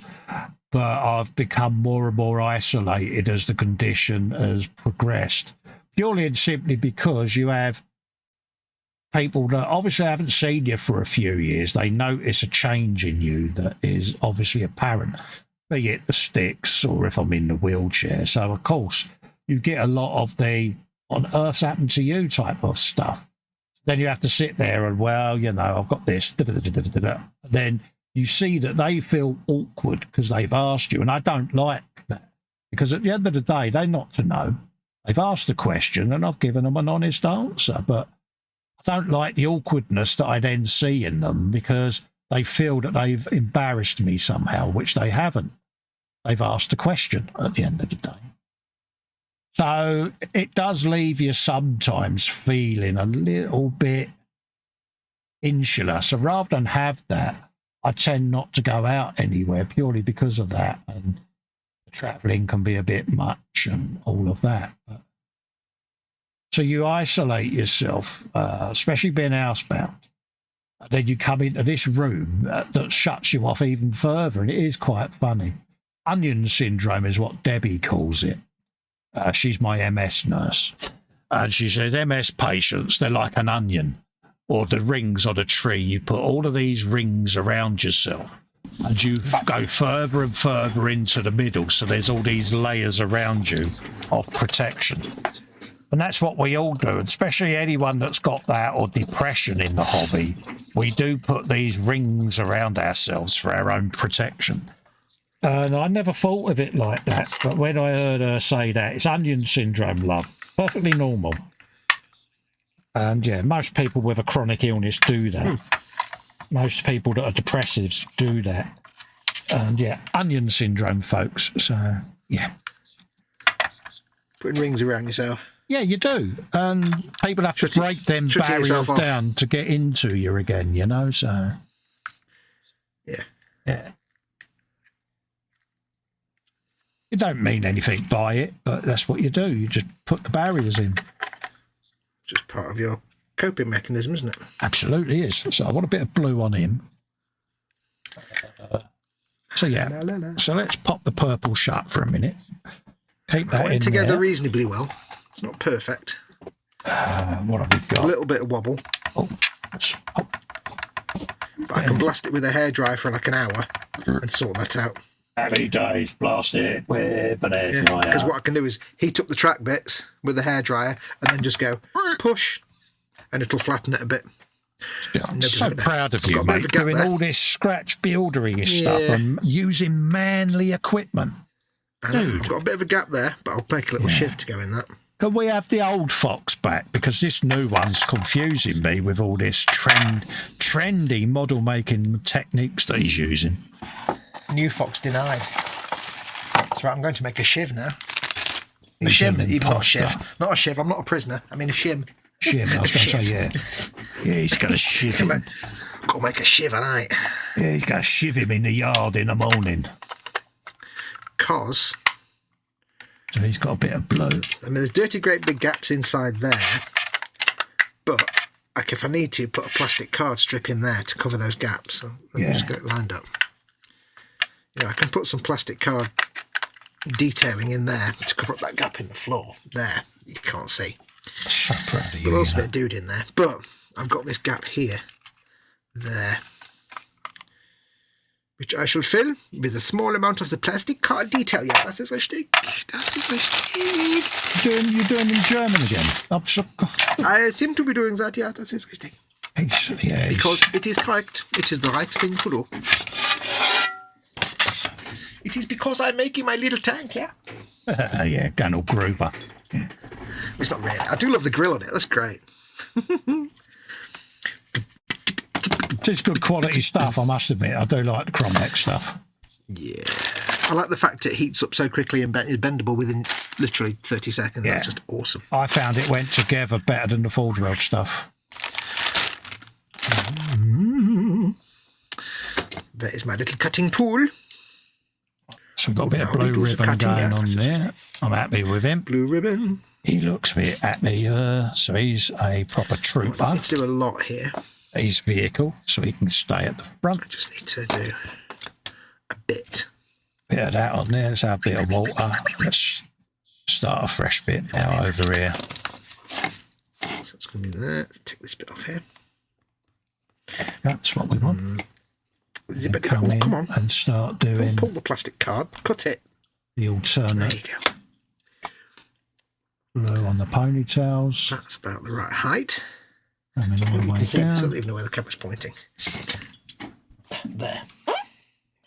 Same on that one. All the way around Focus. there. Ah, la la la la. Make sure La la la la la. I'm doing the right My ones. focusing tool sits right over my actual viewport, so I can't see if I'm in focus or not. There we go. Take that off of there a minute. Stop that flapping around. Flapping around. Bring him down and then I'll start That's flapping all right. alternating all of them. Now there was a TV series, How.to. Pet. Oh, yeah. Ali Fraser.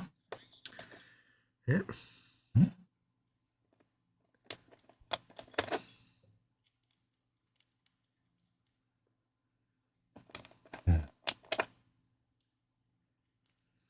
Why are you, mate? Yeah, Ali Fraser. I don't know what that accent was. I won't do that again. Wait, who's Ali Fraser? Ali Which one did he Fraser was play? in our How.to. Pet. He was the guy in the shelter. I'm going to Marbella. I've forgotten that. Oh yeah, the one everybody forgets because he wasn't Lewis or Yeah, it was Bill Patterson played him, wasn't it? But, yeah, he's not Lewis or yeah, Pat he was the Roach season or- two. Season two, wasn't it? When they went to Marbella, Spain, he was the gangster. Ali Fraser. Oh, yeah. I wasn't keen on that one. Yeah, I preferred the first season when they was in Germany. Yeah, when they were in Germany and their boss was the headmaster from Grange Hill, it was much better. Oh yeah, yeah.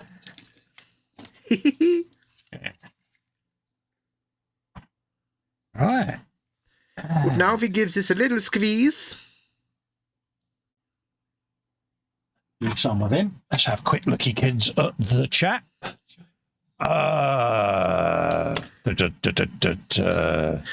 living Edward all says, right. yeah, same here, Carl. I really don't have any more friends to visit me, and I'm stuck like you because I can't walk around anymore. It is frustrating. I mean, I can remember this when, and Fox won't mind me recounting this story, but when he first met me at E-Models, he thought I'd had an accident because he'd only ever seen me on video, my hands, or on a E-Model street from the chest up. And suddenly I turn up on these sticks and he's like, dude, what's happened to you? This is how I get around, mate. And it threw you, didn't it? Because you didn't expect it. Yeah. You know, and same with Tony Fairclough. You know, he's like, dude, you've got worse, ain't you? Blimey, mate. You know, because you can barely move now. So, yeah, it's one of them. It throws people, more so if I'm out in the wheelchair. Well, I mean, partly it's because we only ever see you at the bench, and of course, there's never a question of mobility at the bench. So you kind of forget that, you know, there's the whole MS thing or anything else. It's an invisible thing when you're always at the bench, and that's it. It's an invisible illness, but it's what makes us us. Well, it's an invisible illness when you're on head and shoulders only. Exactly. Yeah. I've made a little thing, look. No idea if it worked. Let's find out, shall we? It looks like complete garbage. Yeah, das ist richtig. I need to trim it back a little bit. If everything goes wrong, I could just put some kind of stowage or something over that gap. Yeah, if it goes wrong, I'm sure you'll figure a way. Yeah, it needs some trimming. It's a bit too big at the minute, so I'll let it dry. Then I can hack at it. I'm getting to like carving. Just like, you know, carving shapes. Not my actual proper carving, but you know what I mean. Well, like that? No, I don't mean like that. I mean just like carving an edge off, or... I mean, that's hardcore carving. That's just proper stuff. Yeah, this was my first attempts at styrofoam carving, and it was like, yeah. Oh, yeah, that's going on the Ringo build, that is. So, yeah. Yeah, a little bit of wall there with pushed in bricks. So yeah. Again, something you can do that's very therapeutic. It would have made more sense if I'd actually glued this together and then put the plastic shivs in afterwards, but it wasn't really an option. It's not also sticking very well. Has it been special? Needs more glue. No, it needs more glue to hold the thing in. Get some more CA glue. I need to make sure it's properly glued to the actual plastic. I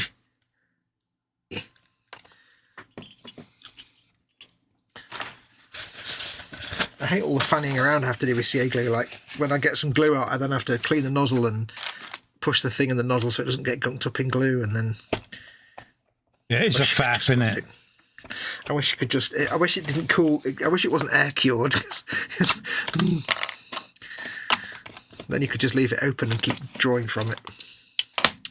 Never mind. It is the order of things. Ah, but there's a secret to that.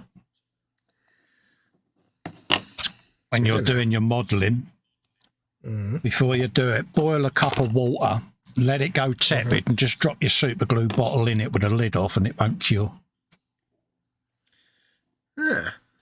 Because it keeps the viscosity of the thing down. So, yeah, because you've got warmer air around the bottle, the cooler air can't go in. Ah, I like that. Hey, you've had another tip there, see? Getting all these tips, folks. You got your tips out tonight, haven't you? Yeah, I've got some right old tips on me, mate. Told you. Right, what are we doing next? You're going like this. That's what you're doing. No, I'm not. I bet you are. Nah, inside I might be. Edward Dennis says, my headspace is fine. I have no worries at the moment. Thanks again and cheers. Oh, good for you, mate. Glad to hear it, Edward. Because, yeah. Phil Bolton says, and the Velociraptor didn't help. Isolating at home became normal. Yes. I'm loving how I just randomly called it chocolate Velociraptor. Now everybody calls it Velociraptor. That's my mark on the world. chocolate velociraptor. This is why when lockdown started, I went all out on live streaming, because suddenly people were reaching out saying, when you say you're housebound and you get cabin fever, I can really relate to that, because they was getting it with COVID.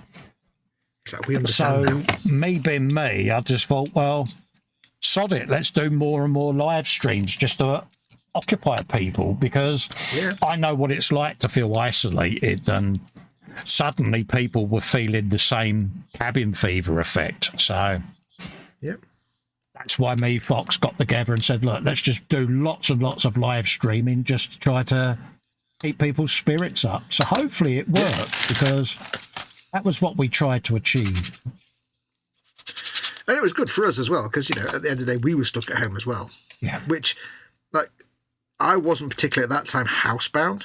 I am now, because I can't go anywhere now. But at that point, I wasn't. But it was still like, so for me, it was nice because I got to do something. I could still go out and about if I needed to. Like if I needed to go to a shop or something, or I could go to the Warhammer store or anything like that. But for you, obviously, it was business as usual for in a lot of ways, wasn't it? Yeah, because lockdown really affected Helen. Yeah. Psychologically, she was getting to that breaking point, and she said, oh my God, she said, it must be awful for you. She said, I've got a whole new understanding of your depression now. She said, I get it. And let's remember, for Helen, it was worse. Lockdown was worse for her because she was stuck at home with you. So yeah, she couldn't get away from you. She couldn't escape. So yeah, it really did open her eyes, and it gave her an understanding of sometimes the cabin fever syndrome that you go through. And she's like, yeah, she learnt from it. Yeah. So COVID gave her an insight into things that she didn't have. It's the kind of thing that if it's not something you're actually used to, then it really is a system shock. It's like, what? Yeah. Does mess with you. So I totally get it, Edward, mate. Totally get it, buddy.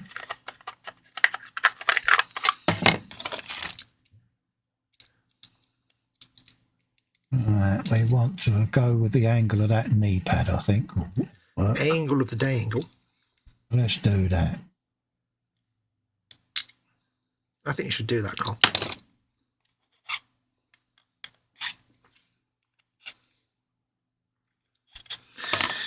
Well, this is not the unmitigated success I was hoping it was going to be, but... Sorry, mate. What? So I'm in quiet mode because I'm lining, so That's apologies. all right, I know. That's why I'm kind of filling space. Yeah, all my shakes, that's just me shaking because... It's not really lined up very well. I think I may have to use a prodigious... I may have to use the get-out clause of some sort of bedroll or something actually filling a gap, covering a gap up there. A bit of stowage, yeah. Yeah, because filling that in is going to be an absolute pain. Yeah, just do a rolled up cloth or something, mate. Or roll up a tarpaulin or something like that. Just, yeah. Yeah. Because I could jam bits of plastic card in and then trim them back, but I'm not gluing this on till like the end, so it's like it's getting it to actually... Yeah, that's just going to be... I can't hold it in place and jam things in at the same time. It's not... So it's tricky when it's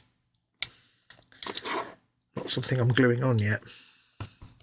I'll give it a go. I suppose I could tape it in place and roughly give it a go. Okay. That's living all right. Fine. What's there? Tune in my head now. Okay, then we want... Bring that diamond around. Phew, that was a challenge. Right. So we got that done. Let's come right down to his foot now. We might as well get this one lined out, and then I can do my checkers on him, and that'll be this one checkered up then. Do your chubbies. Yeah, a bit of chubbies. We want to bring that round his little... Yeah, try not to drop it, Cole. Bring that round his leg. Start the spiral. That round. Like that. And that'll disappear over the ankle bone. And Connect into to end the of his oh, shoe. sorry. So that's the first one. There you go. Happy days. So let's bring... Hopefully this is on camera. If I've moved off camera, sorry. Oh, no, you're on camera. Cheers, PJ. I'll do that now, mate, whilst you've said it. He said, you're 4 hours in. It's time to stand up again. Yeah, no worries, mate. I'm doing it now, PJ. Thanks for the heads up, geese. Because I have lost... Ouch. I have lost track of time there, mate. So thanks for that. Oh, yeah. Is that not lining up there? That's terrible. Okay, that's horrendous. Yeah, I'll bring that to the camera so you can see that I'm doing it. I'm doing these thigh lines, and then I've sent one right down the bottom there is my initial line. See, it starts right behind his knee, and then it goes all the way around that leg in a spiral shape, right down to his ankle bone. That first line for me is the most crucial line in doing that lower leg, because that now determines where every other line goes. So yeah, rather than do a checkered pattern and then try and line it up at the back, just do a complete single line all the way around the contours. Because if you look at material on a leg with a pattern on it, it'll always go in like a spiral effect all the way up. Like a fishnet, you know, a lady's fishnet. You see a lady in fishnets. It's not a crisscross all the way around. You get different shapes as the bulge of a muscle or whatever. So yeah, it's the three-dimensional shape of the fabric. It changes the... That's right. So I'm just trying to do it where the fabric's stretched. The diamonds themselves, instead of being perfect, they distort, don't they? They go a little bit... You know, if that's a diamond shape and you've got it twisted, it'll go a little bit higgledy-piggledy as things move. Yeah. So did that sound intelligent enough that I knew what I was doing? It sounded logical enough that you could probably get away with it. Yeah, do you reckon they've bought it? Or do you reckon they still think I'm an idiot? Damn it. I think they bought it. I think that as long as we don't discuss it out loud or anything, and they'll never know. Phil Bolton says, be right back. Got to go and do a quick bit of airbrushing. I wondered what that noise was. See what I did. He's now looking at his compressor to see whether it was loud. Yeah. How much air has he got? You see what I did there? Oh, it's got a lot more than me. Could actually paint that with all the walls, and I don't know. It does. I probably could actually. I probably could get away with that. Absolutely, mate. I'm even doing a few stretches, PJ. You'd be proud of me, mate. I could do the hot pants dance, couldn't I? I reckon I can paint the interior, you know, when it's all assembled without having to have a wall off. Right. Hold on, mate. Happy days. We're doing this. So I'll get this guy all checkered up, and then, like I say, we'll see what the area is once I've got him painted, and then, yeah. But it's been nice just to have a go at doing a slightly longer one, because we do like doing our long shows, don't we? And especially if mum's all tucked up as well. It lets me know that this fella who I'm streaming with has had a bit of company, because he gets a bit of cabin fever as well. Now, let me ask. Yeah. Let me ask. Harry Lime. Harry Lime. Harry Lime? Yeah, that'll Harry Lime, is that actually what it is, though? Oh, yeah, Harry Lime, time. Yeah, because it wasn't a film character. Yeah. Yeah, what's the Harry? Yeah. What's the Harry? Oh, is that another honorary Mockney certificate you're getting? God, I'm proud of you, son. I think so. Could be. Right. I'm afraid my work on this model is not fantastic. What about it? And it's just some more warming and bending, I think. You can make a silk purse from a sow's ear, sir. Yes. Fret not, dear. They moulded these bits on the ramp at the back, but they actually stop it from closing. It's like, why mould the bits on the... Makes no sense. Right, so that goes there. Bradley Pinky. Bringing it out across the top of his foot there, so let's... I did leave the Burko on, so I can go and get some more boiling water if I need to. Good man. Come right round the top of his foot. That back door needs some fettling. Oh, you've got to play with your back doors, mate. Yes. Although I could just glue the thing. I don't have to have it actually open, I suppose, but... Right, we've got that. Now let's bring that. This one's coming down there, so that's... Maybe. Boom, boom, boom. Then again, it's orc. It doesn't have to fit together perfectly. Exactly. As long as they think it fits, it fits. Yeah. Right, let me go and get some boily. Yeah, you carry on, mate. I'm just liney. I'll do a little bit of bendy. Then we can do some sticky. Absolutely. Some happy sticky noises. wicky. I'll put some bladey hidey. There you go. Right, back a sec. Yeah, no worries. Back's hurting. Oh, stiff back. I'm old. Good God, man, I'm old. I don't know. He's like a little old lady, isn't he? Bless him. There you go. Bring that down there, and then I've come down onto his foot then.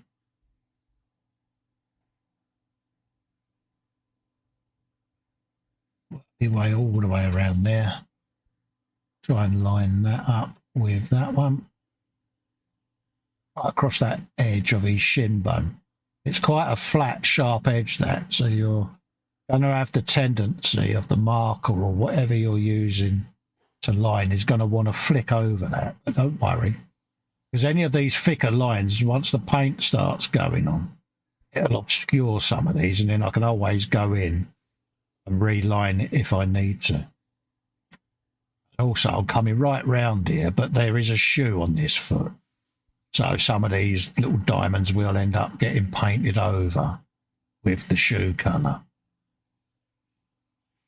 We've got a little line to go right up in there, so it's going to be a one to get to. Then we've gone round that side of his calf, so we just need to now cross the lines on the back there. So I want to come up the back there of where his Achilles would be and his calf muscle. Just diamond those in, like so. Then that side of the calf, come all the way along, over the back, into there, and that, is that leg lined. There you go. This is a bit like making a cube, but the first panel you make is a bit out of shape. Oh, right, yeah. So then from that point on, you're just bending all the other panels to fit the wrong out of shape panel. But I'm enjoying it. And it's on all the wet palette, isn't it?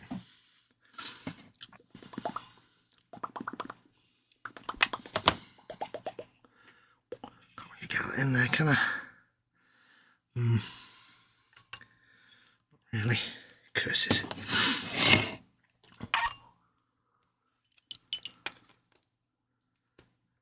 So you're enjoying your scratch buildery baptism, aren't you? Yeah, it's fun. I'm enjoying the little challenge because I know it's only a few little bits of bending. It's not that bad. Yeah, but it's still still if I was different building for like you, if I was building like a Forge Wheel Thunderhawk or something, I would not be enjoying this. Or the big Town Manta, because that's like engineering. That's not just bending, but that's engineering. Oh, yeah, that's proper structural stuff, isn't it? So yeah, that's proper engineering nonsense. That really would be a bad day on the moon, that would. Right, can we get you to bend it in a bit? Ooh, steady. there you go. Yeah, it's very nice. Most excellent. Possibly not. Yeah, a little bit. Possibly. A little bit more water on the wet palette there. Job done. Back out with my uber duper sexy god hands brush. Steady you with your uber duper sexy bits. Bring that down there.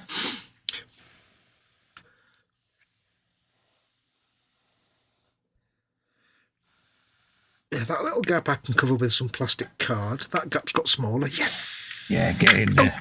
Pig. Just I don't know how that gap's got smaller. It just has. I fingers. don't quite know why, but I'm not going to question it.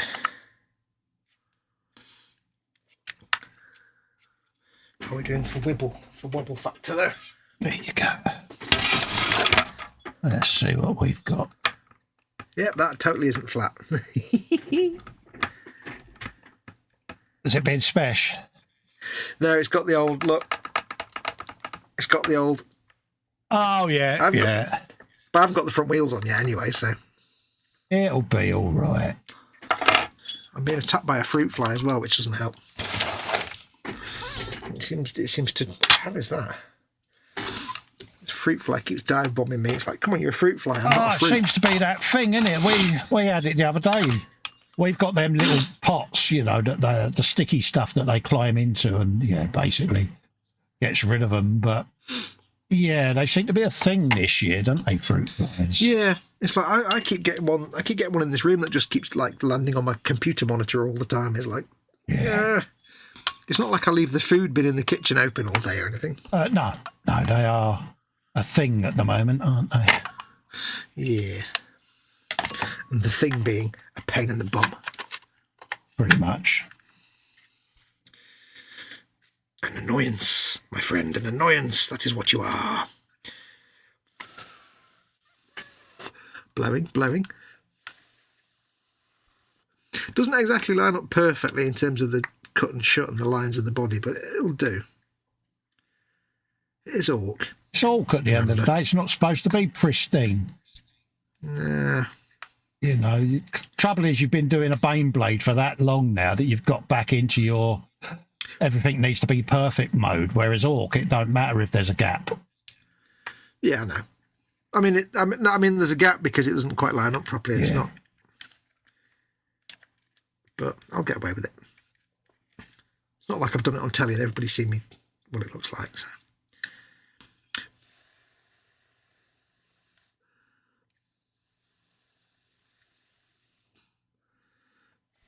I don't know why I'm whispering there, folks, by the way. I don't know why I'm whispering there. Why am I whispering? Are you going all David Attenborough close-up camera job? Yeah, I was. Here is the gorilla, the silverback. Here we see the large-handed model maker, native to London. Yeah, London tan. With 3 A's in it, tan. Yeah, tan. Yeah, London tan.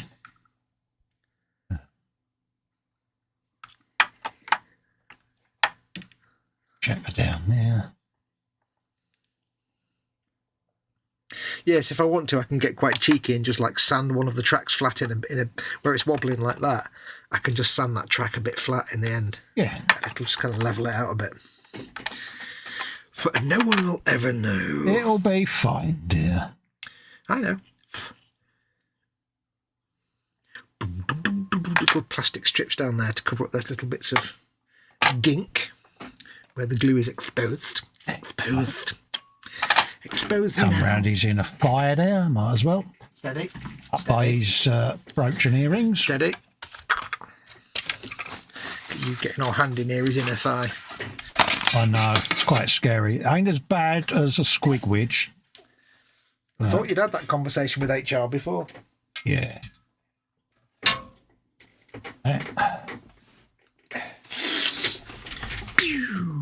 Okay, so we're happy with that. Right. And we just need to continue it down now, all around his lower leg. His lower leg, as opposed to his upper leg. Ooh. All the way down his Jake the pig. Yeah. Steady now. That view a bit of him.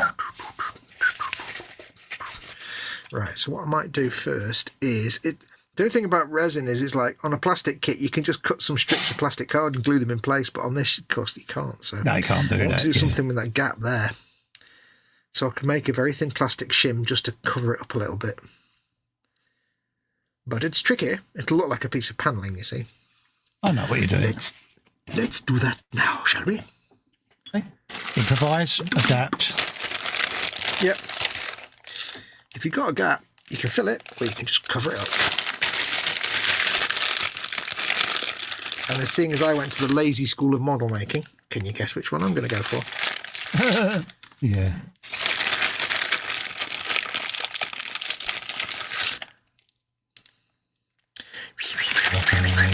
way down there. Let's do the next row. Turn him upside down so that I can do that without poking myself in the eye. I think the difficulty is that we spend so much time close up to our models that we can't take that looking at it from a distance view where you don't see these things. Yeah, because literally I'm hunched up like the Hunchback of Notre Dame at the moment. Yeah. So I can see there's a gap here and a little bit there, and it's like, yeah, but nobody else would ever notice that. Yeah, the easiest thing, 2-foot test, isn't it? Mm-hmm. Because, yeah, that's why I didn't want to paint these with a microscope. Purely and simply because if I had a bin, then you're so close to the work. And I just thought, well, if I do it just with my optivisors.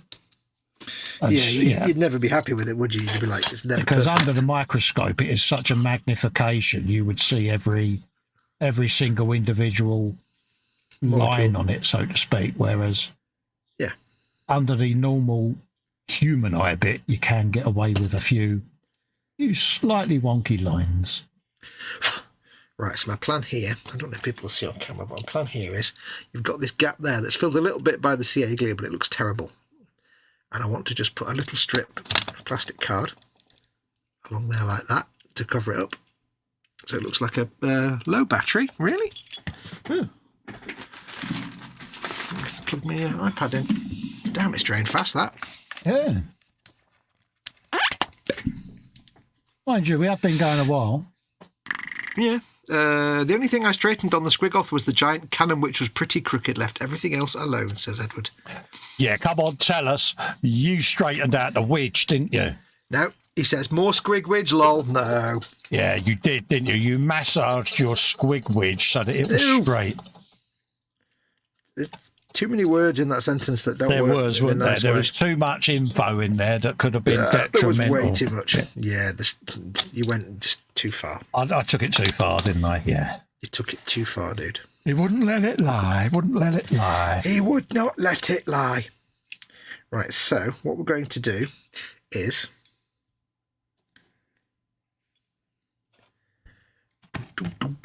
be annoyed that that bit of plastic I just trimmed that was perfect has now disappeared. Oh well. Never mind, moving on. Can't have everything we want in life, dear.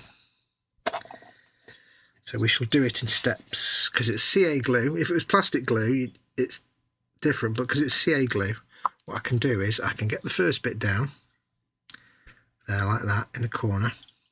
Get me tweezers if I can find them. Nope, I'll get some other tweezers then. What we've got going on Push that down. Bit of avalanche. Okay, that's that. I hope I need to bend the back a bit, don't I? Bit of a bit of an angle. A bit of an angle.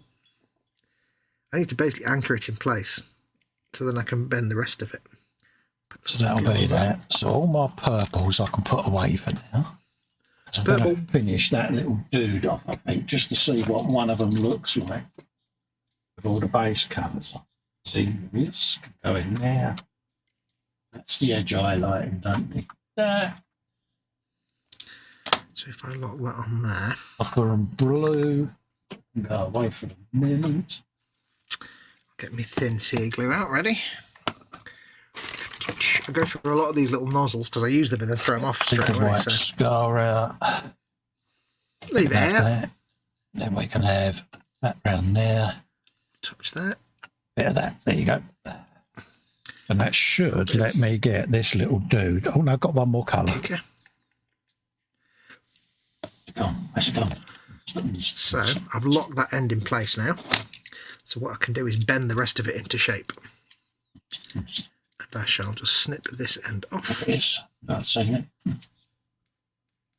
There we go. So I can snip that end off and now I can start bending this into shape. Hopefully you can see what I'm doing. Yeah, try not to knock your webcam. A little bit of that. A little bit of that. Those be tweezers that I didn't have. That I now have.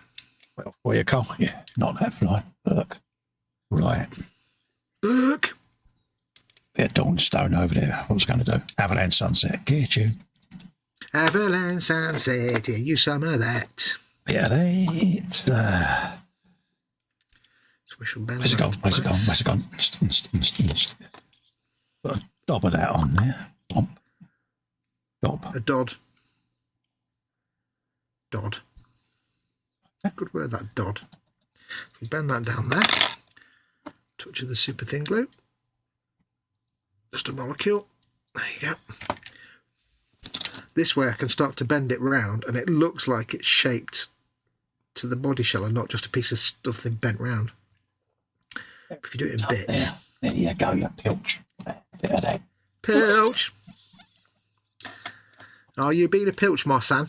Absolutely. I like being a pilch. See, what I can do now is bend that back a bit. Cool. To get an angle. Angle. Angle of the dangle. Get some glue underneath it. Not that much glue. We've got knee pads and all of that lot to be done. Connected to the bum pads. That's what we did there. Bum pads connected to the face, mouth, what?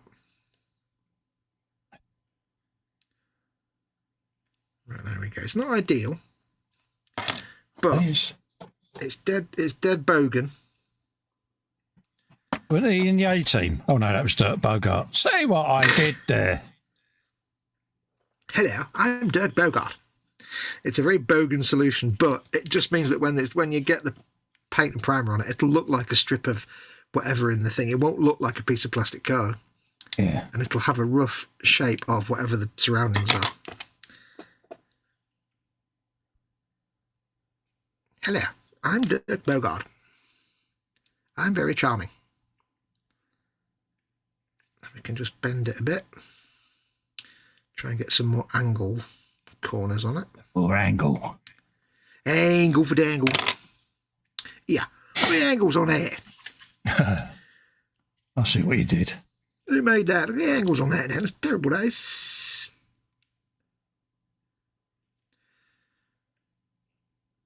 And that's the one thing I've learned about CA glue as well, is when you get the thin stuff out and you start using it to like flood into places, it looks terrible because you've got this shiny crap going on. Yeah. But once you actually prime over it, it all disappears. Soon goes, doesn't it? Yep. There you go. But there. Just gently start building that up. Just to do his knee pads and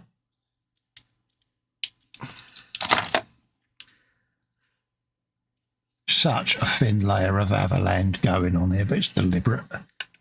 You're a thin layer of Avaland.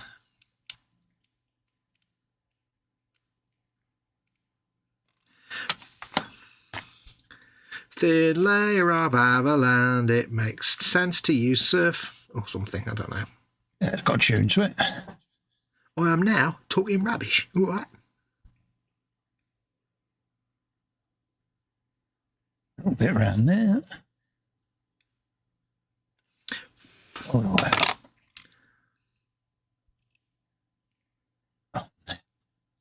How we doing? Edward says, I don't know where everyone went, but cheers. PJ says, model making guru. I still like an answer to my early question way up in chat regarding how you know what an anatomically correct squidge wedge looks like. Yeah, I know, PJ, we're not reading out every single comment, mate, but we are painting fella as well. I know. Yeah, we are doing our best, mate. I know at least 3 things about squigs. Absolutely. What they are, I cannot confirm because of science reasons. Yeah, I mean, one of them may or may not be what it's supposed to look like. Yeah. Also, I had a very misspent youth. Yeah, absolutely. That's what I'm saying that, and that's what I'm sticking to. Yeah. That's going to be a ball like that one.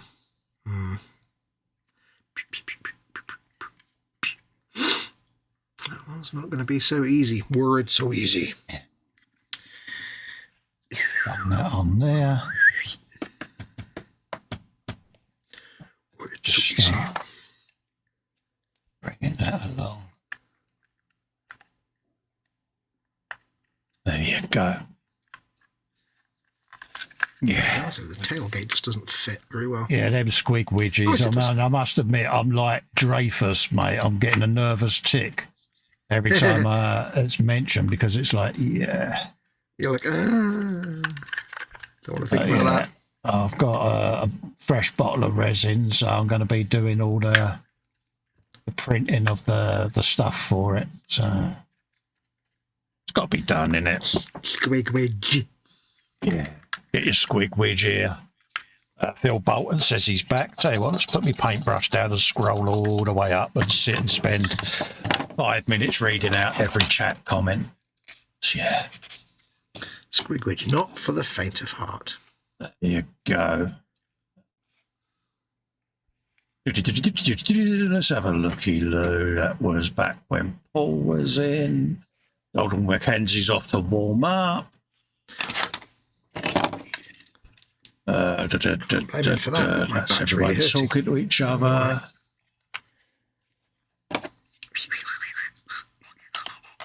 Yeah, the Velociraptor didn't help. Edward says his headspace is fine. I have no worries at the moment. Thanks, good and cheers. Yeah, but like I say, mate, you know, we are all here, Edward. You know, we know what it's like. It does get you, mate, the demons. Oh, there you go. Edward says a single barrel bourbon and whiskey can get expensive. The gentleman's jack is good in between from the regular offings, yes. Yeah, I do like a bit of jack, and I used to like a bit of Kraken, mate, back in the day, but yeah.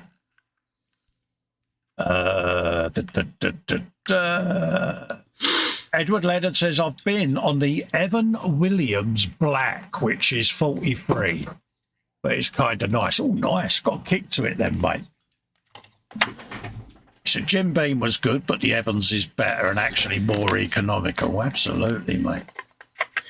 Beam. Right. It's time to bite the bullet. Edward says, Festa paints the gargantuan squid off part 6, the Widge. Do you know, I might actually dedicate a whole episode to it, Edward, just for you, buddy. Squigwidge painting.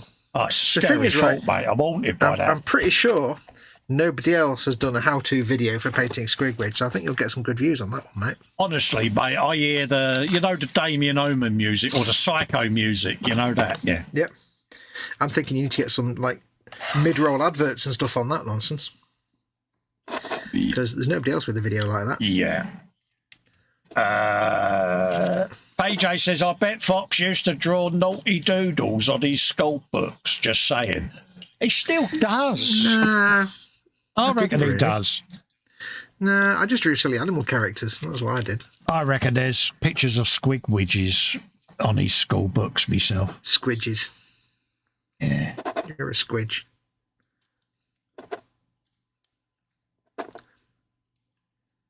I swear blind when he sent that over, he had a wry giggle to himself going, yeah, he's going to really hate painting that widge. He was sat there like Blofeld in his lair, wasn't he? My work is done. The widges will take over the world. Don't worry about sharks with lasers. It's squigs with widges. Lasers. Squigs with widges, can they fix it? Squigs with widges, yes they can. God, they're squigs with widges. Squigs. Yeah, I'd stop now there, mate. Yeah. Shut up, Fox. Scaring people now. Yeah, you're beginning to need to go to that room with all the cushions on the walls. You know the one? Ooh, the squishy room. I like the squishy room. Squishy room's great. Squishy room is my favourite room on the Citadel. There you go. Have you some of that? I just made a Mass Effect joke for nobody's benefit whatsoever. A little bit around the back. I think we should have the door glued shut. You're going for it, are you? Well, there's no point having the back ramp up and downable because it's never going to happen. And it just makes things far too complicated. You a bit of him, so that's that. That's that. Let's have a bit of Moonfang Brown. It's got a bit of gold going on. Moonfang Brown. Which Get your Moonfang Brown here. That one, when he's got wood. 3 for a £1. That sounded wrong. He's got a wooden handle, I should have said. Not that he's got wood, because... Moving on, Cole. You know what you meant to say. I know what I meant to say, and yeah. Anyway, yeah.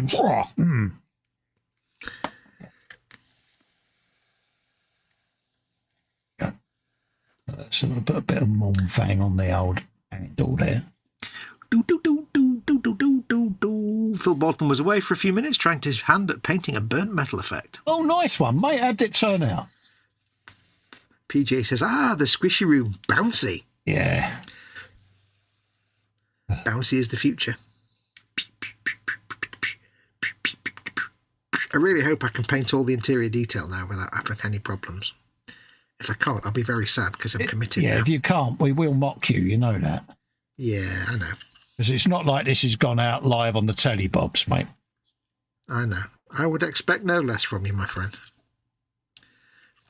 We are brutal, folks. We do rip each other to bits. Absolutely. But it's a good thing, isn't it? I find it keeps us both level, doesn't it? I like that word. You know, you don't get up your own arse, do you? Because it keeps us both not smug. Yeah.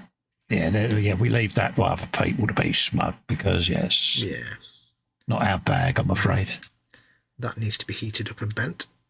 Let's bring that underneath there. Underneath his armpit. There you go.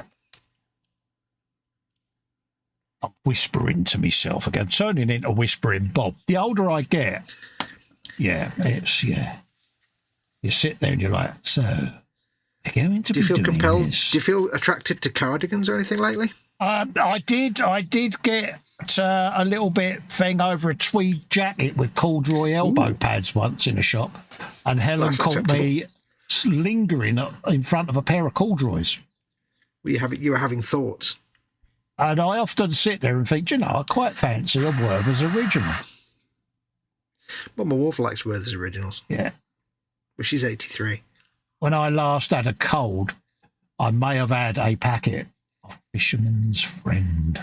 Oh, no, don't like them. Yeah, and suffice to say, I was aware of how potent they could be because, Yeah.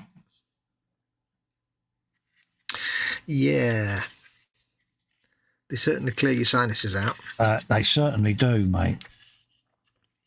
Got all of that on there, so I'm Moonfanging brown the entire gun because I kind of like the effect of gold over it. It seems to just give it a bit of an old gold look, to be quite honest with you. I like that.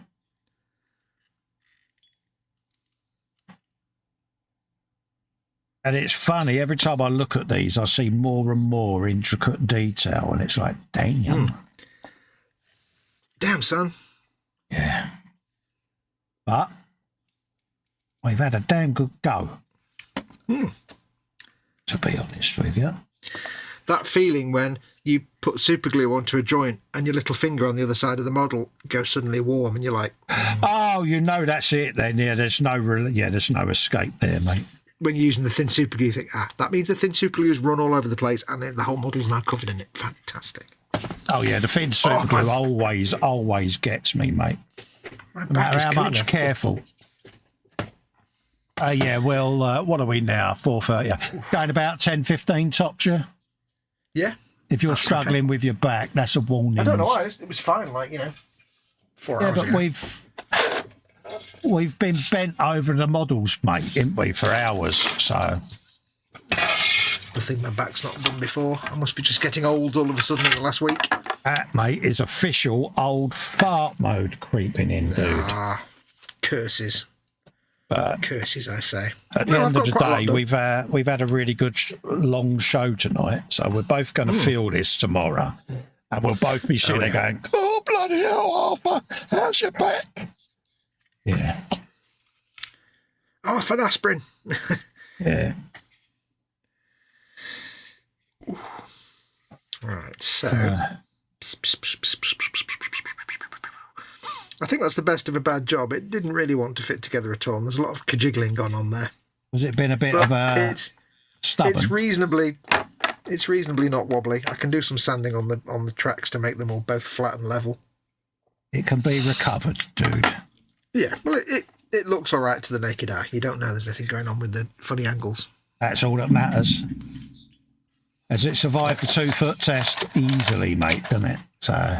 Oh, yeah. It's got to survive the can I paint all the details test next. Can I get in? Yeah, I think I can get in there. Although I don't know about getting into the roof now. Oh, well, too late. I've not really got a choice now. Yeah.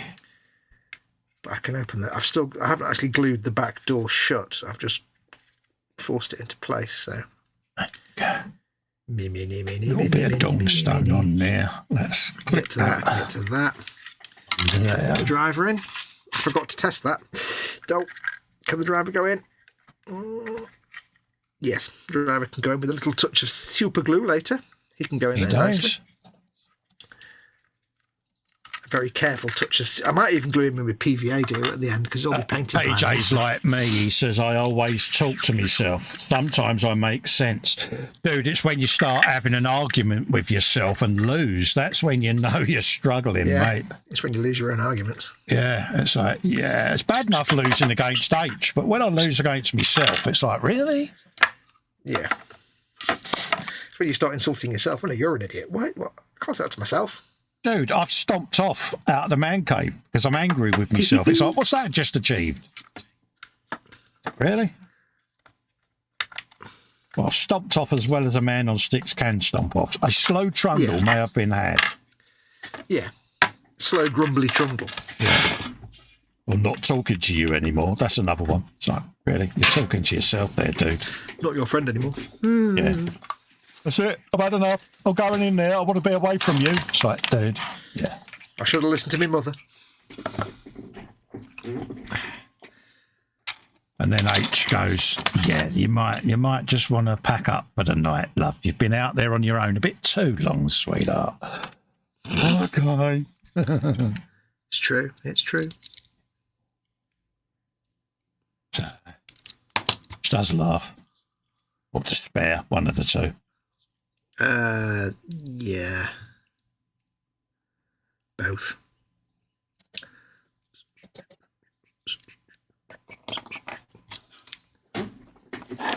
This desk is now a bomb site. Always is when I do any kind of resiny stuff. Yeah, what I tend to do is like, I just leave everything once the show's ended, and then I just do a proper tidy up in the morning. It's like, yeah. Well, I have this habit of whenever I'm doing anything building stuff just piles up into scruffy piles, and it just looks like a mess. I like I say, I get my brushes all clean, but like I say, mind you, I'm not going to be doing no more on this until next week now, so this can actually all be moved off as the stream wraps up, because, it's going to be sitting over there a week because I'm happy to do these live on air, see, so... Yeah, I'll probably just finish building this tomorrow. Yeah. May as well. Got it half, but then I can store it away ready for priming later then, you think? Yeah, I've got a big old office paper box full up with all the cromlech and all of that. Like, it's like, dude, yeah, you've got a lot of painting stuff. Yeah, but this is the thing, if we start getting back into the Warhammer Sunday mantra, we've both got now a lot of stuff that we've bulk built ready for painting, so plenty of content for them. Yeah. So it's all gravy. Exactly. I've just noticed I've still got quite a few spaces in my Citadel rack there. Ooh, paint order. Ooh. Paint order. Da, da, da, da, da, da, da. That's Ganner's gold. Yeah. What have we got there? A bit of white scar. Yeah, do the faces next time. Oh. Yeah, faces is a big job. Stone goes in there. We can then slap that in there. Have you a build it, Marcia? The only bit of mismoulding I've found on this so far is some of the vents on the gun barrel are filled in a little bit. That's not bad if that's all that's wrong I found on it. Yeah. In there, like there.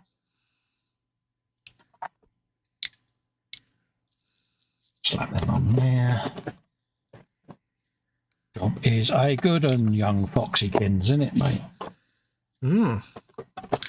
I've just remembered, actually, after all these little bits of carving I've done, I've actually got a set of chisels that I should have used. But never mind. You're a chisel. would have made all this a lot easier.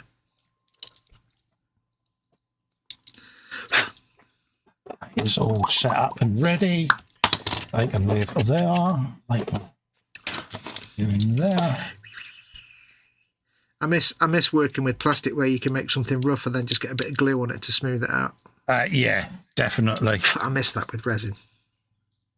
But that away is safe until next week because I will miss or drop it.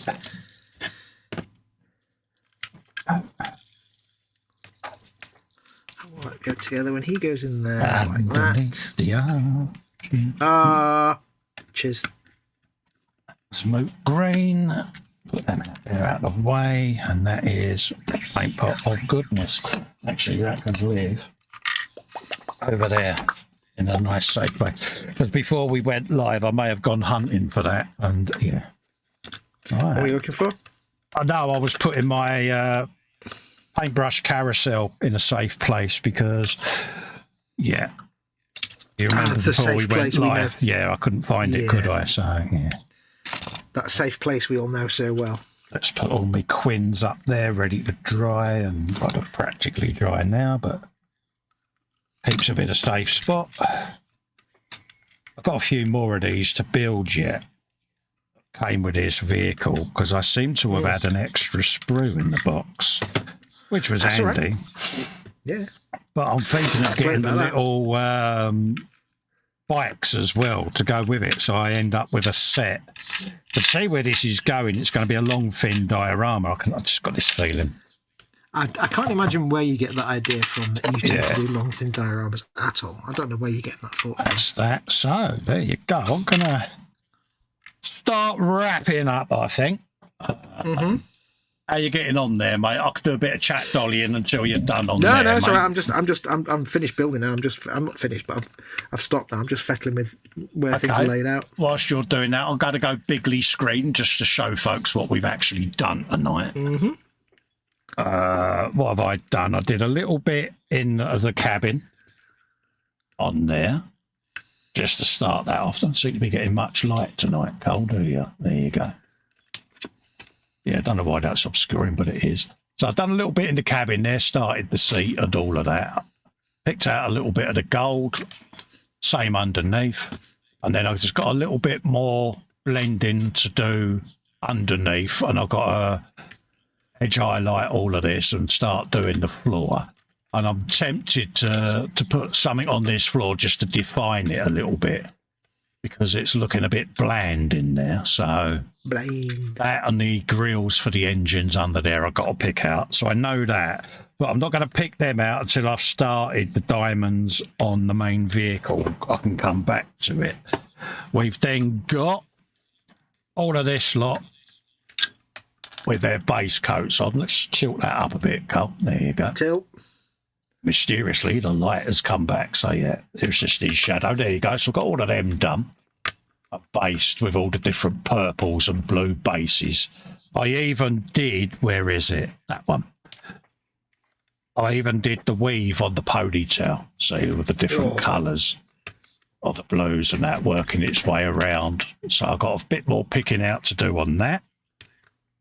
And then, obviously, the other one, which is just here, has had his diamonds, and that started on his, let's just get that to focus, has had his diamonds started that go all the way down his leg, like so.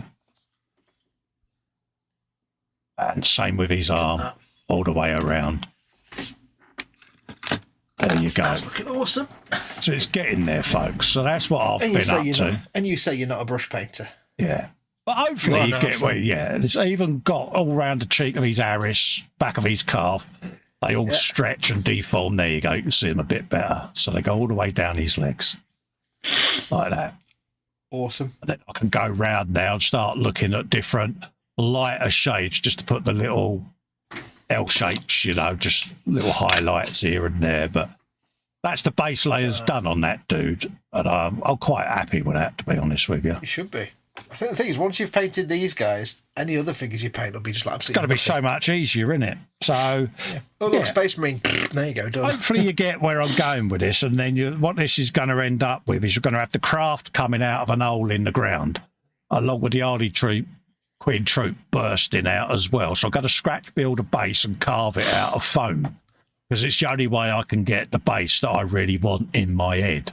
So, yeah, so that's what's going to happen. So it's going to be like an oval shape, but with, you know, squiggles in it, just to give it a bit of thing. But that coming out of broken, bit like, you know, one of these temples, you know, of all the concrete and that, with all the ceremonial carving, it's basically blown up. And out of it has launched this, and the Harlequin troop bursted out on their rock mounts, and that all coming out. Nice. So that's what is in my head. Whether or not it actually comes to fruition is another thing, folks, but I'll give it a go. But I want to do it in such a way that I leave space for the pair of speed bikes. So I'm gonna see what wedge I have at the end of the month, and if I've got enough, I'll grab them, and then I can then build the base once I've built both sets. So hopefully you like that. I think we like that, Colin. I think you're pretty. Yeah, you can call yourself a brush painter now, my friend. You're happy about that. You're I think you're legally allowed to call yourself a brush painter now. You kind of like where I've gone with that, don't you? Yeah, I'm much likey. Let's bung you on the bigly screen, mate. Hang on, I've just realised something I can do very, very quickly. All right, you do that very, very quickly. No, it's all right. I'll bring me chat up. I can still talk while I'm doing it.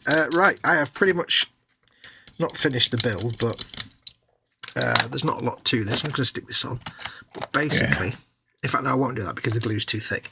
Basically, I've just got this much built so far. We've got the walls, the floor in. The door isn't glued into place. I could potentially get it open again, but it's a bit warped.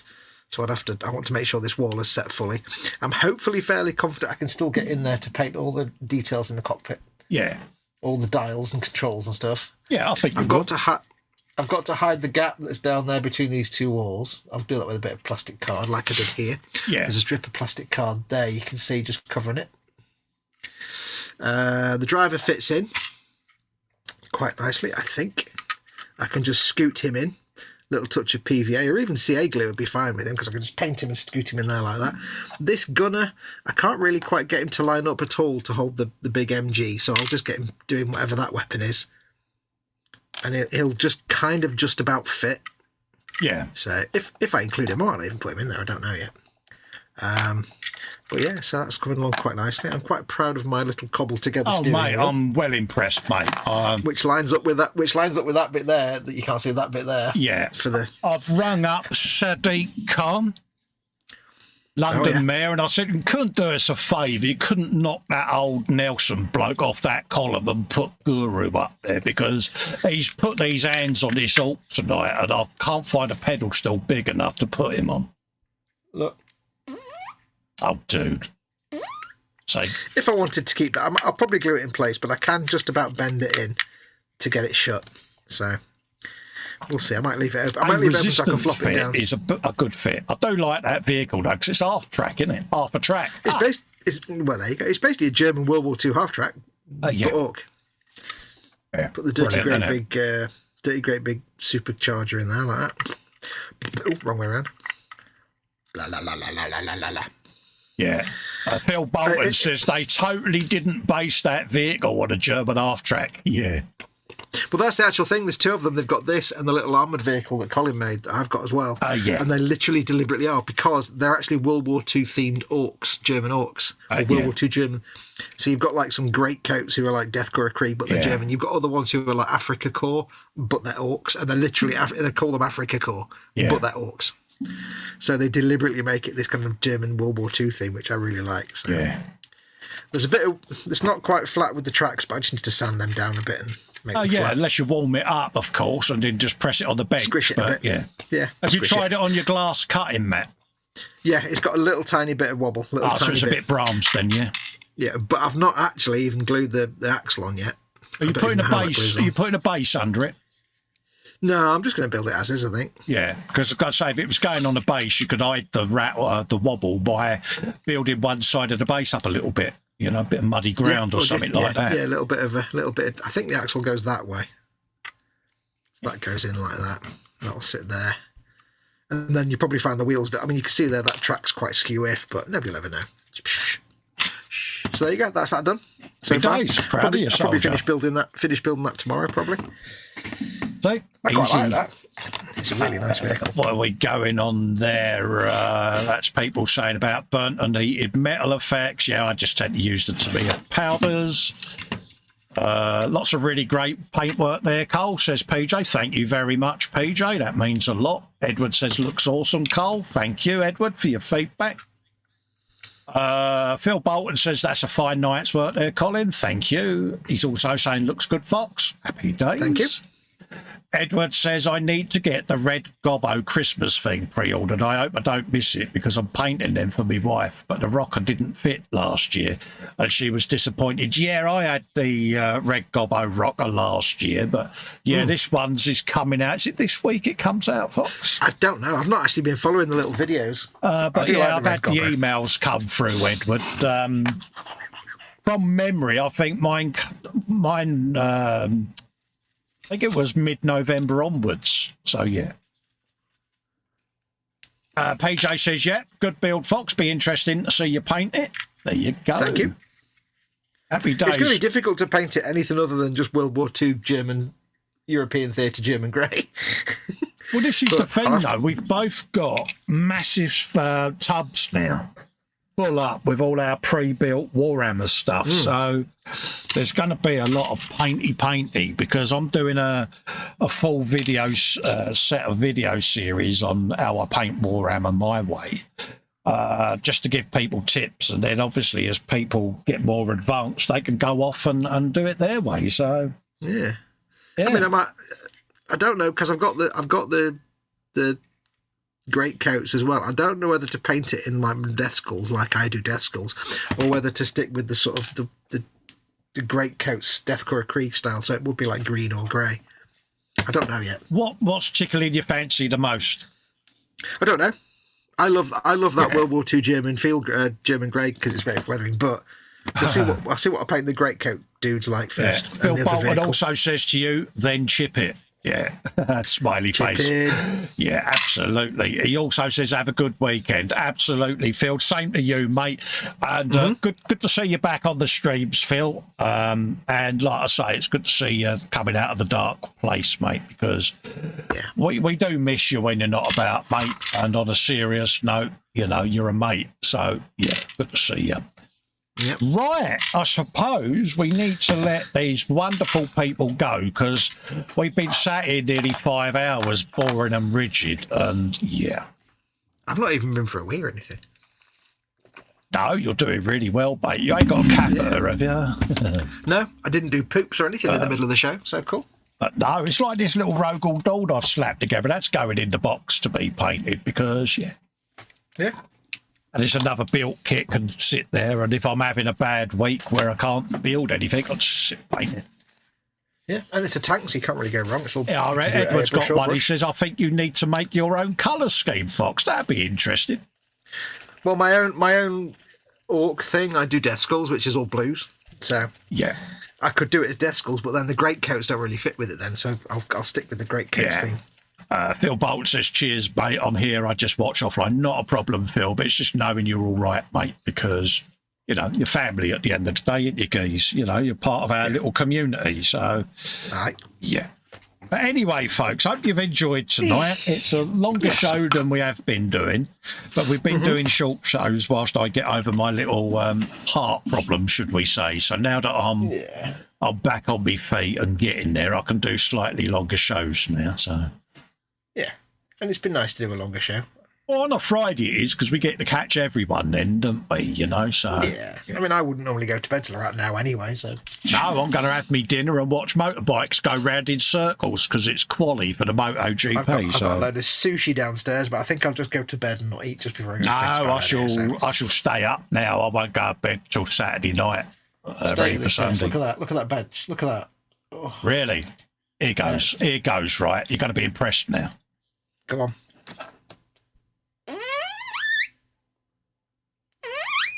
All neat. See? Ready for the next one. You can't see a big cardboard box full of all the crap and junk behind him, though. You just shoveled off the bench. There you go. But, yeah, there you go, folks. So, big thank yous for each and every one of you that's come and joined us. Thank you all for the super chats. It really does mean a lot and helps keep me going, helps keep the content coming. Hopefully you can take away something from tonight to help you with your projects. And well, you know what we forgot to do the pound for a minutes of silence. Do that next time. Yeah, we can do that another show. Yeah, bless.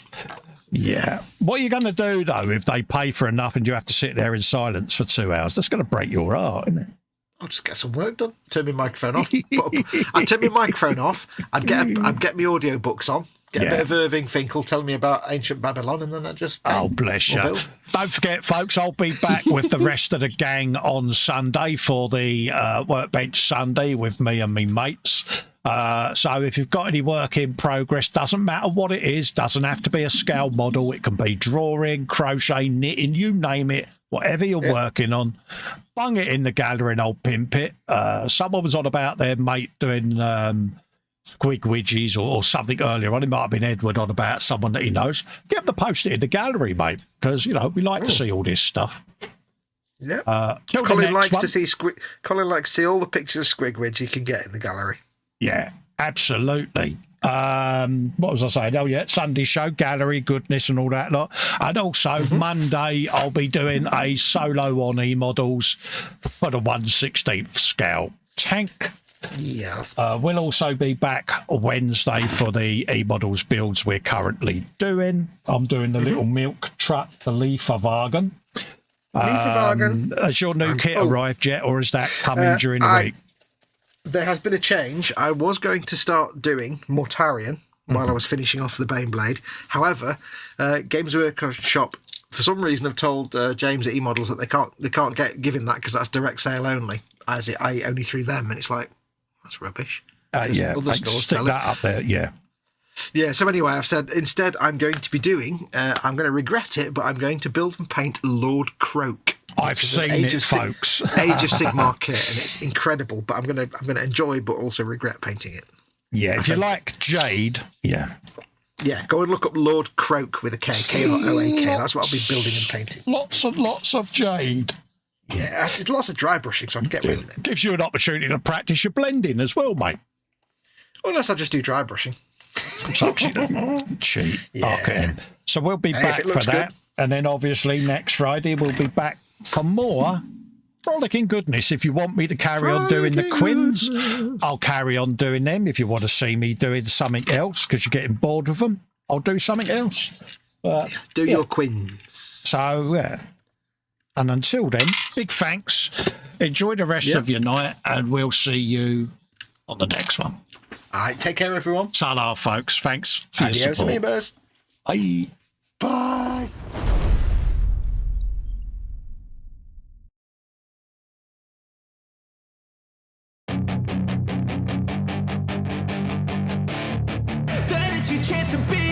Hey kid, don't ever let them get inside your head. They'll tell you what to do in life instead of everything you know that you could get.